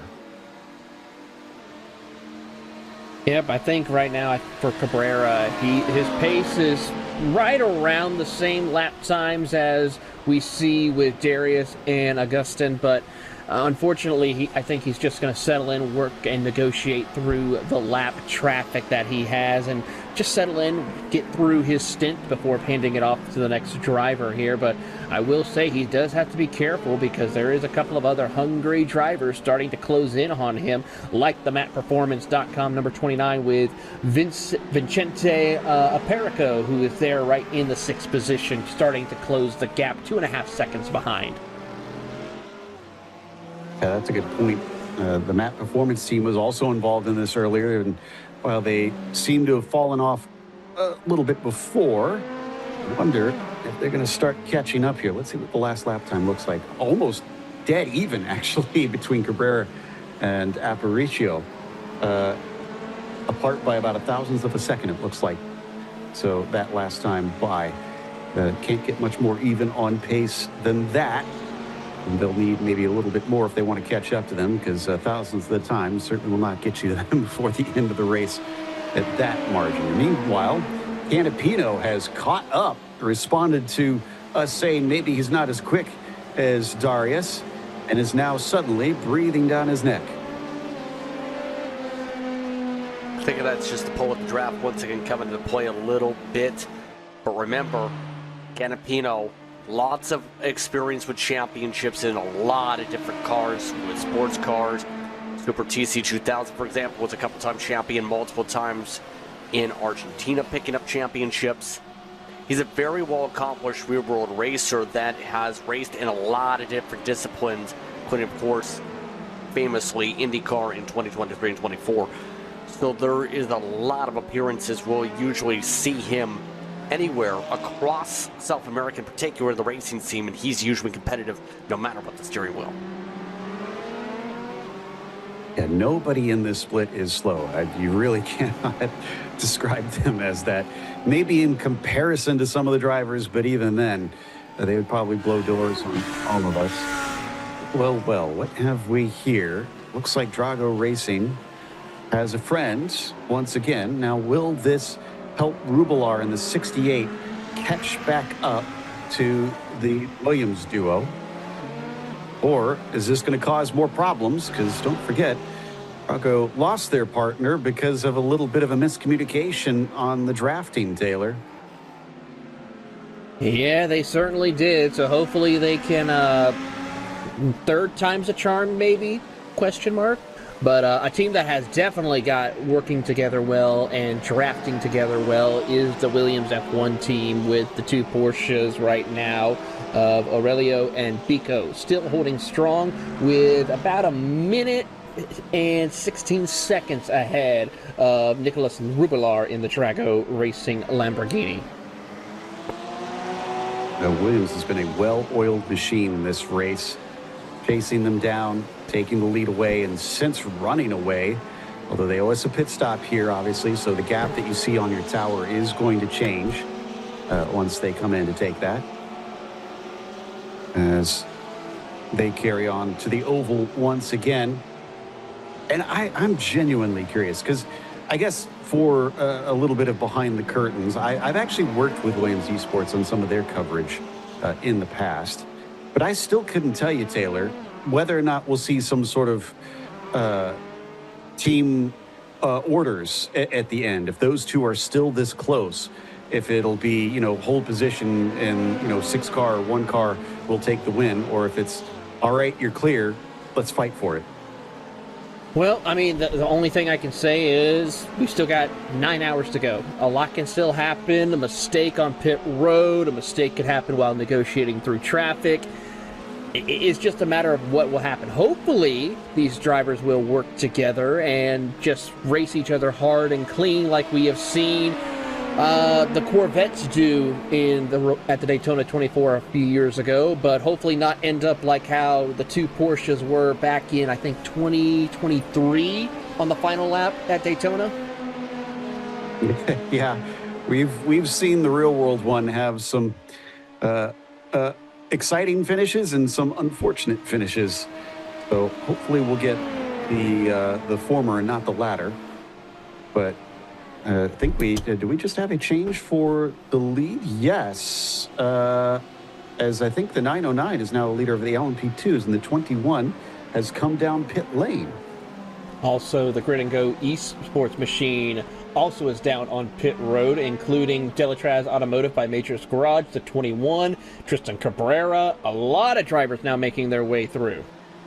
No great surprises. We've seen the pit window is still pretty close for much of the LMP2 field. It is honestly, Justin, kind of impressive that so many of them are still on effectively the same pit strategy, because we're, let's see, about 14 hours in, 15 hours into this race now at this stage. Usually there'd be a little bit more variance. Yeah, at the start of the race, my thought was originally when Cesra in particular went a lap earlier because they were leading the pack and burning more fuel as a result by a few tenths of a gallon a lap. Thought was, if this stacks up, they're going to be short by 2 laps for the next window, then 3, then 4, but it stopped doing that after the second or third pit stops in our first 6 hours of coverage. Everyone just kind of equalized on the fuel burn as they all started separating out. So I think just early on, the fuel windows were really established once the teams got into their set rhythm. And as a result, even when you talk about the draft effect, that difference didn't really come into play, as here it comes Betmaster TC Esports with Effect Simulations, their scheduled pit stop. We expected this. Those that stayed out one more lap, as that's about all the difference that they've got. I think the 112 team, actually, no, they are in pit lane, so it looks like that is our last of our LMP2s that owe us on this stint. And the inseparable twins up at the front of the GTDs are just putting more laps in. There's really, I mean, unfortunately, there's just not a whole lot to report about these two, because they're definitely not battling with one another, but they are doing an impressive job. And there's something to be said there for just an impressive dominant performance as we check in with one of our Mercs. Is I think the 44. I believe that's 14. It's the 44's up the road, so they There are it is. close. Yes, yeah.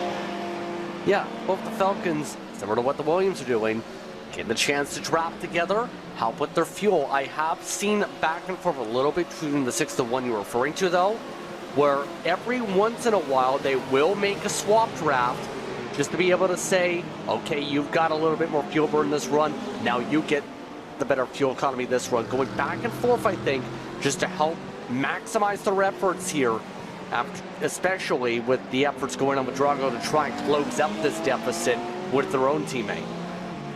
And the coordination to do that is easier said than done. I mean, we've seen with Drago that it can all go awry oh so easily. And yet here we can see these two still manage to be locked at the hip every single time we turn the camera to them. So their pace has been close between drivers the entire time. They haven't been separated by major mistakes. They've even made passes together, having to charge their way back to the front. But also credit to the Falcon Sim Racing. They've got Team Blue and Team Teal here. So Damon Woods, Cody Deep in 6th and 7th in our GTD class. Not nearly as close together, though. That was a bit of an awkward entry for Damon. And that will definitely bring Cody a lot closer to his rear bumper. I gotta say, it kind of throws me off. I mean, just great to see a team like Falcon getting part in the world of esports competition, but I'm so used to them being a different German manufacturer instead of the Mercedes. You know, for years we're used to seeing them with the Porsche brand, all I have to say. So, but it's great to see them working their way through and showcasing some incredible drives here today in the top 10. We're going to check on another split. The last split, the 43rd split here. And I honestly, I don't want this to be a joke, because this is still an important race to all these drivers out here. Keenan Massey is leading in the GTPs right now. The SRF, because we did the other, so we'll be fair, is 972. But even with that, I do love that these drivers are still going hard. And it is a massive gap right now that Keenan has in his Acura at 5 laps over the number 69 machine.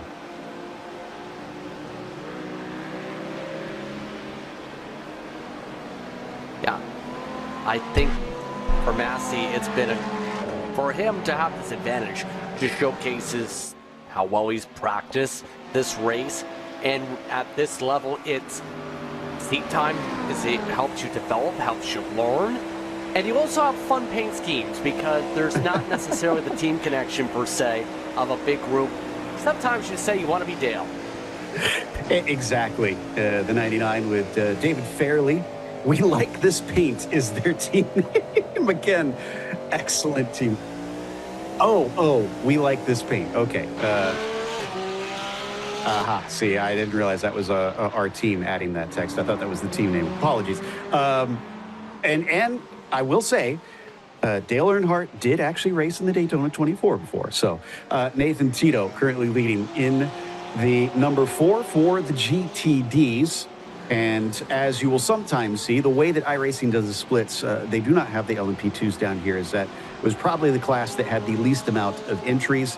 And they will try to essentially kind of put them all together if they can. So sometimes that means some splits will not get any of a certain class, so that you will have more that can race together in the higher classes. Keenan Massey, as we mentioned, your current leader in the GTPs, as we take a look at the overall standings of our 43rd split.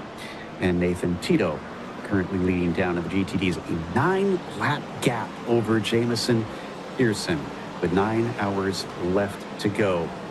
As there you can see, they're still fighting hard in this group, and that's why we wanted to bring them up, because it doesn't matter if you're in the top split or the bottom split. Your race is important to iRacing, and it should be, because if you win your split, if you finish in your split, that is still an accomplishment in and of itself. So there you go. 45 of other cars down in the GTDs in this group. Huge split here at the bottom. I will say there has been some cases where, at least in my past when I raced Daytona 24, that it was only a GT3 field only. Yeah. So it's a matter of, just like you said, how the split is kind of, broken up throughout the race. And fun little fact with that Cadillac with the Dale Earnhardt Sr. livery, it kind of brought back a little memory to the late 80s when Corvette had a GTP car racing in the IMSA series back in those days, and kind of brought back some cool memories to see that design showcased here tonight. I have to admit, it looks really good on that car. So Windward, after they had a slowdown penalty, have caught back up. Now, I don't know if the team ahead's eased up a little bit to allow them through. If not, I mean, man, credit to Windward to get back into this. So regardless, this is still for 9th place, but this is once again teammates working together. And Guy Levesque in that front car, Tom Ryer in the car behind, giving chase and doing their best to try and make up for maybe a few earlier mistakes. Now, earlier we were watching Vasquez, and he was trying to catch up to Cabrera, I believe. And it looks like the Matt Performance car, or it might have been someone else in that Matt Performance car, but it has definitely now gotten within 1 second of the number 11. Been able to chip away yet again. We've seen this before. It was Vasquez in the car before. He stayed in the car in the previous pit stop here. But the tough thing has almost, again, hitting the plateau after all that aggression just about an hour or two ago. It's kind of petered off and gotten back to a calm, as you would expect at this point of the race. If you want to be able to make it intensified, though, you see just how much you can close on the brakes. Near trouble there. Cabrera clipped the grass with the left side tires. It's lucky he didn't snap around in the middle of the in and out. Even little mistakes can wind up being very problematic for your team. But yeah, those moments can wind up being crucial. You can't let it get away from you. Turn 1 especially, you think about it, Justin, how many times have we seen cars just have a small spin and wind up hitting that inside or outside wall at turn 1, and suddenly they've gone from a great race to being laps behind? A lot, and we've seen that for Major Sens, and we've seen how drivers have tightened up the line with the new rules that were in place for the in and out section in turn 1. For the most part, everybody's been handling that very well. And it's, again, following that realistic line on that approach. But also, it's so difficult in turn to make moves from the outside in general. And that's where I think with the side-by-sides, can really spark a lot of chaos once you get to that section we've seen here today in a lot of those sends and a lot of archy-barchiness to peel away the bottom. just about 9 hours left to go. So yeah, we are getting closer and closer to the end. I believe we're just about to 5 a.m. virtual standard time. Yes, just cracked it actually. 5:03 a.m. in the sim right now. So I believe we're about 2 hours away, just over 2 hours away. Official sunrise here in Daytona. Just about there. Maybe in the next hour, you'll start to see the faint glow on the horizon as the Porsche team goes by our two Mercedes of Door Esports and Windward Esport. Being bundled together, but getting through to the top of the hour, it's been a busy time, we'll say, Joe, with the special event side at Daytona. The past few weeks, drivers have gotten well acquainted, haven't they, with this track, you would say? Yeah, there's been a lot of racing happening here with various series putting this track on their schedule to help prepare. But it's not the only special event. We had the Roar to kick things off for 2026. Here's all the special events we've got. And we're sticking around at Daytona for the third time in a row as the Daytona 500, the iRacing Daytona 500, will take place in just a little bit in February.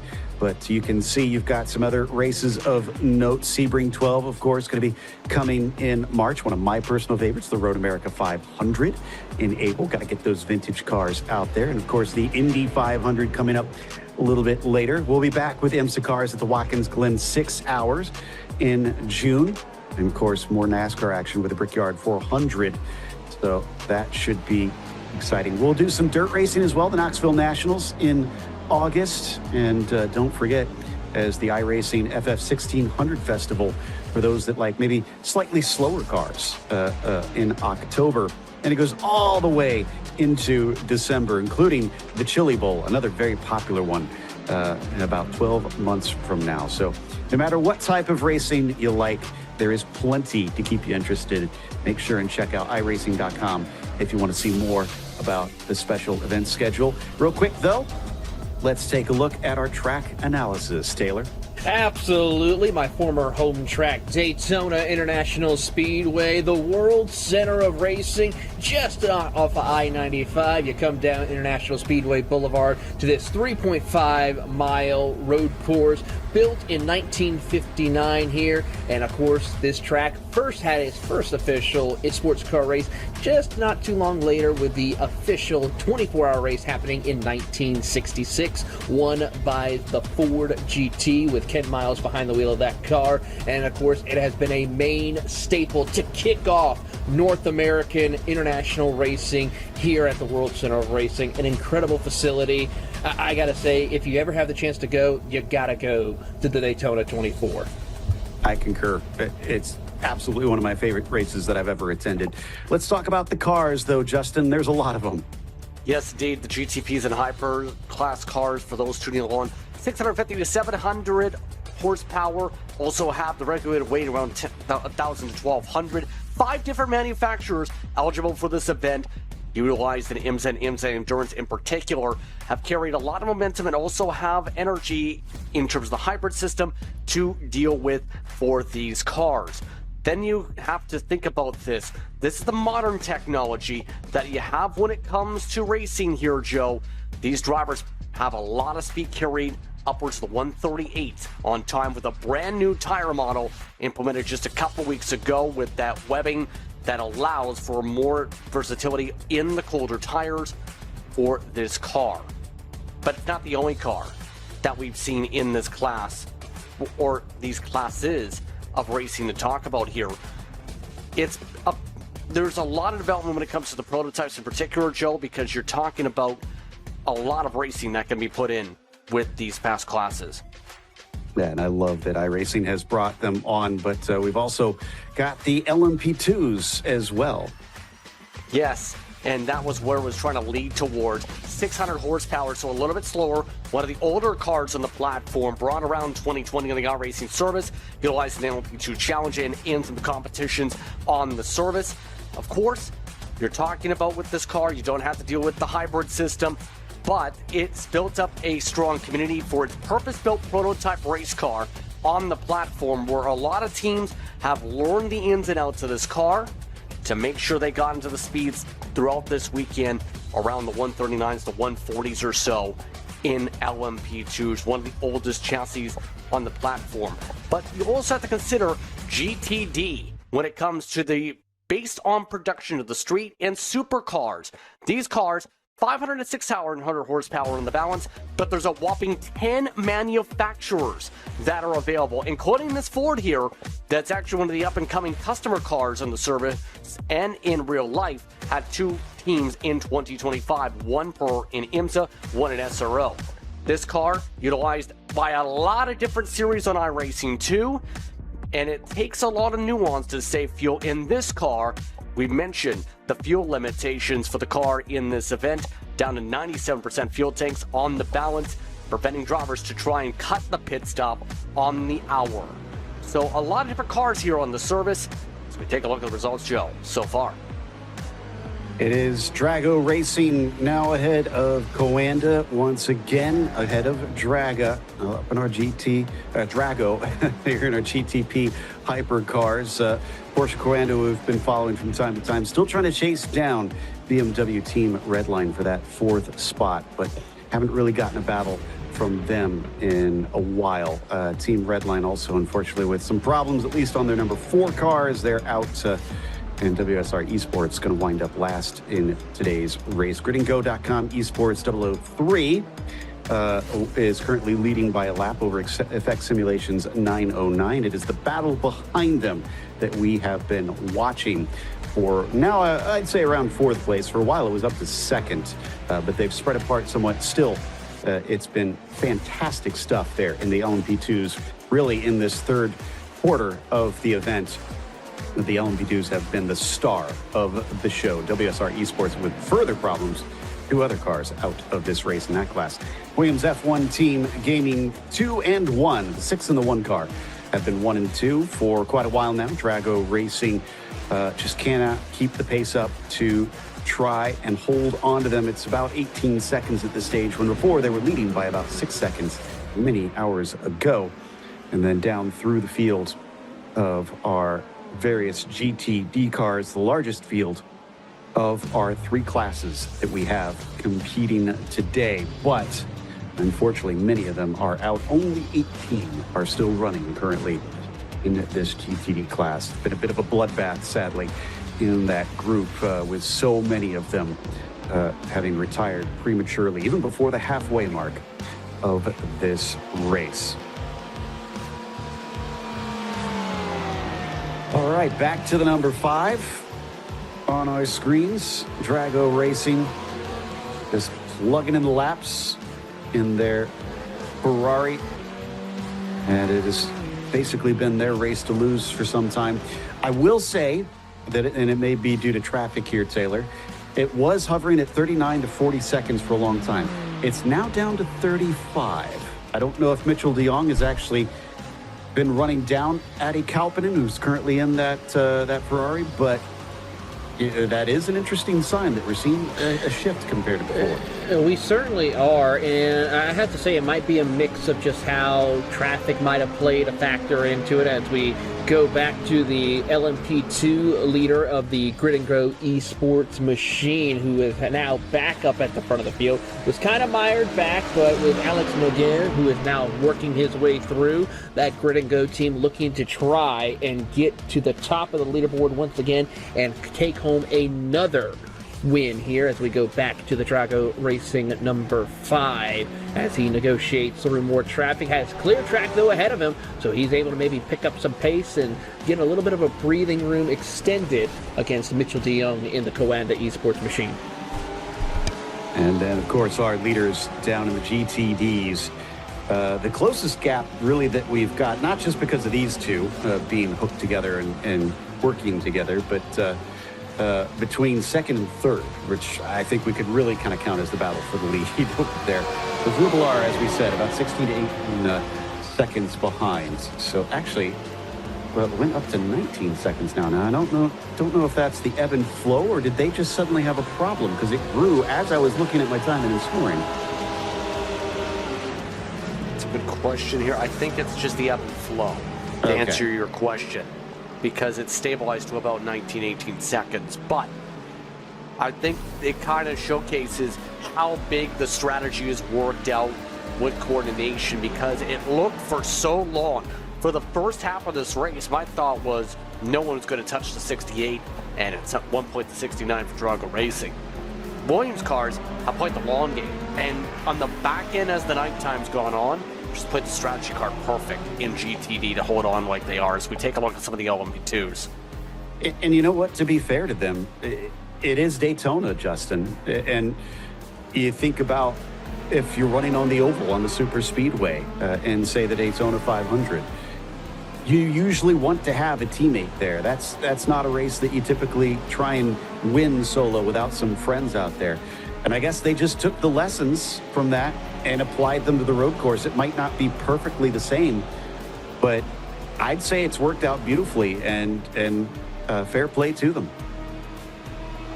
I think they just mapped it out long run, and they didn't have the qualifying position in the first place. Remember, they had to pick up at least 11 plus spots to get there, and that's worked out long run in that sequence for GTD.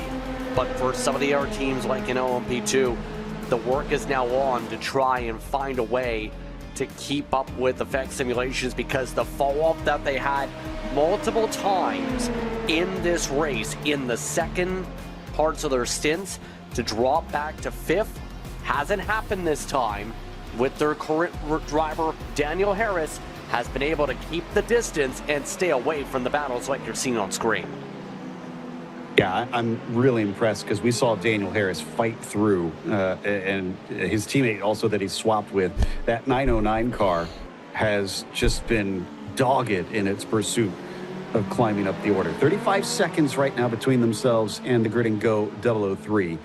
But I don't think this one is over, and they still have plenty of hours left to try to chase them down. And more than that, one thing that we have to keep in mind, we've seen a steady run of weather, Taylor, because we've been in the evening. There's been no sun to really change things. It's held stable for quite some time. When the sun starts to come up, will there be a change in the pecking order based on how everybody has set up their cars? I mean, that's a good possible situation that could just throw an entire different scenario for each and every single one of these drivers, because that's when the temperatures start to fluctuate even more so. Right now, it's been a steady, consistent drop. Now we're going to start raising the temperature up quite a bit as we progress further and further into the late afternoon once again, on, of course, in sim time in the next few hours. And as we see it progress, I gotta say, it's going to be how well you manage to take care of your equipment, how you'll manage your setup for that early morning stage when the sun is up, and negotiating through the traffic will be another situation as well to keep an eye on. But a lot still at play here as they get ready for the sun to rise over at Daytona International Speedway. And you watch that 909 car, the effect simulations car, try to catch up. Could be maybe down to how aggressive they are with the traffic. Could be any number of things. Maybe they change up the order of drivers, try to put more of their faster drivers in there, even if they're a bit more tired, to try and see if they can make up time. You cannot give up. You got to be creative with this to see if you can do something different. Make up that half a minute gap and try to challenge for the win. And that's got to be so tantalizing as well, Taylor, is you've reached top split, you know you're competitive, and you're one spot away from first. I mean, if that's not a carrot on the end of the stick, I don't know what is. It's probably the biggest carrot on the stick here as we go in through to see what split we're looking at, and it's the 7th split we're going to be taking a look at here for the next few minutes. And it's a Porsche leading up at the front of the field with Delta V Racing, the 112 machine, and Federico de Souza from France will be behind the wheel of that car right now in the GTP hypercar class. That 7th split seen a strength of field of 3,900 here. This is pretty good, frankly. It's up there. So, Federico Still leading the way there for our GTPs with Christian Steele for the I5G World Racing Team. Oh, I love this. I love a good vintage paint scheme. And this actually looks very, very good on this LMP2. That works out well. This is an old Jag scheme. 1984, if I can recollect correctly. You know better than me if you've got it. I couldn't tell you what year specifically. It is in the 80s. Yeah, I do remember that, but I don't know what specific year. But kudos to whoever put that livery together. It looks fantastic on the 156. That's our LMP2 leader up at the top by about 13 seconds. Old friend of mine, Donovan Strauss for Wigan Water Technologies, is currently leading down in the GTDs. And man, if you're in 7th split and you've got Donovan Strauss on your team, you've got a real bullet in the chamber. This is another eNASCAR driver who is extremely good. And don't let him tell you that he's not as good on the road courses. He is pretty darn fast on the twisty bits. His teammate is Garrett Maines, too, so, combining those two, it's a definite fight for the finish here. As we take a look at some of the paint schemes out on the track, Joe Mugford from New Zealand in the Taylor Mills Racing Porsche. Very nice blue and white machine going on. And, of course, it's a friend of our good director who is leading us through this entire broadcast, Cisco, as we see this paint scheme. This is a very classy paint scheme. I like this. Kind of understated, and obviously it's got a fair amount of logos on it too, but it's just rides the lines of the car very, very well. So I agree. I think this is a nice one to highlight, this number 41 car. So our favorite, our team behind the scenes, their favorite paint of the race. And oh boy. We've got Jack Wells. Should I know about this person? Yes, you should. Taylor? It is a Beast Racing machine, which one of our fearless leaders, Mr. Drew Adamson, is a part of the Beast Racing group. That's right. And yeah, they're out there doing decently in 5th position right now. So the Ukrainian leading the charge for the Beast Racing team here tonight. And I know Drew is probably wishing he could be behind the wheel of that machine. Well, if it's Drew's team, then that livery sucks. So as I get myself fired from this broadcast. I'm getting ready to say, I'm about to hear a Discord or a Zoom call disconnect from you here in the next few seconds. We know why. Yeah, they've got a split livery going on. It does actually look nice. I do like it. But yeah, the 82. And again, like we said, the iRacing team races on the sim, and you'll have all kinds of cases like this where various members are out there with their own competing. Delta V Racing, though, currently your leader here in 7th split with about only 6 seconds. That's one of the closest one we've seen in the GTPs of all the splits that we've stepped into. That should be fun to watch to the end if that can remain that close, because that could come down to the pit stops by the end of it. As we glance at the rest of them, it does look like the bottom half of the field has had some serious issues here in 7th split for the GTPs. But down in the LMP2s, I5G World Team Racing, Cool for Cats, interesting name, up by about 14 seconds. That Beast Pushrod Racing 82 sitting in 5th, so not doing too bad. About a lap off the leader, it looks like. So some ground to make up, not impossible.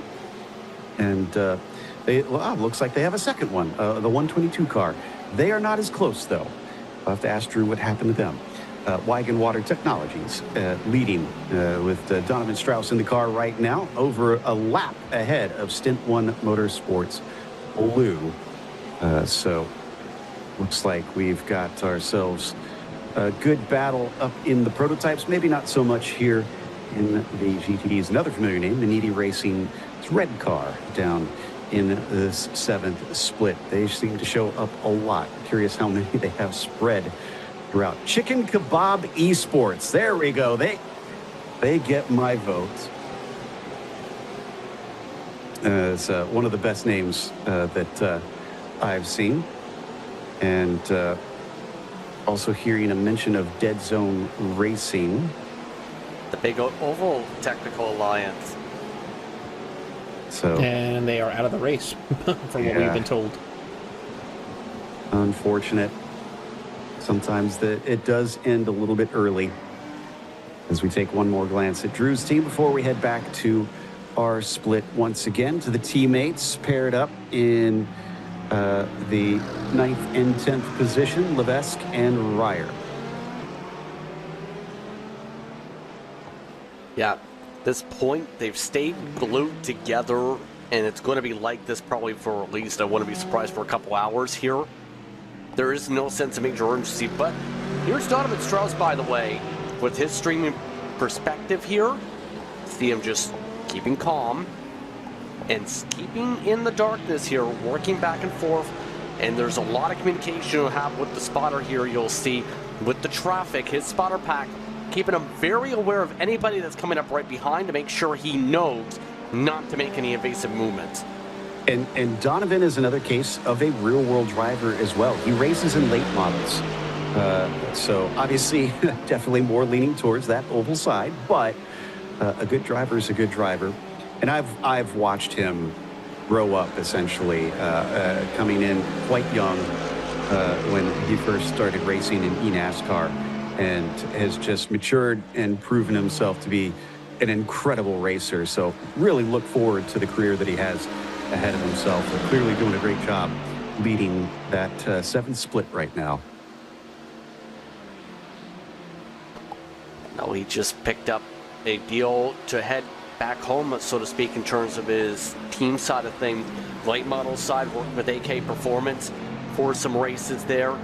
He originally had been planning a partial Cars Tour schedule, but then had the team change recently. So he's one of those really rising up in terms of the platform in real life. In the short track scene, he's a very talented driver. I know he's very dedicated. He's been with a lot of talented sim teams also in his progression to the ranks in the NASCAR.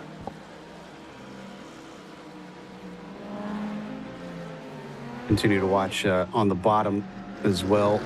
The two teammates in our split still in 9th, just trailing one another. 8.5 hours to go in this event. Like was mentioned, kind of kicking off the season. I know we had the Roar before, and that is an important event, but really this is the big one that everybody tends to look forward to. As we've said at the start of our coverage of this quarter, that this is literally the biggest sim racing event in the world. It draws people from all over. And as we check in now on the LMP2s, the race is for 5th. Cabrera has been caught by Vasquez. We've been watching this for some time. Yeah, right now, Vasquez, you see picking up a little bit of dirt. He's sending it so hard in some of the corners here. It's been this type of an effort you would expect on the push. He's been a little bit tiny bit quicker, picked up 2/10 with the draft alone. So they are slowly picking up an opportunity to move forward for passes. I think for map performance, though, performances we've seen in both the first and second split have been very admirable for the team. I think it's really showcased they've had a good base built up for the practice, and you're talking about weeks of preparation, Joe, to make sure you can actually perform on race day. You're talking about having to go throughout the various weather conditions, the various scenarios, building a good setup, being able to build a good setup for all your drivers, and making sure you don't leave any stones unturned. Actually, yeah, that makes me wonder. You mentioned the weather, and I'm kind of curious if we have anything that is going to be coming our way. No, it doesn't look like any predicted at this stage. It's been dry since the start. At least I believe it's been dry. We haven't seen any moisture on the track, have we? Not that I can recollect. No, okay. This has been a very a dry Daytona 24, I will say. A lot of drivers probably thankful for that, if I'm honest. Yes. Especially those probably in the lower splits. Yes, very, very difficult to drive this one at night in the wet, but it does happen somewhat frequently. at Daytona, both in real life and here in the sim. Somebody going a little bit wide, but thankfully lets both of our battling cars for fifth through without any interruption. Things starting to look a little bit more scary if you're Tristan, as Vasquez gets right on the rear bumper coming up through the International Horseshoe, letting that 11 car know that he is there. At what point does he go on the attack? I think that point either comes towards the end of the stint, possibly, if not, in a couple hours. I know that sounds a very plain answer, but there isn't the major need now as much to go because the speed's kind of separated itself and stagnated itself from everybody else. You're about to come to pit lane anyway. So at this point, it's again the long-term play on where you want to be in this race. Do you want to be the lead car? Do you want to save fuel, get some draft to pull off of? It really all depends on just that ebb and flow of the team. And also, keep in mind, when Vasquez comes out of the car, what that next driver wants to do. Exactly, yeah. There's so many variables. And again, having somebody that can think about those things, so you as the driver just drive and they can kind of feed you, okay, you know, here's where you push, here's where you sit behind, and like you said, maybe save some fuel and ride for a bit. And they can make sure that you just try to put consistent fast lap times in and not have to put your thoughts elsewhere. We're hearing that Lasse Bach has had another problem. He's already had an issue before. Team Alta, unfortunately, coming to more woe. And they are into pit lane. I see a meatball flag on that car. It is more than just a spin. They have hit something. Pure disaster here. Lasse Bach on his stream right now is looking at the exact clip because I think he looped it around. Watch for the inside. We've seen a couple people clip the grass. Got a little bit too low. Looped it around into the corner. And then it's going to be bad because you see how he lets it roll, doesn't hold the brake, then tries to gas up, thinks he's got a hold. Oh no, that was, I think, one of the LMP2s that we've been following, the Vetmaster car. Oh, you're right. That's Canapino's car by the looks of it. Oh no. Where are they right now? Have they brought it in pit lane? No, it looks like they're still out there. They're sitting in fourth, but they have definitely fallen off of Andre. There's Canapino in the car. Oh, and he's missing significant body work. That is going to slow them down. They're 21 laps into the stint. You might as well come in, and that's exactly what they're doing. Yeah, that is terrible timing, first of all, in the roll. But second, this is why you hold the brake. Just watch this. They have no idea what's happening here. You're just going out of the corner normally, then gassing up at the corner. Oh, no, there's a car in the middle of the track. There's nothing they can do there. Yeah, and Lasse Bach is very experienced, so I'm kind of disappointed to see him back it into there and then just kind of pull forward and be prone across the track. You kind of have to pick a side. Either you go to the far inside or far outside, get yourself out of the way, and kind of causes problems. So this has changed how things look in the LMP2s as well as the GTDs a little bit. This means that Cabrera's now up to fourth, Vasquez into fifth.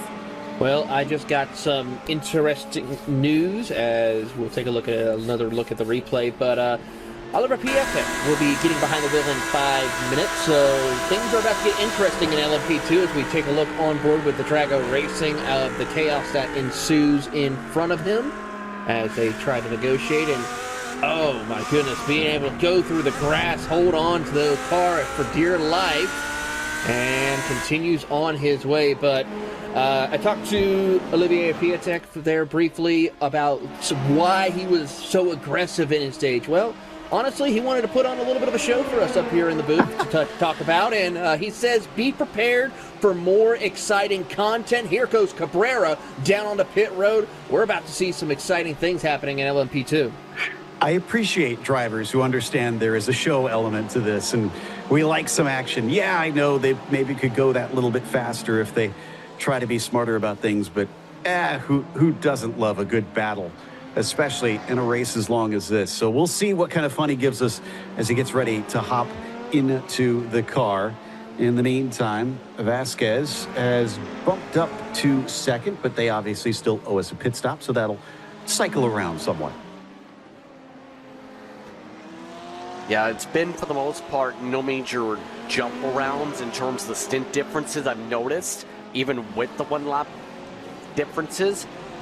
So I think, for the most part, drivers have kind of penciled themselves into the right position here, or their current positions, rather, for their pack. You see everybody, though, some of the teams already up on the jacks, making sure they get some fresh rubber on their machines, and they're going to have to battle with some cold tires initially when they get rolling here, some of them. Yep, so there's the last of our LMP2s getting their service, or at least should be soon. I think Harris and Vasquez haven't quite entered pit lane yet. Well, now they are. So Harris is in. Meanwhile, second place in the GTPs, Mitchell de Jong on your screen, is getting ready to come in. He's on lap 25 of his stint.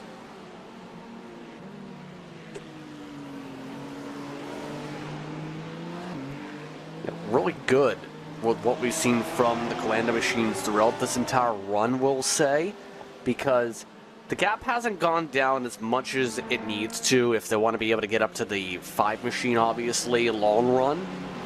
But Dion's been very serviceable, where he's been able to put together a very consistent average of 133s is the benchmark he's ran. And that puts you in a great spot to hold on to a spot, especially with Romanitas losing ground overall through a majority of the run. There's nothing else you can ask for other than just making sure you stay stable to be able to secure a strong performance long term.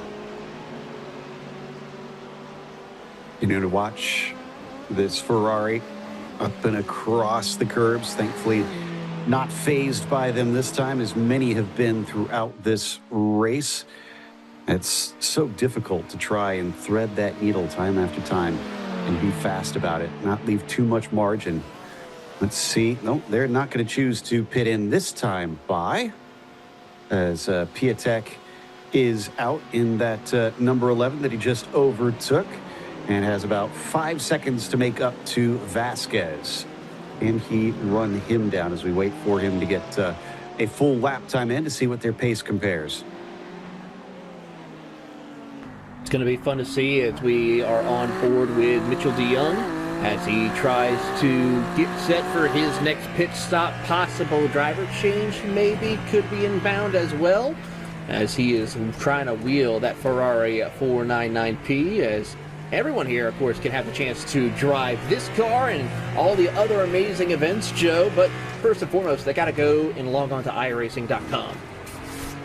Absolutely, and I can tell you, it is completely worth it. I first signed up to iRacing back in 2011, and my sub has not lapsed since. And I wasn't even sure if I was going to keep up the subscription, but after I started racing, that was it. I was hooked. It is fantastic and highly encouraged. No matter what style of racing you're into, they've got you covered with all variety. And you can enjoy the fun. This, more than anything, I think we need to stress, there is a huge community as well. Much like the real world, the racing community is all about your interactions with your friends, with your peers, and iRacing does that so wonderfully, giving you a chance to talk, to help share info, to enjoy action on the track, and for some, the forums, even in themselves, are worth the subscription. I have to agree with you on that, Joe. I mean, I found iRacing at the PRI show in Orlando back in 2010. Took me a couple of years. 2012 is when I signed up for my membership and never have looked back. Looking back on the track, though, we still haven't seen Coanda pit in. They're on lap 27 now, but again, I think, did I hear one of you say 28 laps about these GTPs can do?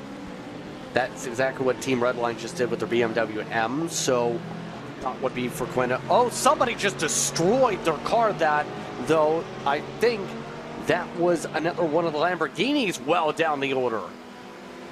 Trying to see if I can find somebody. I don't see any meatball flags, so if they did hit Says something. Might be the Cezza Esports number 26 that just went down below and looped it around off of turn 6, which we know how tricky it is to deal with negotiating turn number 6. Yeah, and so unfortunately, as we've got a replay to look at that incident, they're already about 2 laps behind the nearest car and down the field, so it's kind of limping home. But again, like I said earlier, a lot of times it's all about the spirit of the race rather than what position you're in.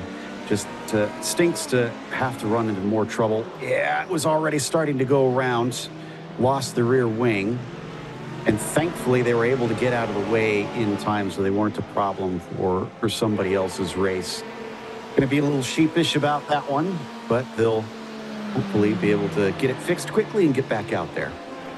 A shout out right quick to the amazing work iRacing has done with these damage models. To see when we see parts of cars flying off around the circuit we've been seeing all day long here for the Daytona 24. Incredible job to just showcase that little extra details when it comes to that. 'Cause that's what we see happen in the real world. You know, parts fly off of the cars and everything like that. And thankfully with how the, going down pit road to repair the cars, that is something that can happen. You will progressively see the damage being repaired to your car. Granted, it won't probably drive the same as when you started the race, but you get to see that whole idea work and come through from start to finish. Yeah, we talked about how long you and I have been on the sim. Consider how it's changed since then as well. The number of features that have been introduced. We can't stress enough how invested iRacing is in this sim because it's updated 4 times a year. So, obviously more than that because they have patches as well, but there's 4 major builds every single year, all with new features, new content coming out. So yeah, it is just constantly evolving and always giving you new things to play with and have enjoy in the immersive world of sim racing while we come back to a couple of our Mercs that have been battling for quite some time. This is perhaps the windward, I think, that we're watching. Absolutely is. And I will say, in terms of touching upon the conversation on long-term development on the iRacing side, I was one of those who actually signed up when I was originally in high school. Had as a birthday present. Then my mother realized there was a subscription to the model. So then eventually I got it myself a couple of years later when I lived on my own. So what I'm saying is, you're talking about so many different tire models over the years, and a lot of the drivers who started on the platform so many years ago have really grown up and developed as competitors on the platform, and we've seen that in turn prop up some of the best drivers in all of iRacing here. A lot of the young drivers that started even when some, in my case, when I started the broadcast side, are some of the drivers that you'll see in the real world today in many cases. You guys want to feel old? Someone who was born when iRacing finally left Alpha in 2008 and went public would now be 18 years old. Joe, Yeah. I know you're a little older than me in age, but still, like, just now me thinking of that now, hitting the age of 30, I'm like, ugh. It's not fair. It's been around a while, but trust me, it just gets worse. In the meantime, it does. Drago Racing does not have Coanda behind them, but that's because they pit, so waiting for Romanides to pit in the number 2 car. The GTD just getting out of the way of the Ferrari. Oh, that was weird. I'm not sure if they didn't like what that Porsche did to remove themselves from the equation or not, but that was just a strange wiggle they gave to that car. Atti Kalpinen continuing to pick him up and lay him down as he overtakes our GTD leaders. Alti, a former overall race winner in 2024, racing for the Williams Esports Play Seat machine when he drove the Acura back in 2024. So, in fact, he was teammates with Augusto Canapino as well, and Carl Jansen, which is, I mean, I know, Joe, speaking from your experience, a major player in the world of sports car racing. Exactly. And we've got a few more streams that we want to show as well. Many of those real-world racers who do race in this help share their stream. Mario Primo Leal on Twitch showing us her perspective. Do love, honestly, that sim racing also just democratizes racing in a big way. We've been trying to see more women and minorities in motorsport, and I think the fact that there is much less of a barrier, it definitely allows more people who might not get the opportunity to get into racing show what they can do. So glad to see her out here. I'm curious what all is on the bingo card, because it's not big enough for me to read. She's almost got bingo by the looks of it on the bingo card.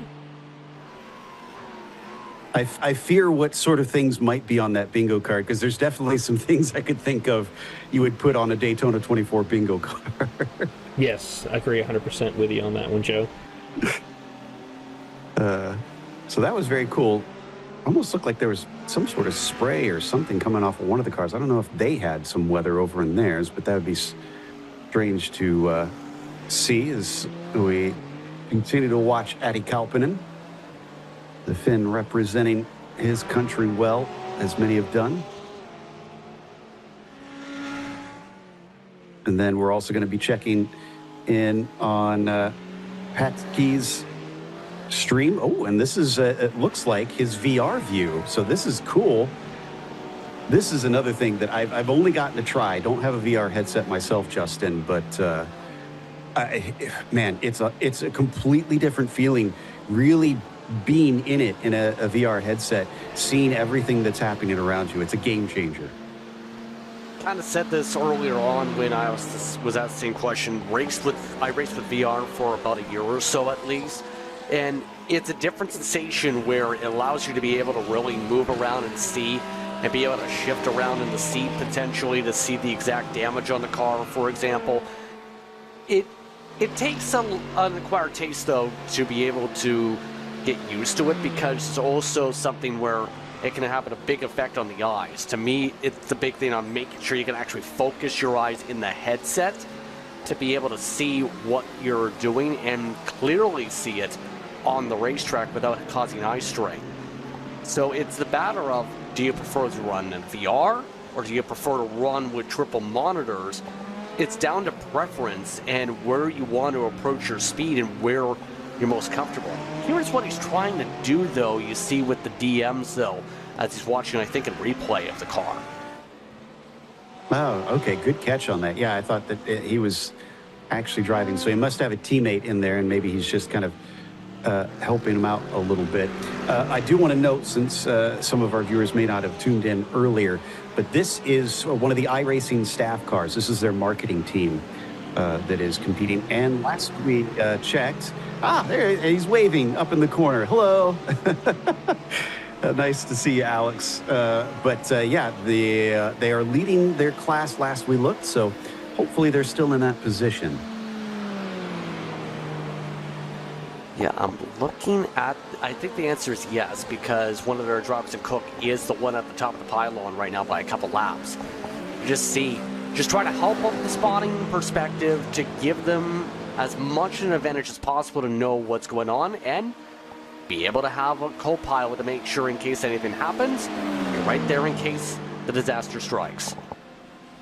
Sounds like we may have had action in our split because we got a replay to pull up. So let's see what's gone down in split one as we come onto the backstretch. Oh no, something more happening to the 11 car as they hit that infamous curb and the front is knocked off yet again.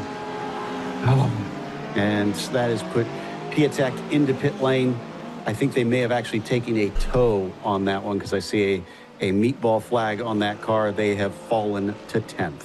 Well, he did say he wanted to be put on the highlight reels and give us more content. Unfortunately, not the content he was probably looking for. Certainly not. I just feel for teams that are this deep into it, have been doing so good, and then it just falls apart so quickly with consecutive incidents. And first one, honestly, probably not their fault. So that is the way the cookie crumbles in racing from time to time. Sometimes you are the number 5 leading. Sometimes you're the number 11 stuck in pit lane waiting for repairs to wind up. As we get close to what will be the final third of our 24-hour race. 8 hours will mark the point at which things start to change, because we'll see the sun begin to show hints of showing up pretty soon, maybe in the next hour or so. And then come 7:16, we'll get official sunrise. By that point, we'll be able to start to see it peek over the horizon. And by that point, the track temps is the question how high they spike, because the race's track temp and the air temp, I've noticed, since from the start to now it's kind of only had a couple degrees of variance over the course of the race. There's around 73 degrees in the weather checks in the first 6 hours during the daytime. So I think overall it's pretty much stayed pretty close in terms of the temps, and it's really benefited those who built the setup, as you would expect, for the cooler temperatures for the nighttime, where we know for a lot of teams that was where some of the discussion was, where you have to build for the colder temps, so because you run so much time in that, and then have the temps spike up towards the end of the race. Yeah, essentially build what you can during the nighttime, and then, so I guess, survive it to hit the end. But I'm sure that is difficult for the drivers that are being stuck on that. But at this level, you better be able to adapt to the car, because if not, you're probably going to have a difficult time. This is going to be another jump over. This time we're checking out split number 4. Strength of field, 5,039. And currently being led by a DWR Sim Coach Setups, number 80 car. There you see our GTPs. Miguel Beltran from Colombia. Nearly about a lap ahead. In fact, maybe within a few more laps, he could reach that second place car and put them a lap down. So they're sitting pretty right now in that machine. Ferrari looking like they've got a good stranglehold on split number 5. Down in the LMP2s, Richard Mitchum from Singapore, racing for Vermilion Esports LMP2. That is much, much closer. Can't quite see them in the shot as it stands right now, but only 3 seconds between themselves and the next car down.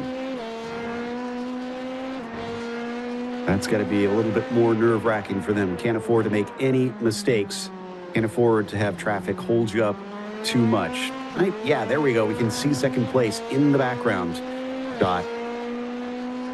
They might not be able to catch them in the mirrors as it sits currently, but they'll definitely feel that nearby. And then down in the GTDs, Wild Car D Racing, I think. Either that or Wild Card Racing with a space thrown in there. Yannick Schwartz from France, his Porsche. Currently, oh wow, and this one is the closest of all of them at 1.1 seconds between Aerokinetics Red. 22 is hot on their heels right now. Hopefully Yannick has been able to keep a cool head at this stage.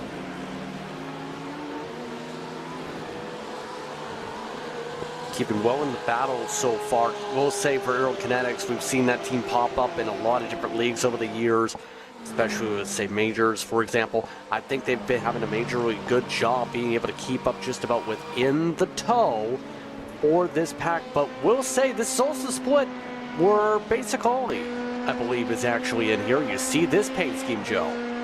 Indeed, this was done by the graphic designer, one of the graphic designers for iRacing, Larry Fulcher, also painted the car that Alex was in, that we saw a little bit earlier.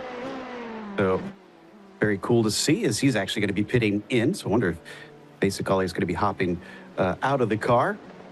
But yeah, Larry also apparently does all the work for the logos, for the posters for the special events, the logos for the various series in iRacing. So big thanks to Larry. I have a huge appreciation as a artist myself for all the hard works that he puts in. Him, and also got to give credit to Alex Patsky, who we saw. Alex also does a lot of work on those. Tip of the hat to you too. And a thank you from me personally for making some very cool visuals to go with all of our fast cars.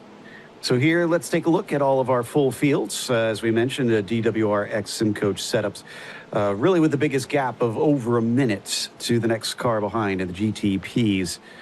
And that is definitely going to be appreciated considering what their fellow leaders are up against, with the rest of our 14 cars in the GTPs. Then, of course, looking at the LMP2s, Vermillion barely holding on right now over DWR SimCoach Setups 81. So SimCoach almost leading two of the classes here in split number 5. They've got to feel pretty good about that one. Shout out to Ladies Man 217, another great name. As we check in on GTD results, wildcard racing ahead. Oh, or are they ahead? Okay, there we go. Updated to about 1.5 seconds over Aerokinetics. You never know if that's going to suddenly change to how close they are. Let's take a look at the rest of our GTD field. There's that Matt Performance team once again showing up, this time sitting 14th here in split number 5. And then the last of our very large group of GTDs here running today. All right. We're good catch from Cisco Scaramuza. I never would have made this connection because I've only seen this movie once. Apparently, that's the screen name for Shia LaBeouf's character in the movie Transformers. So what a deep cut that one was. I mean, why not go for the very niche names? You know, something that only a couple people will get, you know? I was trying to think of a good joke on which car he should be driving, but I don't think any of them are available. Mustang? Well, because don't they use a Camaro? Well, that's Bumblebee, but Barricade, which the one should who be says a Beetle, mind you. Gonna get on my soapbox. Yes, I'm aware. But what I'm saying is, though, the Transformer that said it was Barricade, which was a Ford Mustang. So there you go. Okay. Ah, okay. There we go. That does make sense. Anyways, I'll get back on. I'm too much of a Get off your soapbox. Yes. Back to the racing at hand. Our LMP2s forever giving us some of the best action. Is this a battle for 7th, it looks like? Blue Mercure number 32 with Blue Mercure number 33, I think. Yeah, and I think with one of your top class winners in between here with one of the Grid and Go entries, so kind of showcases how big the difference is that's really built up at the course of this run. We've seen Grid and Go from about 3rd, 5th, middle of the pack-ish when it came to the early hours to, with everything that sparked up and with the Cesar eSport machine being out of the race with the 90 machine after being in control up until about the 12-hour to go mark, they've really taken the reins and pulled away by a dramatic portion. Grid and Go, one of the teams that started up on the grid a couple years ago and immediately went go on the gas. Yeah, good to see them able to really pick it up here as we follow this fight. Really one of the best battles that we've got at this stage, since the other close runs that we've touched on many times, are just teammates kind of working together, not really giving us much in the way of action. You could almost argue these are two sister team cars too, but we don't know if they're going to be well behaved or if they're also going to potentially give us a little bit of fun here. I have a feeling they're going to try to, as we watch them negotiate through. And even though they may be on some different laps here, they are still going to try to work their way and put on a good little fun battle for positioning as your race leader negotiates through these traffic.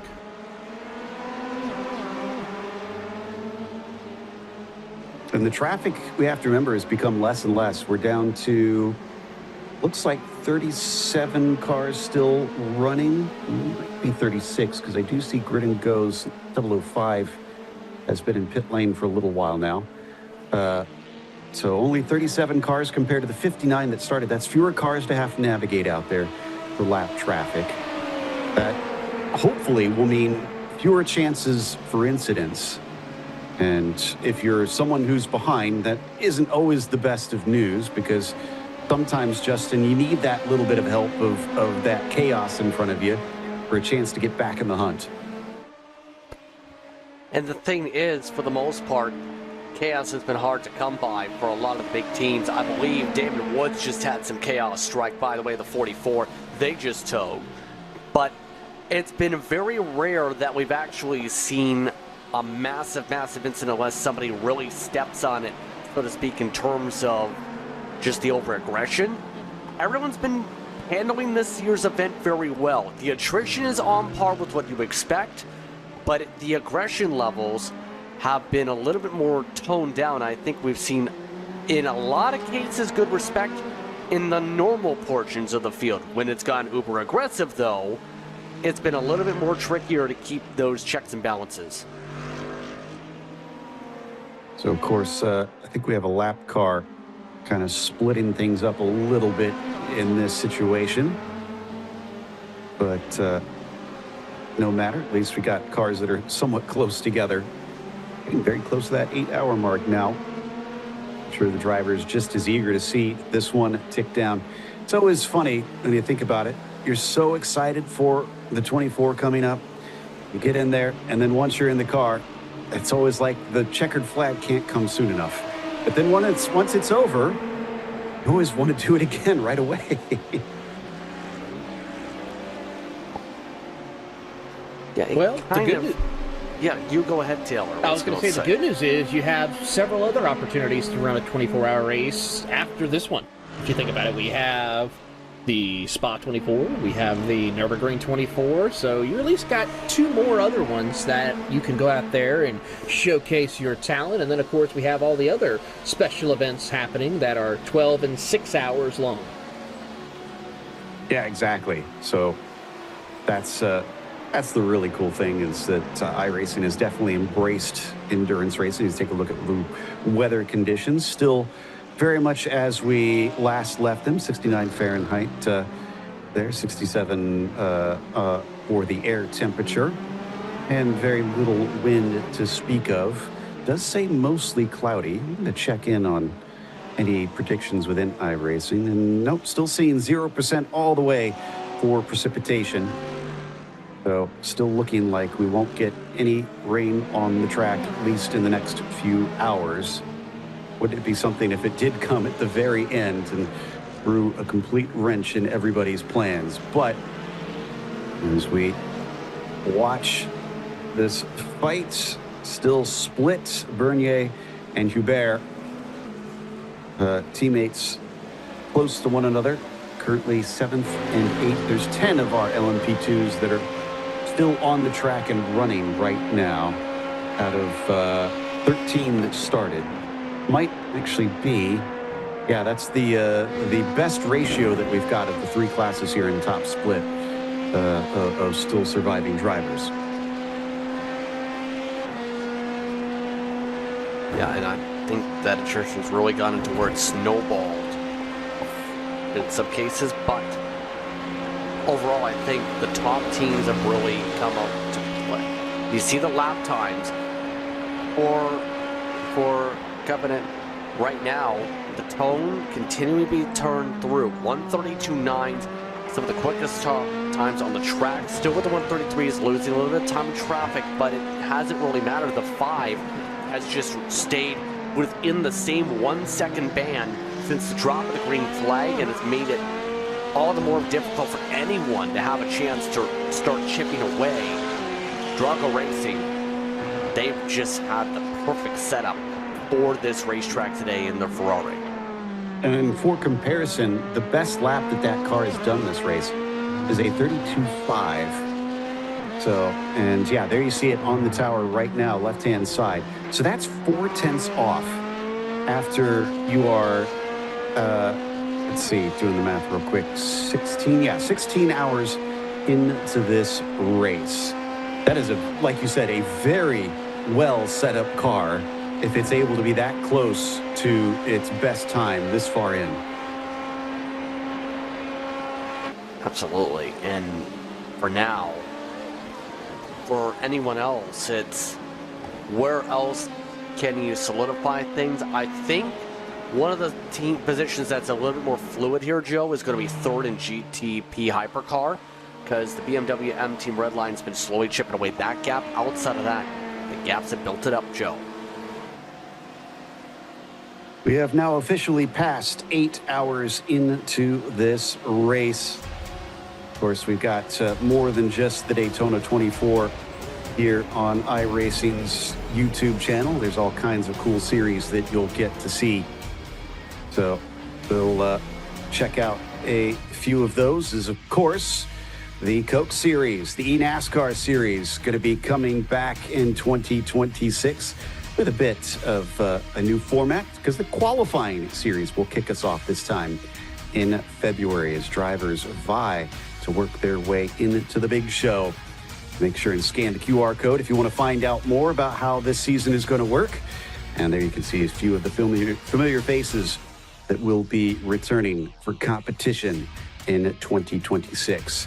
Of course, eNASCAR often steals the show, but we do have other series, including the World of Outlaws, which is an absolute blast to witness. The Eldora Speedway will be up next for them. That'll be Monday, January 19th at 8 p.m. Eastern. And yeah, just love getting to see that level of competition, because it is always a wild card out there. Although the cream does tend to rise to the top. And iRacing puts on just a spectacular show on the dirt. And one of my favorites, the Indy cars, going to, of course, the Indianapolis Motor Speedway. I'll be joining you for that one on Thursday, January 22nd, after the fantastic race that we saw at Portland, with a few big names getting caught out. They're going to have to try and make up in this short season, and they managed to do it. Will Indy be their scene of redemption when we head to one of the most famous places in all of motorsport? Just see just how frantic that race was, of course, with some of our highlights from that race. Portland, as it tends to do in real life, really threw a number of drivers for a loop. Then let's take a glance before we step away here for a moment to get you the rundown of where things sit in our results for his top split here in the Daytona 24. Drago Racing, of course, is currently leading in the GTPs with the Grid and Go Esports and the 003 leading down to the LMP2s. There we see the full-on results. About 40 seconds the gap right now between P1 and P2 in those GTPs. And only, unfortunately, I believe we're down to 8 now. No, it looks like we do still have 9 running. So we have not lost any since our coverage began on this third quarter of the event. But sadly, those bottom 5 have since long retired. Then down in the LMP2s, as I mentioned, the 003, about 30 seconds. That has been dwindling down here and there. Effect Simulations does seem to be making inroads. It's small, but they've got time.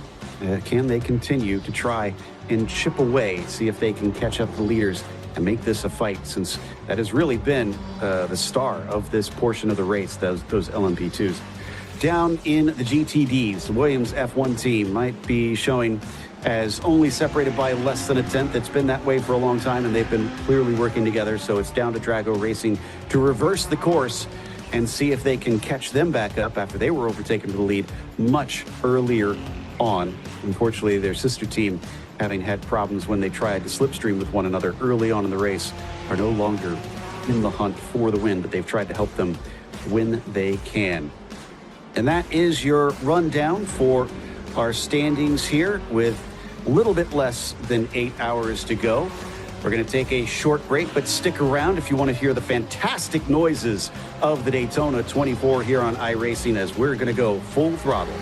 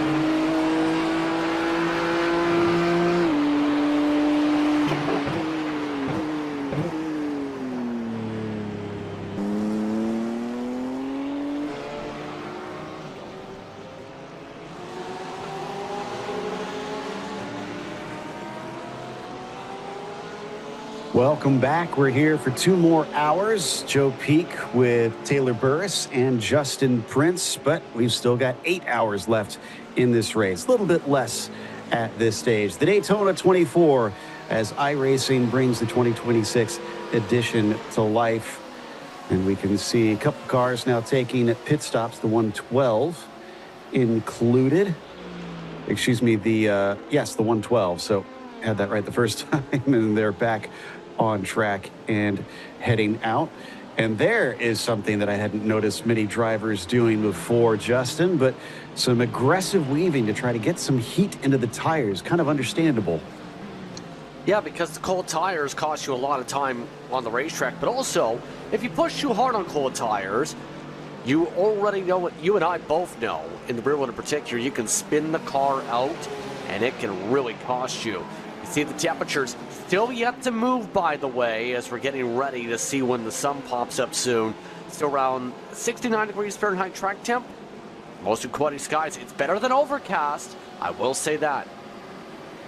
Yeah, not that it'll make too much of a difference here at nighttime, but yeah, once the sun comes up, at least they'll get a little bit of warmth on the track, no doubt. But for those that are just joining us, the number 5 of Drago Racing with Atti Kalpanen leads your GTPs. Balas Remenek and the Grid and Go 003 leads the LMP2s. And Matthias Orjula in the Williams F1 team number 6 car leads down in the GTDs right now. So there's your leader status in each of the 3 classes. Haven't seen much in the way of a battle for the lead for quite some time for any of those classes. The GTDs were the last one to see that change around with the Williams F1 team overtaking Drago Racing's number 68 car. But this number 5 car has been absolutely cruising, Taylor. Absolutely, as we take a look at the number 5 Drago Racing machine with Kapanen leading the charge, the Finn leading the charge here, and been, I gotta say, one of the most dominant drives I've ever seen out of all the splits that we've seen out of our competitors, and just incredible pace that he's setting, staying ahead, negotiating through traffic perfectly, hitting his marks. Incredible for him to continue with this in the Ferrari 499P. And considering they are in top split, I mean, wow, the fact that they are continuing to lead, and it's still at about 38 seconds, tells you everything you need to know. They're being chased by Julian Sonnen right now. The Belgian has hopped into the Coanda Esports 08. They have been kind of trading that second position back and forth with Drago Racing's number 2 for quite some time, as they are off sequence to both of the Drago cars, honestly. But that's going to make for an interesting dynamic come the end of this race, and they have to figure out how the final pit stop will work. Honestly, without these full course yellows, that will be one of the defining factors. This is that Drago Racing number 2 car who's still having some dramas and thankfully getting away with it here, navigating some of our GTD machinery. But it is all Ferrari on the podium right now in these GTPs, with that number 2 rounding out the steps currently. Not a bad job by Drago Racing up here in the GTPs. And then Taylor, it looks like it's actually getting closer for that 3rd spot. Team Redline catching up.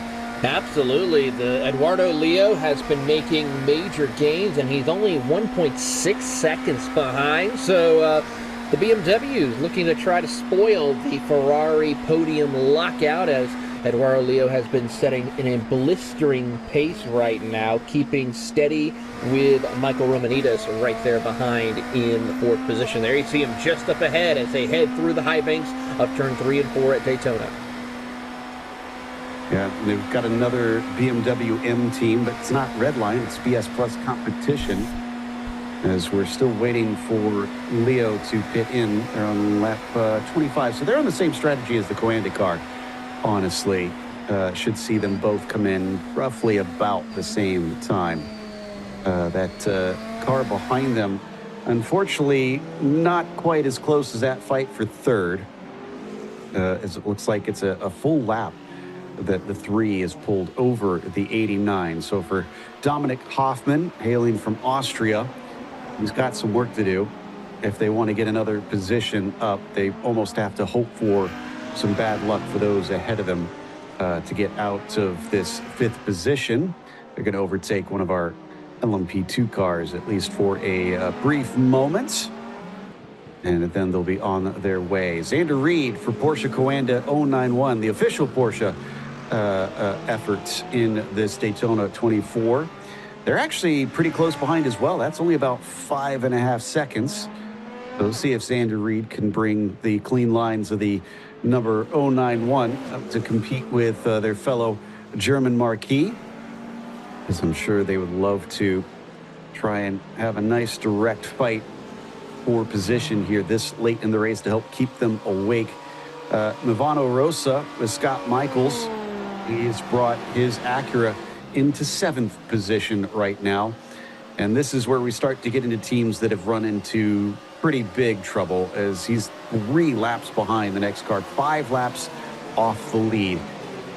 This is, of course, without any yellow flags to help bunch things up, so you will see some gaps like that, but they're running out of opportunities to take a win. Giuseppe Lofero for Movano Rosso, also sitting in 8th right now, and about 9 laps off of the lead, but still plugging away. They're running in one of our Porsches. We've got 3 of our Porsches in the GTPs out there. Boy, they go right on the edge. So, Chris,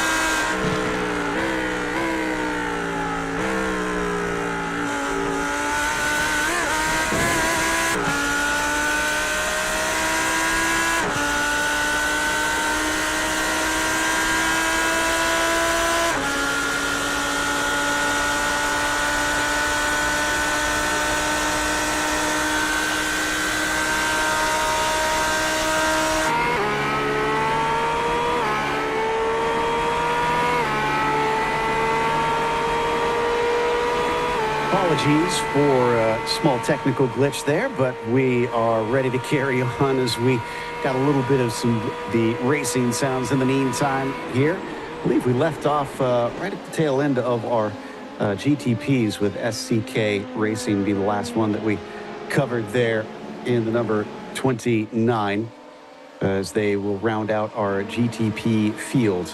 Then, of course, Taylor, that takes us to our LMP2s with Grid and Go.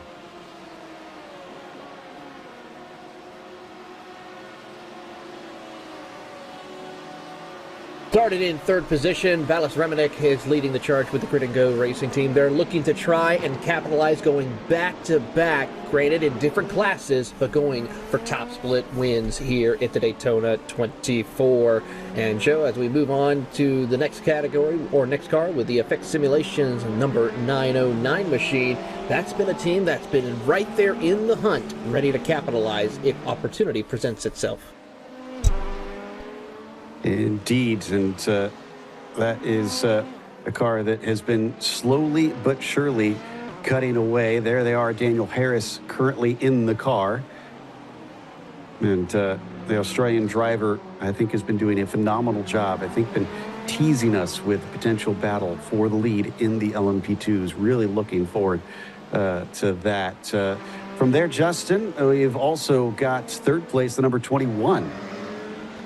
Yes, indeed, and you've seen so far Deltraz Automotive by Majors Garage be very strong. They've had to get the elbows out in a lot of these battles today.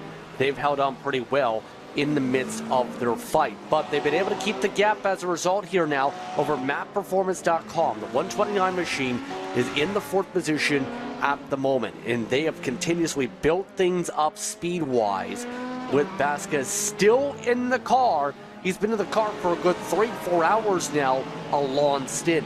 You know who's made a swap in? Despite the crash for the 42, Betmaster TC Esports is still in the top 5, guys, with a new front nose, a little bit offset on strategy. But Augustin Turtolashi is doing a great job being able to help on the rebound for the team here. You compare that to the 112 of Solpec Precision Racing, right now up by 7. Jordan Johnson has also clawed his way past both the Blue Mercure Esport machines, the 32 and the 33. With Augustin Bernier, we've seen some of the elbows come out for them, and they've built themselves a bit of a buffer to their teammate also. So a lot of these drivers, especially like Solpec Precision, you could say, Joe, have been able to really pull away, especially with both of the 32 and 33 cars still now a few seconds back apart from each other. Yeah, there we see the pair of them, the teammates.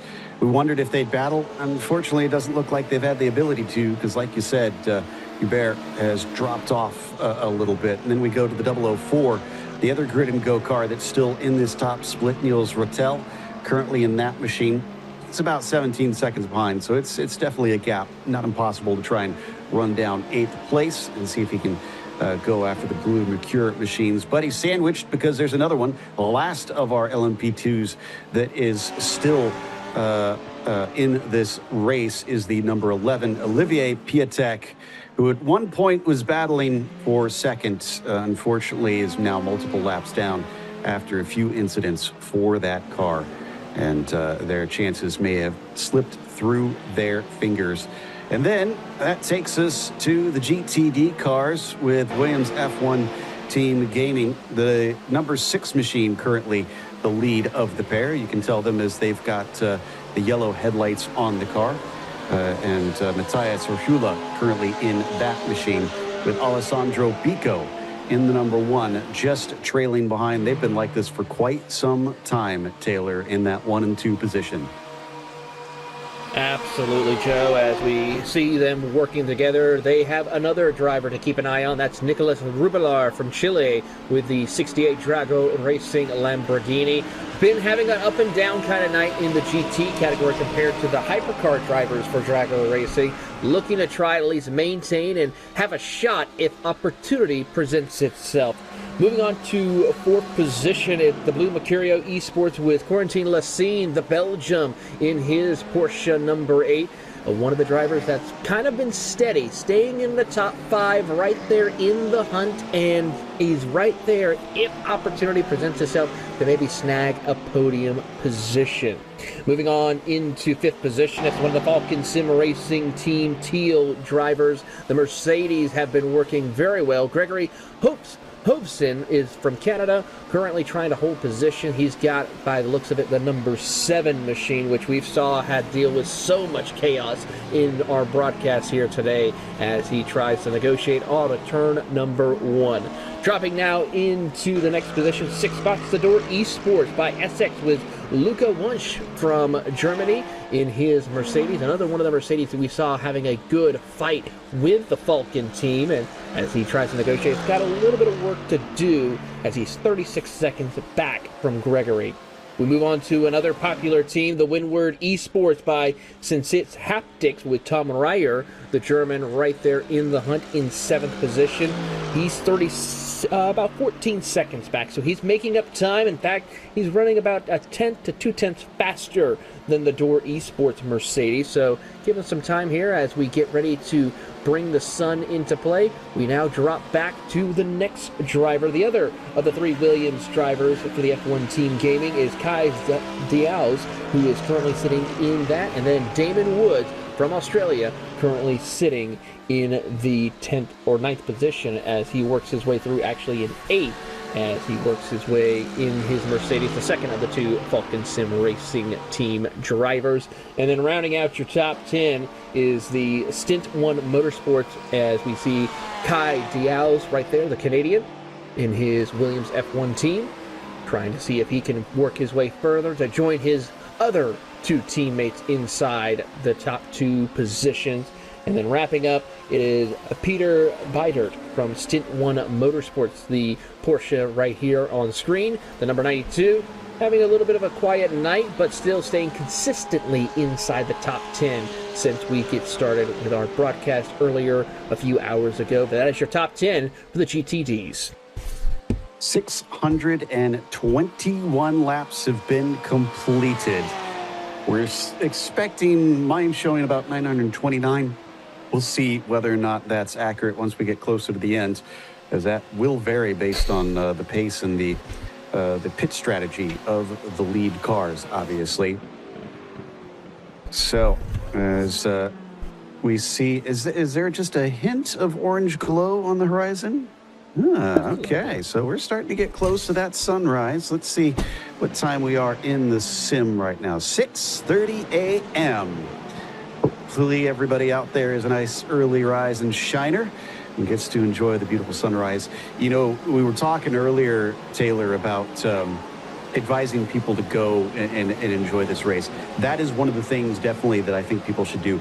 Go to watch the sunrise, because it's quite the experience, and the cacophony of the race cars and just this beautiful sunset coming up from across the track.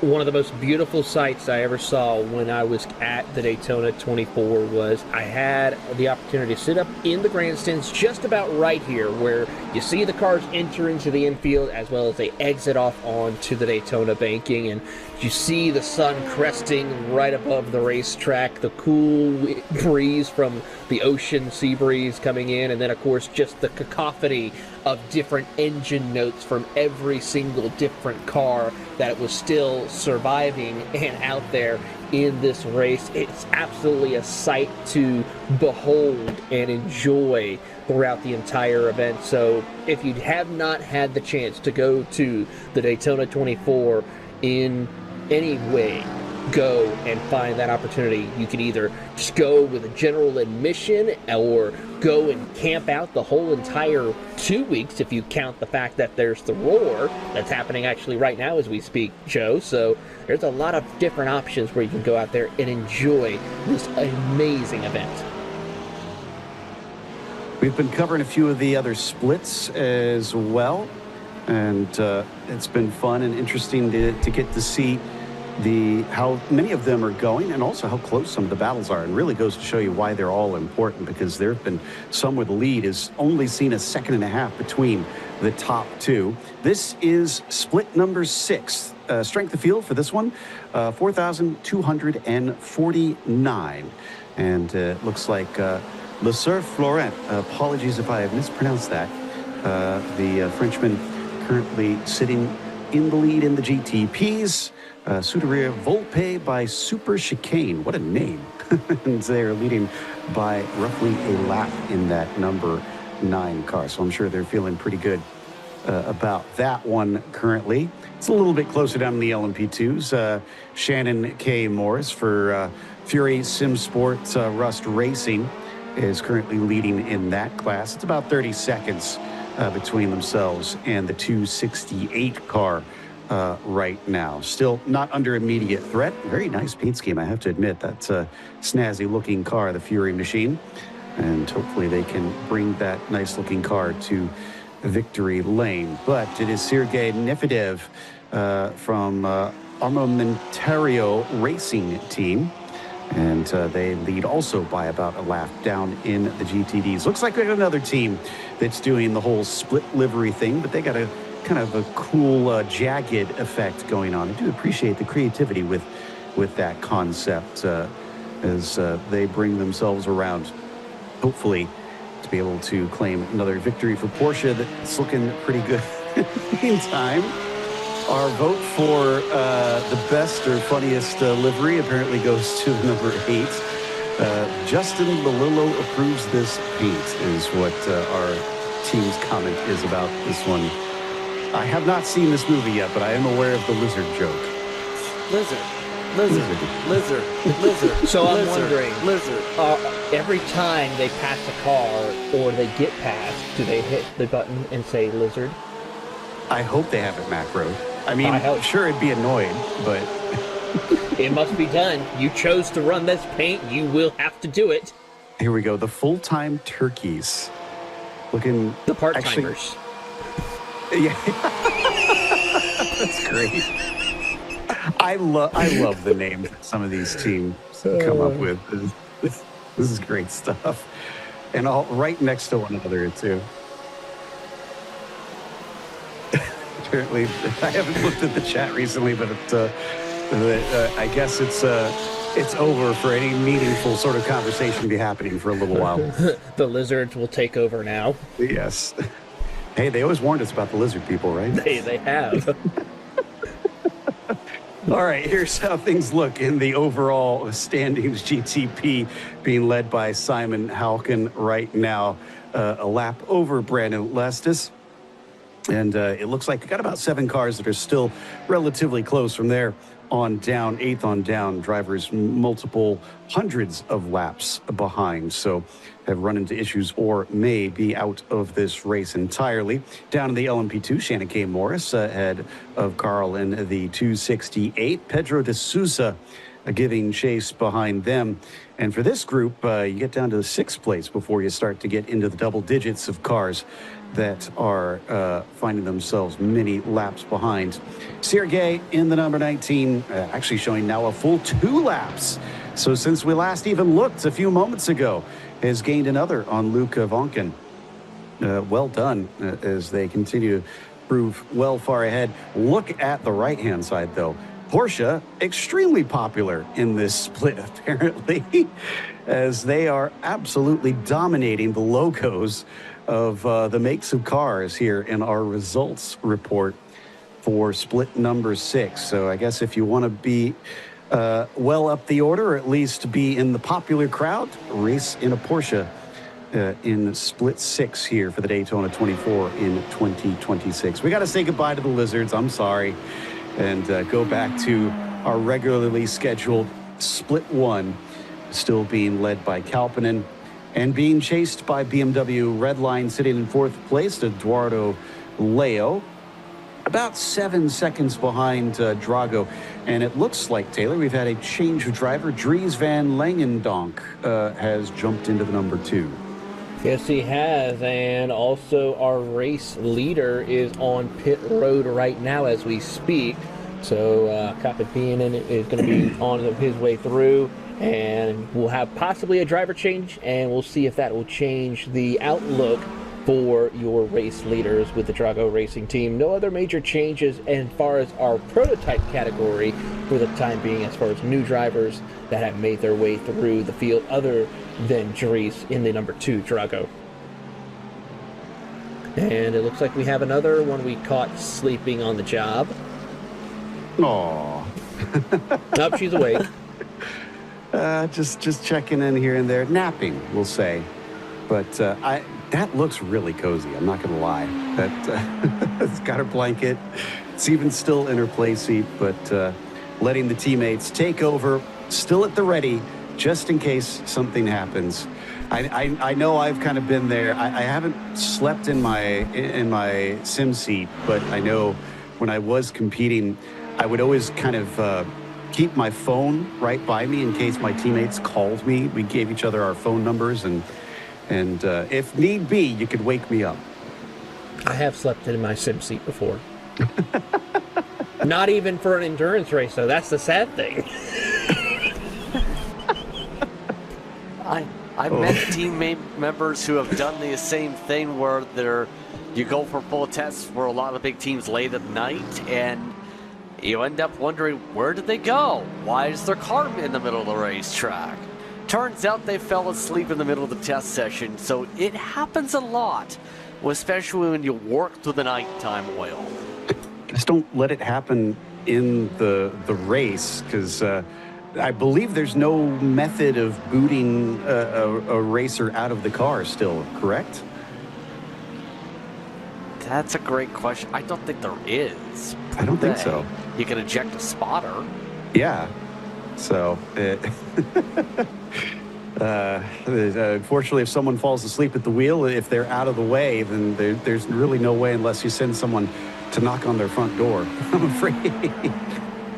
So, Maria still sitting nice and cozy, and she lets her fellow drivers take care of things, and still with the chat popping some icons across the stream as they are also entertaining themselves here as we check back in with Leo once again.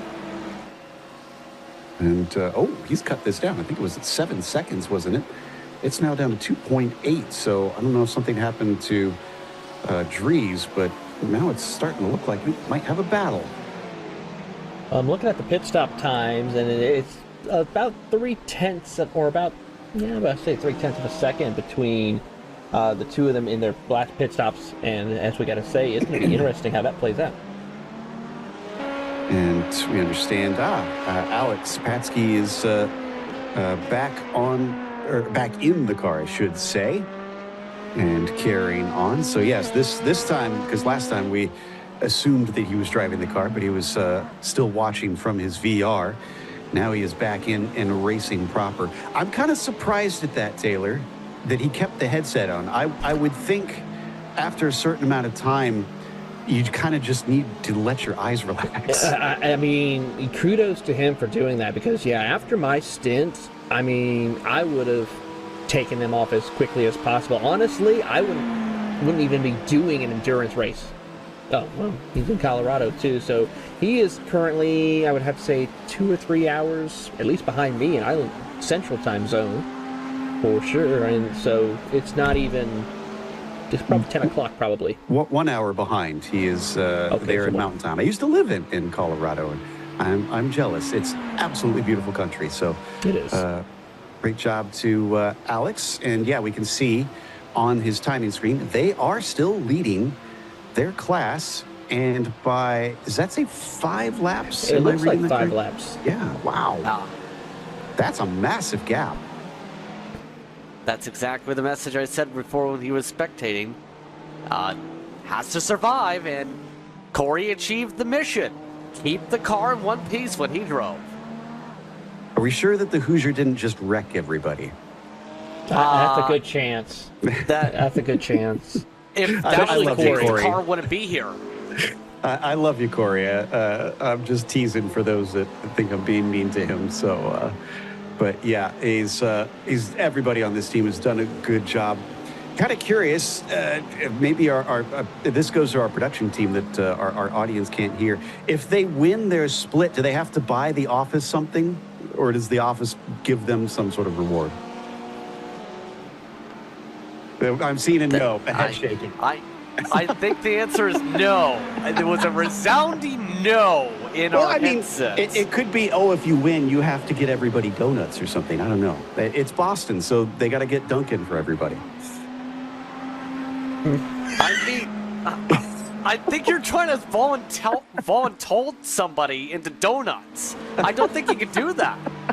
That was a very angry response from our crew. Corey is now like, challenge accepted, ladies and gentlemen, as Cisco is now going to pull the plug on this whole thing. And good night, everybody. Cisco is not on their team, so he doesn't have to buy it for everybody. I'm saying there was the winning team that buys treats for everybody in the office. Anyways, back to being on track with this race. We're still following Team Redline. Yeah, now he's on board with it.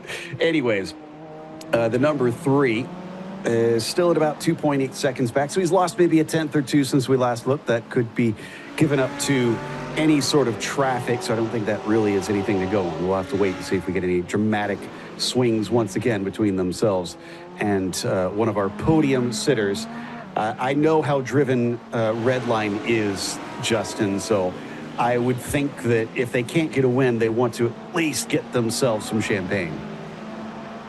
Yeah, get themselves at least a respectable finish here, and I think with what we're seeing from the 3 machine, it's respectable. Remember, before, the gap was around 1.3 seconds before the pit stop delta, to answer your question. That's how rapid the speed difference has been on the older tires here compared to Drago, who was building up the temperatures here. I think right now, Leto, long term, has the quicker car right now to be able to close up. Now will they be able to keep that up? You see the pace has been near perfect on the 133 flats as of late. Oh, wow. So there you go. They've cut down even more. Traffic giveth and traffic taketh away. Can the BMW chase down the Ferrari and take away their stranglehold on the podium positions? They look motivated, as I said. Look at them slice right between the GTD cars, timing that one perfectly. And they did get cost a bit of time. So maybe this is what forced Drago Racing to give up a bit of it, Taylor, as they hit this traffic, and now the BMW is having to deal with it. Absolutely, and it's going to be a tough one as he has to negotiate through all this as they work their way through the Western Horseshoe, and now we'll see what the BMW can do. Can he hunt down that Drago Racing machine Ferrari as they approach the high banks of Daytona?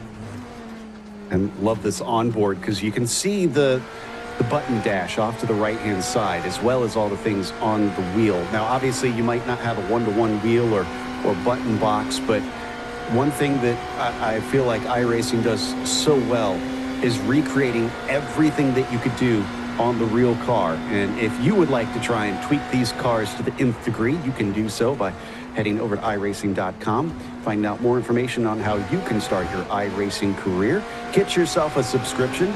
Maybe you'll be racing in the Daytona 24 come 2027. But yeah, the setup changes, the in-car changes, Taylor, it's, especially in these prototypes, it gets complicated. It really does. I mean, especially with the hybrid system alone that you have to learn about, figure out how to properly adjust it, plus the new tire model for these LMDH and hypercars. I mean, it's going to be incredible to try to just learn the basics to be able to how to go fast, let alone going out there to just drive it as normal. It's a fun car to drive, but so intricate to learn the ins and outs of how to make this car go fast. More of a jet pilot these days. The way that you have to race some of these high downforce machines, prototypes, open wheelers on the high end, as they require a lot of knowledge, study, and understanding of what you're doing inside that cockpit. And the same applies here to iRacing, since they do try to make them one-to-one to the real car. Well, it's gone back up. It was down as low as about 1.7 seconds, but it's now back up to about 2.4 between the number 2 and the number 3 car. So we're not going to get that battle right now, but we could still have one in the future. The podium is up for grabs. Keep your eyes on that Red Bull liveried machine. And keep in mind the driver that's being closed in on here with Drago's side, with Dries in particular. You're talking about a competitor that just recently is part of the F4 British Championship, one of the rising competitors in terms of the driving ranks for 2026. You're talking about also someone that's built up a good resume for the karting side. In the first place, it's been able to get some experience built up very young. And a lot of these young drivers are going to still have to try and find a way to get up to grid and go if you're in LMP2 to turn the attention over there. Because they start up at the front, they slip back over the course of the race. It's been for grid and go what you would expect from what we've seen in the past couple of years here, Taylor, on the pace to be able to manage this gap. They've had to work for it today, though.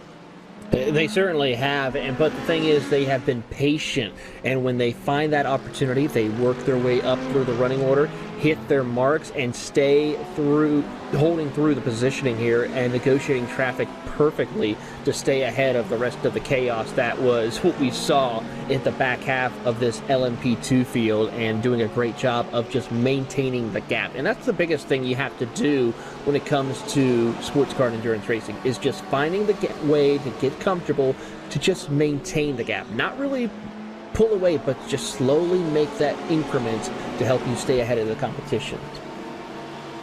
And I think worth noting that FX Simulations with Harris behind the wheel currently has cut it down, or did cut it down to about 18 seconds. I think it's gone up again. We've seen some of that ebb and flow. It's now at 19.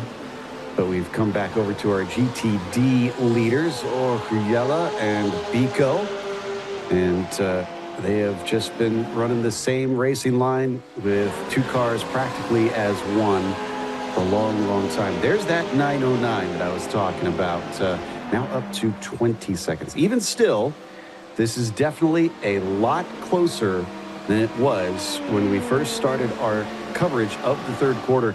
I believe it was somewhere in the realm of about 35 to 40 seconds away from them. At this rate, I think they could potentially catch up to them. There is the lap comparisons, and it does look like Harris is consistently gaining. In fact, 0.9 of a second is a massive chunk. That's actually just about a full second, just by 2/1000ths off that mark. Harris is absolutely flying, and it shouldn't be a full surprise because, again, one of the drivers in the 8K range, but also is one of those who crosses over from the open wheel side, who's been a multiple-time record holder on the service. So Harris, I think, is just going full hot lap, and it's similar to what I've noticed in some of the stints he's done over the course of the run, where the car seems to pick up for the short to midterm in these stints, and I think it's where Harris is really starting to thrive. The thing is, it's going to have to continue over the course of the next few hours to get back up to grid and go. I don't think we can count this one over. Other than that, our close fights down in the LMP2s here sees P3 about 5 seconds apart. Thomas Imberg for Delatraz Automotive and Matt Performance with Aaron Vasquez, the two that are going to hopefully be fighting for that. And we've got some more streams that we can show off as well, with plenty of drivers all sharing their experience here in the 24. So we'll check in on a couple of those here in just a moment, show you how some things are happening with them.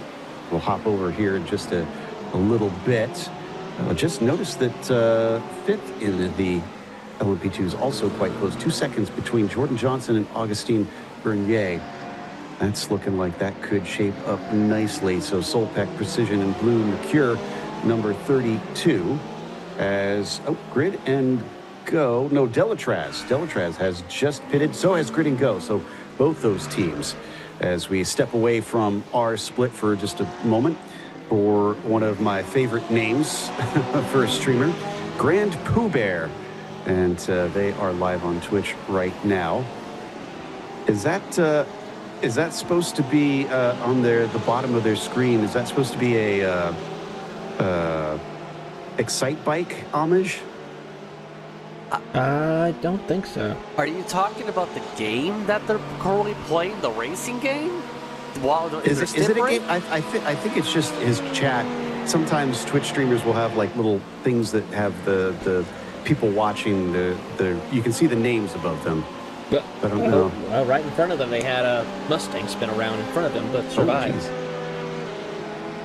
Yeah, and you can see things behind them looking pretty crazy as well. So they're having plenty of action at this stage. We'll try and solve the mystery of that game at the bottom a little bit later, but that does intrigue me. In fact, trying to see on the right-hand side where we've got a little bit of our screen covering it. It looks like they almost have two cameras up with another streamer as well. As we come back to more of our LMP2s, Harris now pits. How far behind are they going to be? The Grid and Go car checking in on the Drago Racing of Atikaupinen, currently running in the lead as he has been since the start of our coverage. And he's now about 43 seconds ahead. Everyone just making their scheduled service here as see the lights starting to really shine over the racetrack. The floodlight's going to stay on for a little bit more longer for the racetrack to help with the visibility here. But now it's going to be where those temps, as we said, will pick on up for drivers pretty soon here. Beautiful sights and sounds we're seeing already here for this January day here at Daytona. So I can report that effect simulation seems to have come out maybe even a little closer, but then the cooler tires might put them back to where they were because it's showing at about maybe 15 seconds. Remember, it was at about 18 or 19 before. So again, that could be getting ever closer between them. Yeah, but they also got to worry about the 21 machine right behind the Delatraz automotive machine with Thomas Imborg behind the wheel of that machine, as the map performance number 29 with Vicente Aparico will also get behind the wheel in 4th position. Yeah, it's looking like another 15 seconds there to the 21 of Delatraz. Map performance, though, that you mentioned with Aparicio is only 3.3 seconds behind, and that is for a podium spot. All of our LMP2s have now taken their recent stops, except for the 004 and the 11, but they are off cycle due to incidents a little bit earlier, and they're down in 9th and 10th. So everybody 1st through 8th have just been in and out and on their way. Watching the 21 of Imborg sitting in, I know it says 4th on the side of their car, but they are in 3rd currently. They're going to go by one of our Porsches, easily lapping that GTD car without too much hassle. The side of their number should update next time they cross the line. We'll say it helps with the visibility for fans to have that number board. You know, that was a conversation point when they first came on, but it's really grown and become a staple of this type of racing to be able to track the various classes here. We'll say, though, Joe, the main question to me as we come up towards the top of the hour is going to be where a lot of these drivers stand with stints, because in particular, you're talking about some of the various teams really pushing a lot through the nighttime stint. Some of the drivers 4 or 5 hours. There's going to be some drivers you have to think have to balance the fair share coming up to close out in these next few hours, because if you don't balance that out for certain, you're going to be in trouble. Exactly. I think at this level, though, most of the teams probably have it planned out pretty well. If they've gone off of their plan, then probably have rebalanced it. I'm almost certain that most of them have spreadsheets and things, because I know even our team at the low level we were racing would have all kinds of Google Sheets that we had put together with the plan on who was racing when, the schedule, and how many hours each driver would rack up. And as that went on, it was always adjusted and readjusted to try and reflect how things actually are. So hopefully shouldn't be an issue. If it is, somebody has really got to be reassessed at their job on the team. Absolutely doing a great job of holding positioning here as we see them work their way through across the line, and more cars coming down on pit road here as we see our GTD leaders up in front of the number 21 as he tries to close the gap between himself and the 909. Yeah, things getting a little congested out there through 1, 2, and 3. Yeah, and eventually going to find his way past the two leading Williams drivers and just slotting in front. And it's just a wonderful dance between them. You could see the experience and the knowledge of what the other cars do. And I think that's the big thing in terms of how you deal with traffic. The fact that he knew where he could place his car, and those other cars also knew, Taylor, that down through the International Horseshoe, they all got back in line, almost like there was nothing to it, but it can so easily go awry if you get that timing wrong. It really can, and you have to be so careful with how you place that car because the International Horseshoe, it looks like an easy corner, but honestly, it's probably, as far as the infield section, one of the most difficult ones because of how much speed you're still having to carry. You could carry a lot of speed and think you can maybe stretch that braking zone a little bit further or later, but actually there's only like 1 or 2 spots that you have to get on the brakes quickly in order to make that corner, and then worry about tracking out a little too far wide. Yeah, both the International and the Western Horseshoe are more difficult than you would imagine because they look like hairpins. But as we come back to Drago, I don't know why I keep saying Draga, but they are once again near each other, and the nerves of the fans of the team may be heightened a little bit, hoping that everything goes okay. Now, I mean, so far so good. We haven't had any major contact, and just as I say that, they're about to make contact here. Please keep it clean, gentlemen. We don't want another chaotic moment between the teams as they work their way across the tri-oval and see what will happen here.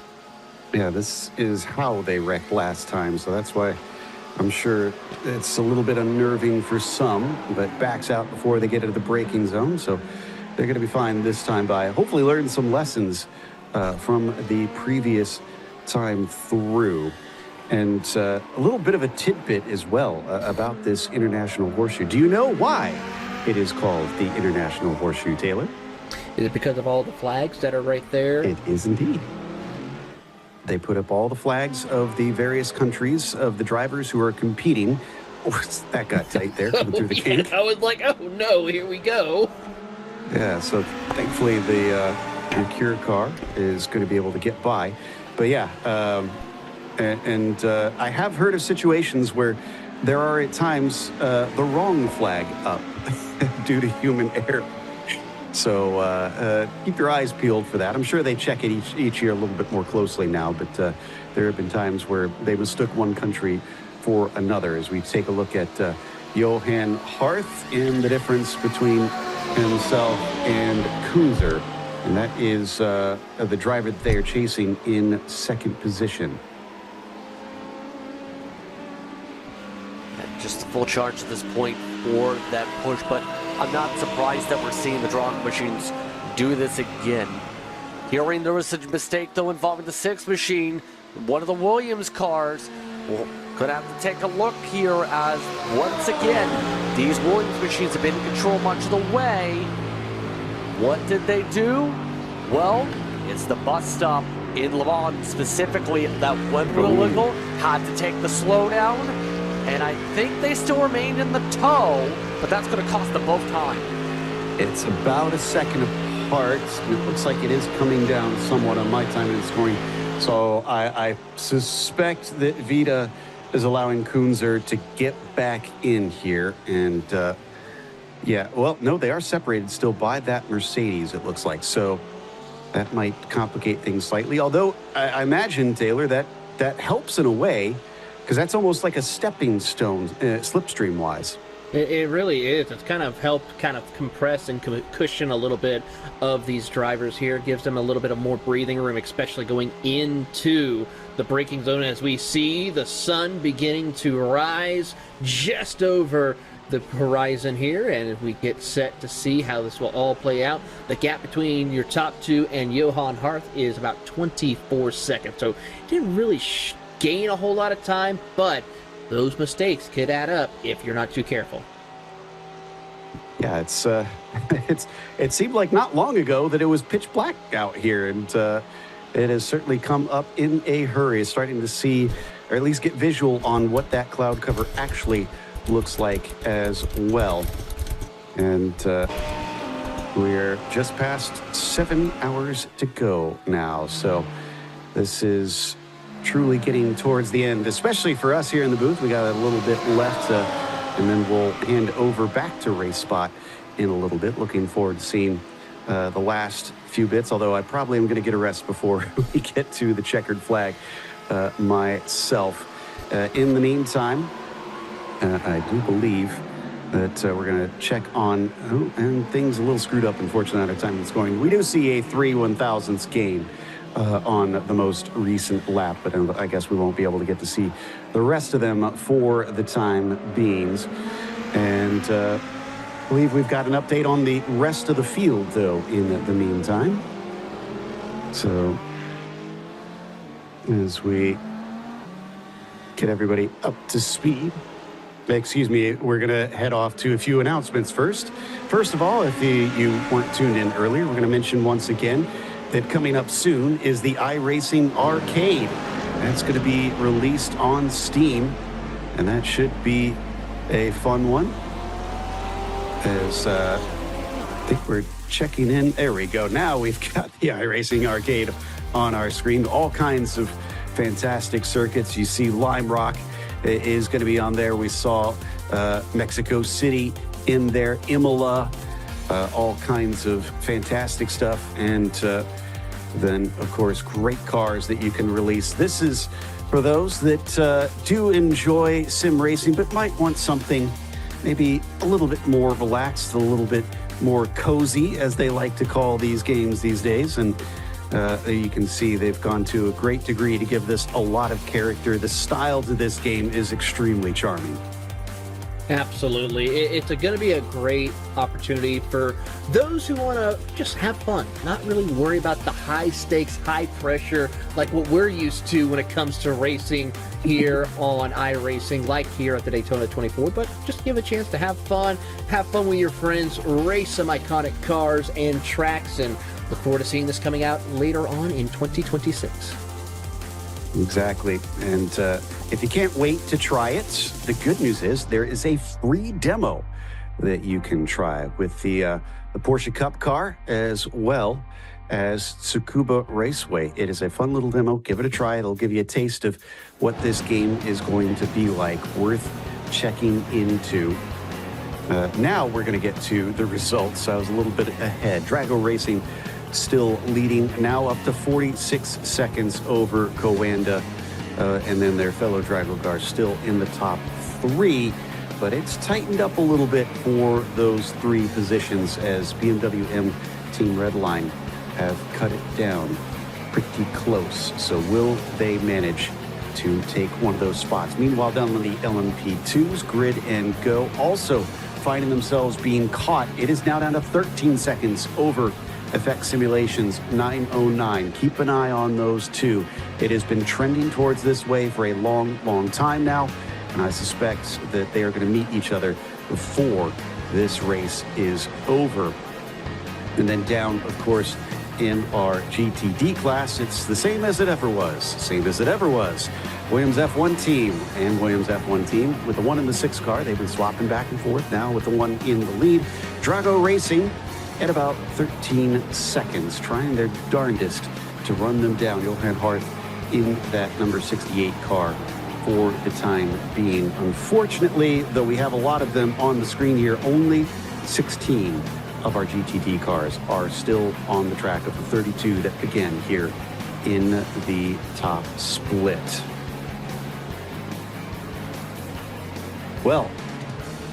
As the sun starts to rise, the drivers now have a little bit more visual. We also have to remember that we're, at least in the real world, getting deep, deep into the night over in Europe. Here in the States, it is getting, well, at least over here, it's past midnight on the East Coast, getting close to 1 a.m. So even many of the American drivers and North Americans are finding themselves maybe getting a little bit sleepier.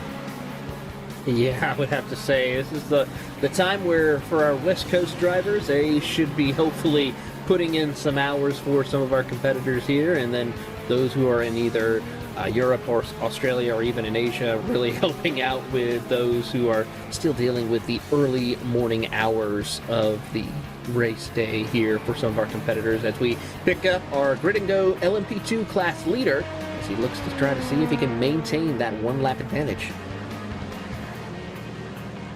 Yeah, and we saw as well some of the positions gained of the various classes. Now, as we move over here, look at the number 48 car. 20 spots improved. And again, some of that probably due to the attrition, but a lot of it is still going to be some passes made out on track as well. Another little situation that we witnessed there with the Williams cars having to let one of our prototypes down through the international horseshoe, and that can always give away some of that time. So this is not over. We're going to hop on board another of our LMP2s, showing what it's like having to slice through this traffic, Justin.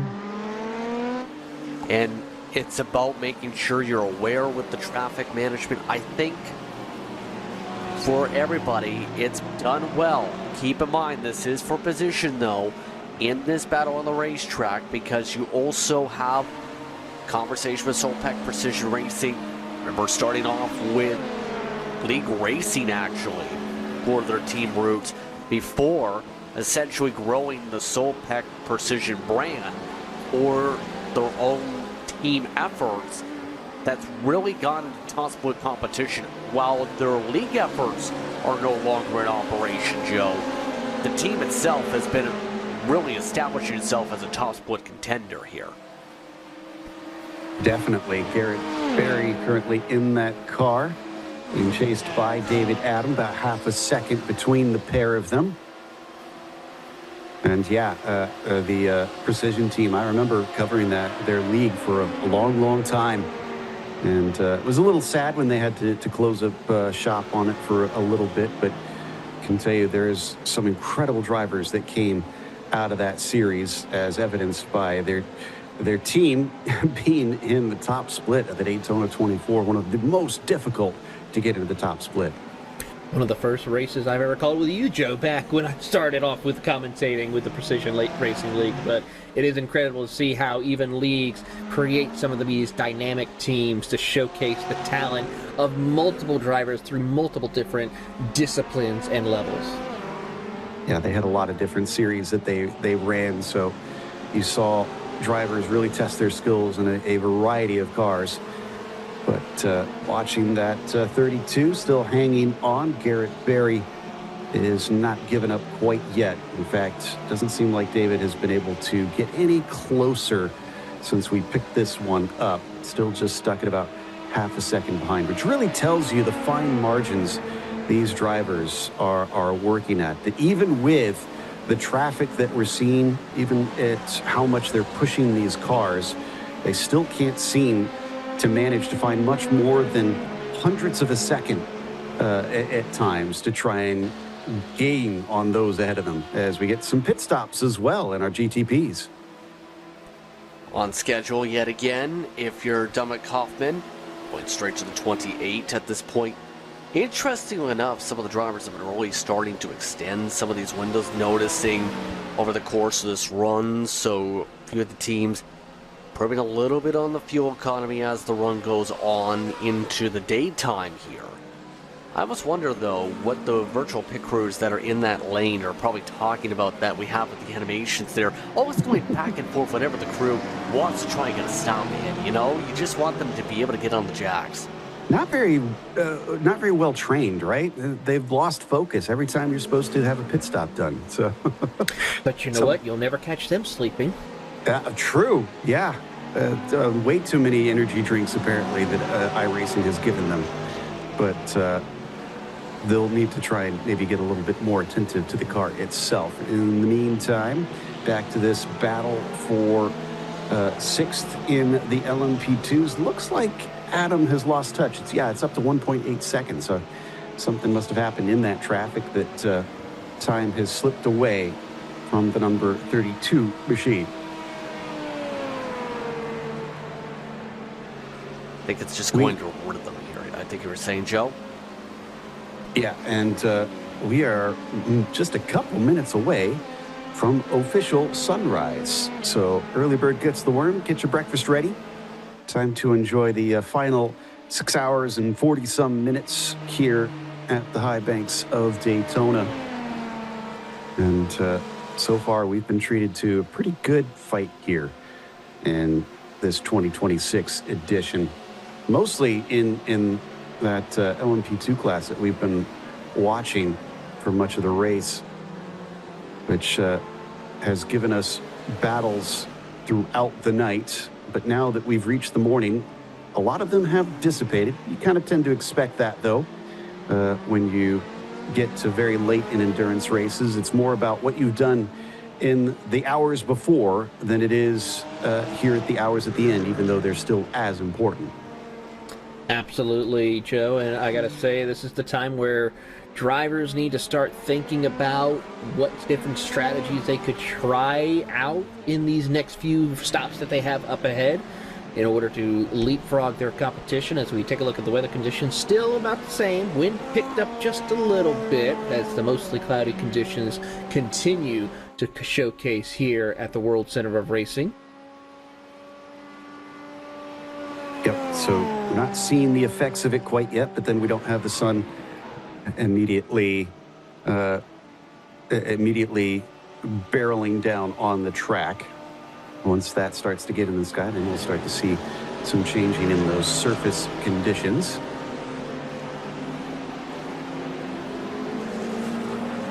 Meanwhile, if you want some more temptation as to what it would look like if you were actually at the race, another thing that's beautiful about iRacing is you can actually send the cameras to various spots that you would actually sit at and view from. And this is definitely one of those good spots. This is down in the Western Horseshoe. Do love going to watch from this stand. A lot of action happens down here. And more than anything, you can see from this perspective, you can see pretty much the exit of turn one all the way down into the International Horseshoe. And so effectively, pretty much all the infield here from these seats. So when I went to the Daytona 24 my last time back in 2020, this is one of the areas I would go to park, and I would just sit there and watch the race, especially if it was really cold, turn the heater up in your car a little bit and just watch all the action, have the radio going on, playing the event. And it was really just a nice angle to see all the action because of the cars coming right at you out of the kink, and then all of the action you would see in the Western Horseshoe, because there was times where it got a little bit crazy for some of the competitors trying to negotiate through lap traffic. Yeah, you have to remember when they come out of the kink, if they do wind up in the grass, they're effectively coming directly at you there. So yeah, it's a thrilling spot to watch from. And look at this. If you get up on the high spots of that little grandstand, you can also see the banking and see them going out. That the other thing that stood out to me when I was finally able to go in person was that the steepness of the banking and the height of the banking really doesn't get across here in the sim and on TV when you watch. When you're standing by the guardrails and looking up at that banking, you kind of realize just how huge they are. So here's a good angle right here as you see how steep the angle of the banking is. I had the privilege of actually driving on the banking here at Daytona, and my friend of mine was driving the truck, and as we climb the banking, I'm having to hold on to the armrest that's next to me to keep me from just sliding further down and into his lap because of just how steep the banking here at Daytona is. Cars zipping by, of course, and the sounds too. That's the other thing. If you ever get a chance, go and watch by the Tri-Oval. You can get relatively close. They don't like you standing too close because obviously it's a dangerous spot to get right up by the fencing. So the drivers or the people that are watching out there, the safety folks, will kind of shoo you away if you stand for too long. But you can see these cars zooming along at 170, 180 miles an hour and mere feet away from you.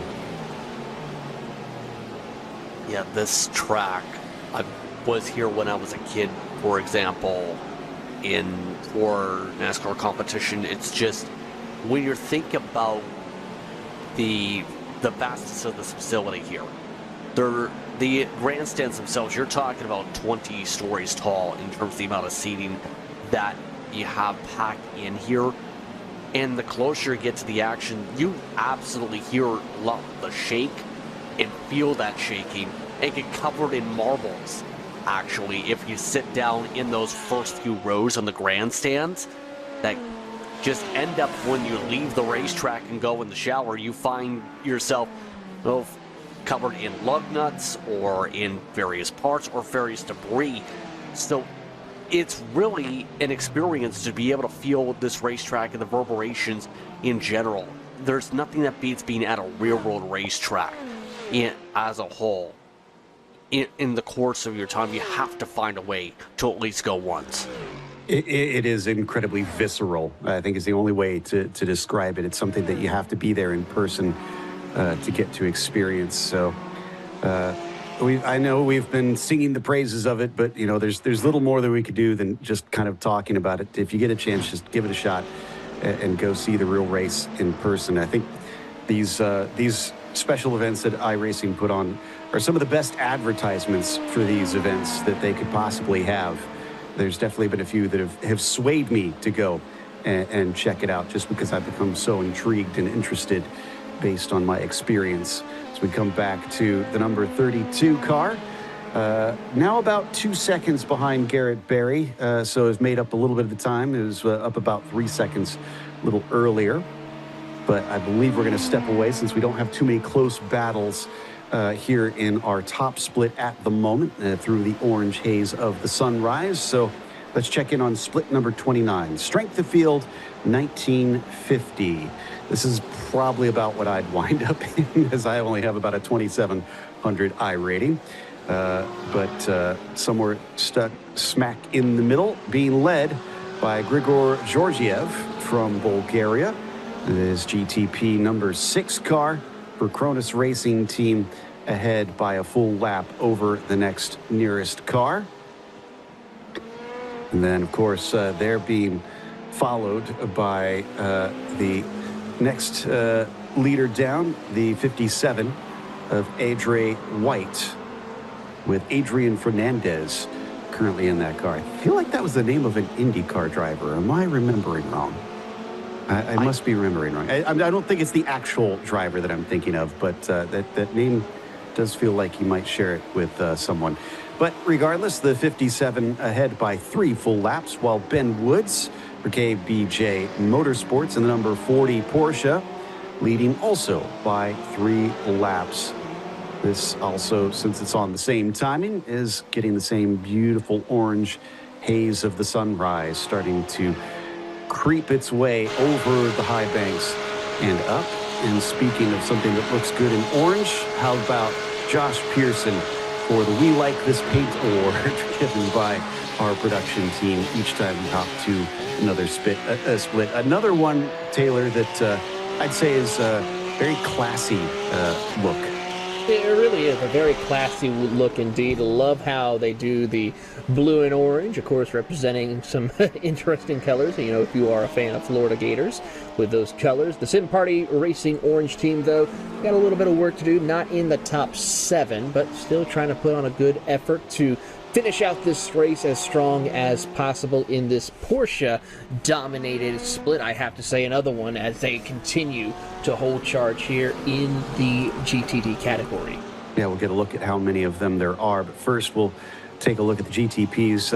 Actually interesting that while we have Ferraris, Cronus and a few other Porsches are the ones that are leading up in the GTPs for their class in split number 29. It's not a different make competition over in the LMP2s, as they are all the Dallara.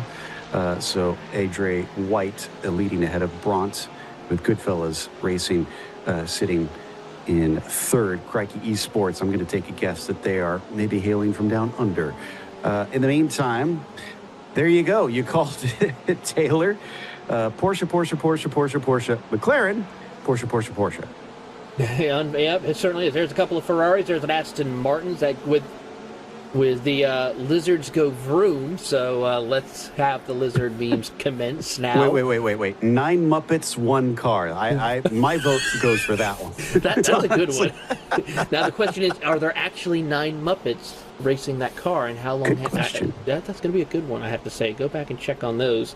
The Sim Party Racing Orange, they got quite a bit of work to do. They're 28 laps down, but great paint schemes. They win an award at least sometime for this race, and Mom Spaghetti Motorsports involved, and unfortunately out of the race.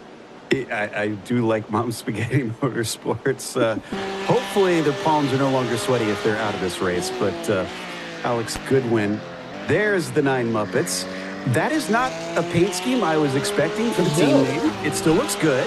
It does. A nice throwback paint scheme to the Group C era days with Porsche racing over in Japan. And there's the lizard goes vroom in the Aston. And there is a lizard on the hood of that Aston Martin. Simple and understated. Give them credit.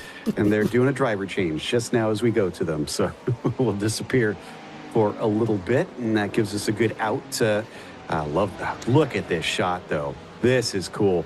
There is the sun just over the horizon and peeking in, and view from the stands. One of the best spots that you can watch from at Daytona. The entry to turn 1, go up as high as you can.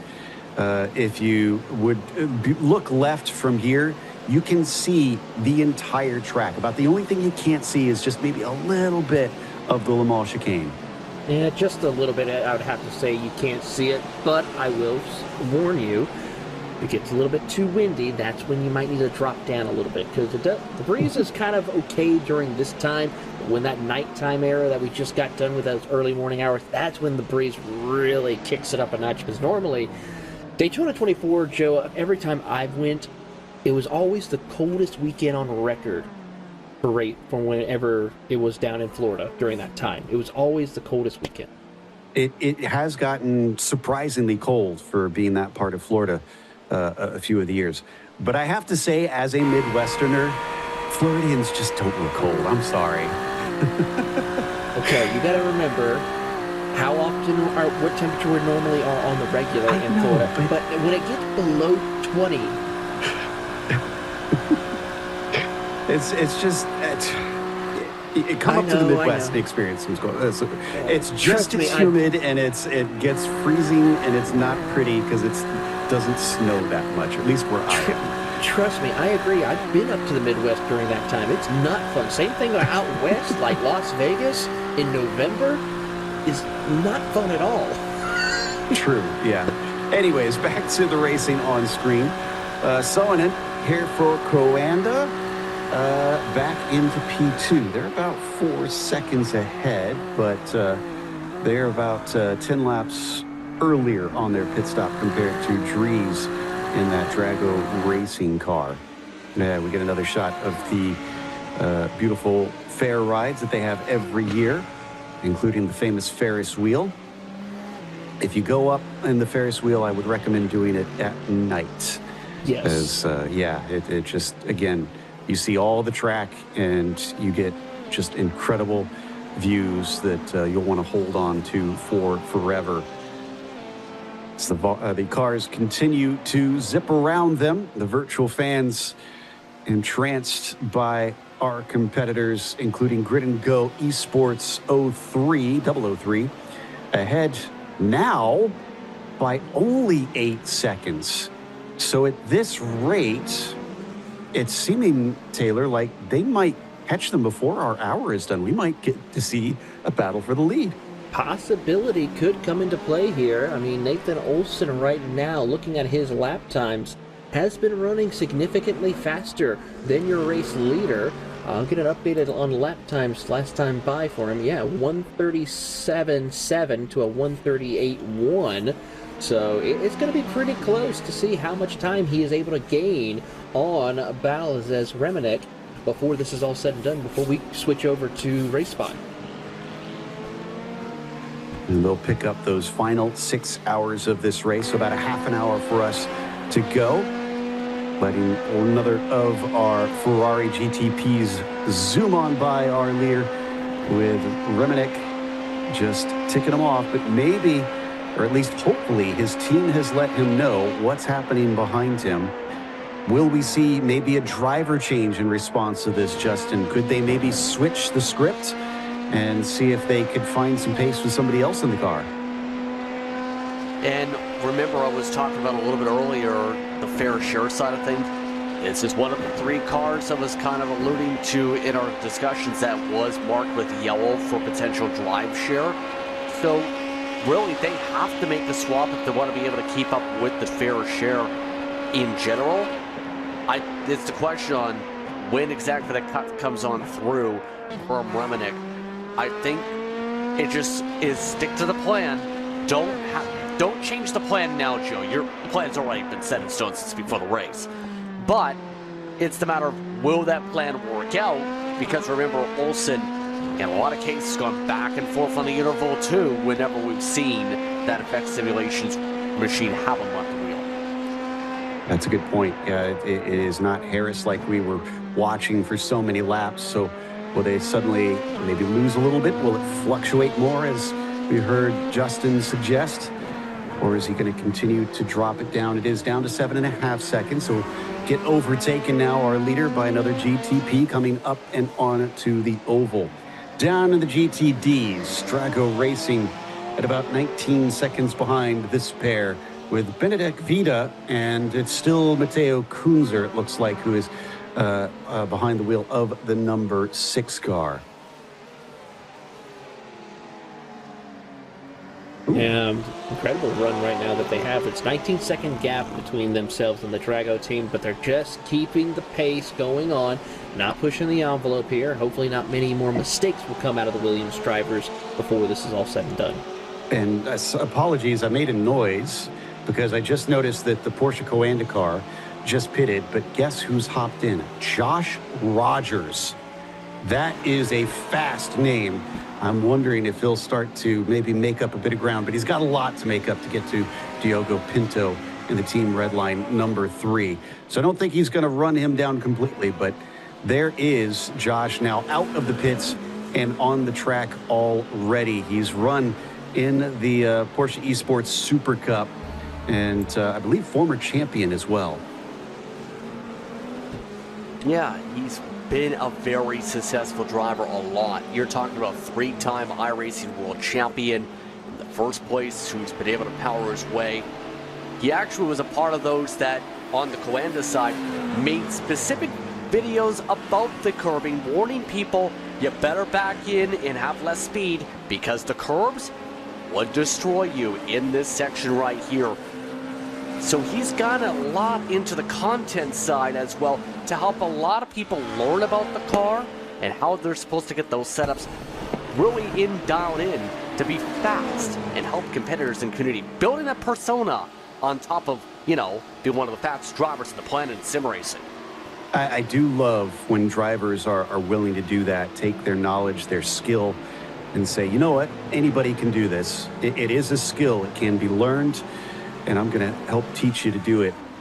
And, I've seen that in some communities where fast drivers will not only help coach and do things like that, they'll put their setups out. Kind of one of those, it's almost a taunt in a way, Taylor. It's saying, you know what, I'm so confident. If you think you're fast enough, take this and see if you can, match my times. Yep, but the thing is, I will have to say, when it comes to that stuff, as our LMP2 race leader will come down into his pit box, you may have a great setup and you have the speed, but also you got to throw in the factor, that setup is based off of your driving style. So of course you could give a setup like that where you're so confident, that other driver may not have the same driving style issue. So it's kind of a mixed bag of emotions of how it'll play out here as we watch the Drago drivers work their way through the Le Mans chicane and continue on their way through. And we switch over to our new leader in the LMP2s because of that pit stop from Grid and Go. They'll give us one shortly. Interesting comment from Sean Campbell. Says, I will say from experience, it's not easy to get into, but I'd say it's definitely worth it for the experience of the stuff. Not easy to get into like I got into it over 10 years ago. And I think that's a fair comment, is that we had talked about this, Taylor. It is a different sim from how it is 10 years ago. And it probably does feel a lot more complex than when you and I first got into it. So I'm sure it can be a little bit overwhelming, but I think that goes back to the community. If you find the right group of people, you'd be amazed how much help people are willing to heap upon you if you're new to the sim. I have to agree with you. I mean, I have to say also, Joe, compared to what it was 10 years ago for me and you when we first came on board, it was competitive, but I feel like the competitive levels have increased by 100-fold since we've been on it 10 years ago. And all the new technology, I mean, we talked about it with the Cosworth deal, utilizing the telemetry tools that they have for us that we can use on iRacing. Ooh. Also, as we watch this close little fight here, with a BMW being very antsy trying to negotiate through some lap traffic, but is able to recover as we go back through and now tries to dive to the inside of another LMP2. Very dicey, I have to say, for that BMW here. I'm looking to see if he's trying to possibly some beef going on, and I will say this is the battle for position. He is trying to catch up to Joshua Rogers in the 5th spot. So while you were talking, they went 3 wide, and it looked like maybe there was a bit of a sketchy moment as they were trying to come onto the banking out of turn 6. So I wonder if that's what we were seeing, is the sort of that waggle of the GTP was maybe, hey, you should have given me a little bit more room there. You risk both our races. So with that, the moment is over and gone just as soon as it happens. So hopefully the two of them can put it behind and focus on the track ahead. Absolutely. Hopefully that's the case. But right quickly back on that point we were talking about with all the tools, I mean, think of just utilizing not just the telemetry, but AI as well. I mean, I've seen a lot of people utilizing that to help improve upon how to get around these tracks or even how to work on adjusting their cars. Yeah, that's something that was definitely added to iRacing after you and I joined the AI racing, that it gives you a chance, maybe the cars that you want to run, the split that is typically populated, you might not have a time schedule that works with that. Then you can populate an AI race, get out there. It might not be perfectly the same as racing against other human beings, but it gives you that chance to get that practice, that experience in the car of your choice. It is very cool. And iRacing has all kinds of neat rosters for certain cars that you can apply. Not only that, but build your own roster as well. Yeah, that's true. name it however you please, but just remember, if it is insulting, you'll have to remember that there are people out there. They might see that someday, so be kind. But in the meantime, we see our Drago cars in the GTDs off of pit lane. This is Johan Harth still in the 68. That is not for position. Johan in the white and red car is being towed along, though, it seems, being helped by his fellow Lambo. Yeah, I know this was a hot-button topic earlier on for those watching along, so it's really the thought of, do you want this to be the case? But the one thing I will say is, if you're a team, you're looking for an advantage in any way to be able to get the assistance, and we know that they have been committed whenever their cars are on track to stay together here. So it shouldn't be a surprise to see how much they're trying to help out here. At least if you are Daniel Antunes, for example, for the 69 machine, trying to assist them what they can. The problem is, the tow's not working like it was before. Yes, they're slowly bouncing back on the interval now that we're in the daytime to the Williams machines, but it's going to take a monumental effort over the next 6 hours to really get back up there and have a true shot at the 1 and the 6, because they played the same game and broke away with better fuel mileage. Yeah, they just were more effective on it seems. And if I'm honest, I felt like they generally did seem to have a bit better pace too. So I don't think it is strictly down to the fact that they were working together. And I think we're going to be checking in on one more split before we take off, because we're getting closer to us handing over to the wonderful folks over at Race Spot. But I think we're going to be checking out split number 16 shortly. And this is another tie-in with our team here at iRacing. Lorenzo Bonder, who's been helping out with the broadcast. His team is in the number 33 LMP2, and he'll be getting back into the car in a few minutes. But up at the front of that split is Nick Terrell in the Olmec SR Black GTP car. Really nice idea of how to utilize what the official factory Porsche GTPs look like as we go to the ATR Argentinos MPDV Sim Park. That's a mouthful with Walter Geparduzzi, who is the Argentinian driver who's liberating his way through in that position. Had about a 33-second lead over his second-place competitor and doing what he needs to do as he holds on in these final 6 hours. Yes, of course, that takes us to the GTDs with Gilles Simoy and the Broken Bones Sim Racing. I like that name. That is cool. The Belgian currently has about 1 minute and 17 over Afric Typhoon, the 107 car behind them. And another Porsche leading the charge. It's becoming I think we only see one Mercedes. Yeah, we've seen a Mercedes leading one. I do remember that. I can't recall if we saw any other makes that have been leading. So this is the team that we were talking about. Cameraman Lorenzo, Tobias Rohner out of Germany, currently in the car. Do like this paint scheme. This is cool. The black and yellow, very harsh clash against the two of them, but set up well across it. And the 33 car. Where are they sitting right now? Do we have positions? 7th position. Okay. Talking Door Racing. Our cameraman, Mr. Lorenzo Bonder, is going to be getting behind the wheel here as soon as we get off the air. That's dedication.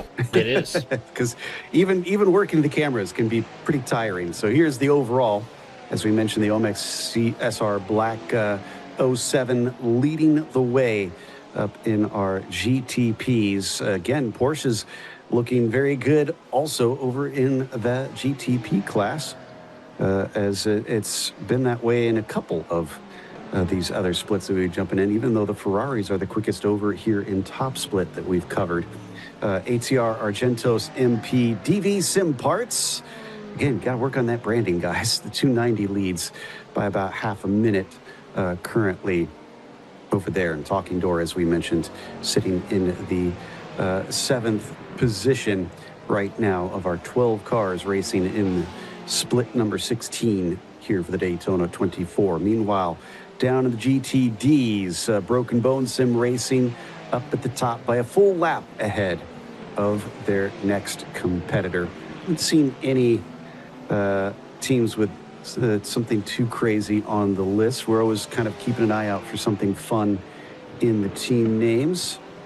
And yeah, nothing that really stands out to me so far. Yeah, nothing either here as we go through the rest of the field. Wet tires for the win. Old dudes in cars, also that I like that one. Yeah, unfortunate for the wet tires for the win. They didn't get the win, unfortunately, today. Their strategy of hoping for the rain didn't work out at all.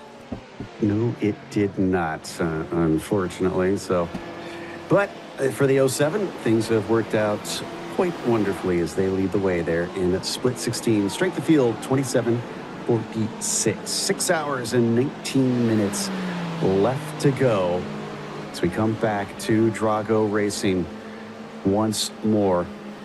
We're going to wrap up pretty soon, so I want to go to each of you guys and kind of get your thoughts about how this quarter of the race went. Justin, we'll start with you. I know I enjoyed it, and I hope you did too, because they've put on a show for us. Yes, indeed. We've seen a lot of good battling with the LMP2s in the first couple hours of this part of the coverage. But outside of that, it's been calm, but this is kind of the stepping stone to set up for that final stretch to get yourself a win or a podium finish. And we were expecting some of these big teams, if they were going to execute, to make sure they maintained on the warpath to get to the final 6 hours back to the daytime for the checkered flag in a few hours' time. And the best of the best teams like Drago Racing, we've seen in particular in GTP and Hypercar, have really solidified that they are going to right now be in a great spot to make sure they maintain. LMP2, I think, is still up for grabs. GTD, it depends really on if Drago can find a little bit of pace. But the LMP2s in particular is going to become the question. Will Effect Simulations make the recovery from dropping out of the top 5 in the first 6 hours and be able to make the resurgence back in the daytime to be able to pass behind Peter Suba, who completes his fair share, by the way, to have a chance for this win? Taylor, what's our 6 hours really struck you with this time? I mean, I have to say with this, the LMP2 race has been phenomenal throughout the time we've been on the air here tonight, and as we go into the early morning hours. Incredible racing, hard, dramatic entries that we've seen here. Some big names trying to do what they can. The prototypes, I mean, the Ferraris have been the absolute class of the field here, and putting on an incredible drive. And then, of course, the two Williams F1 Porsches. It's all about the strategy of working together as a team. It's what helped them, and I'm pretty sure for the Drago GT3 team, they are going to probably go back to the drawing board to see what they could have done to be better prepared for the next time we have a endurance race in the coming months, as we get set for more excitement here in these final 6 hours. And I gotta say, if you want to have a chance to do it, you got more opportunities this year, but try to set yourself up to do it again in 2027 for the Daytona 24. You will not regret it. It's a fun one. And if you're wanting to continue watching after we close up here in just a little bit, it'll be on YouTube. We will pick up with the next stream in a little bit. So it will be a new broadcast on the YouTube channel, but it'll just pick up exactly where this left off. And we will leave you in the capable hands of the wonderful Jake Sperry and Dara Thacker. No doubt they'll give you a good finish to this one. And of course, I want to thank everybody behind the scenes for our 6 hours of coverage here. We'll have a little bit of full throttle before we switch over to help the transition. In the meantime, on behalf of Justin Prince and Taylor Burris, I'm Joe Peak. Race clean, race hard. We'll see you on the track.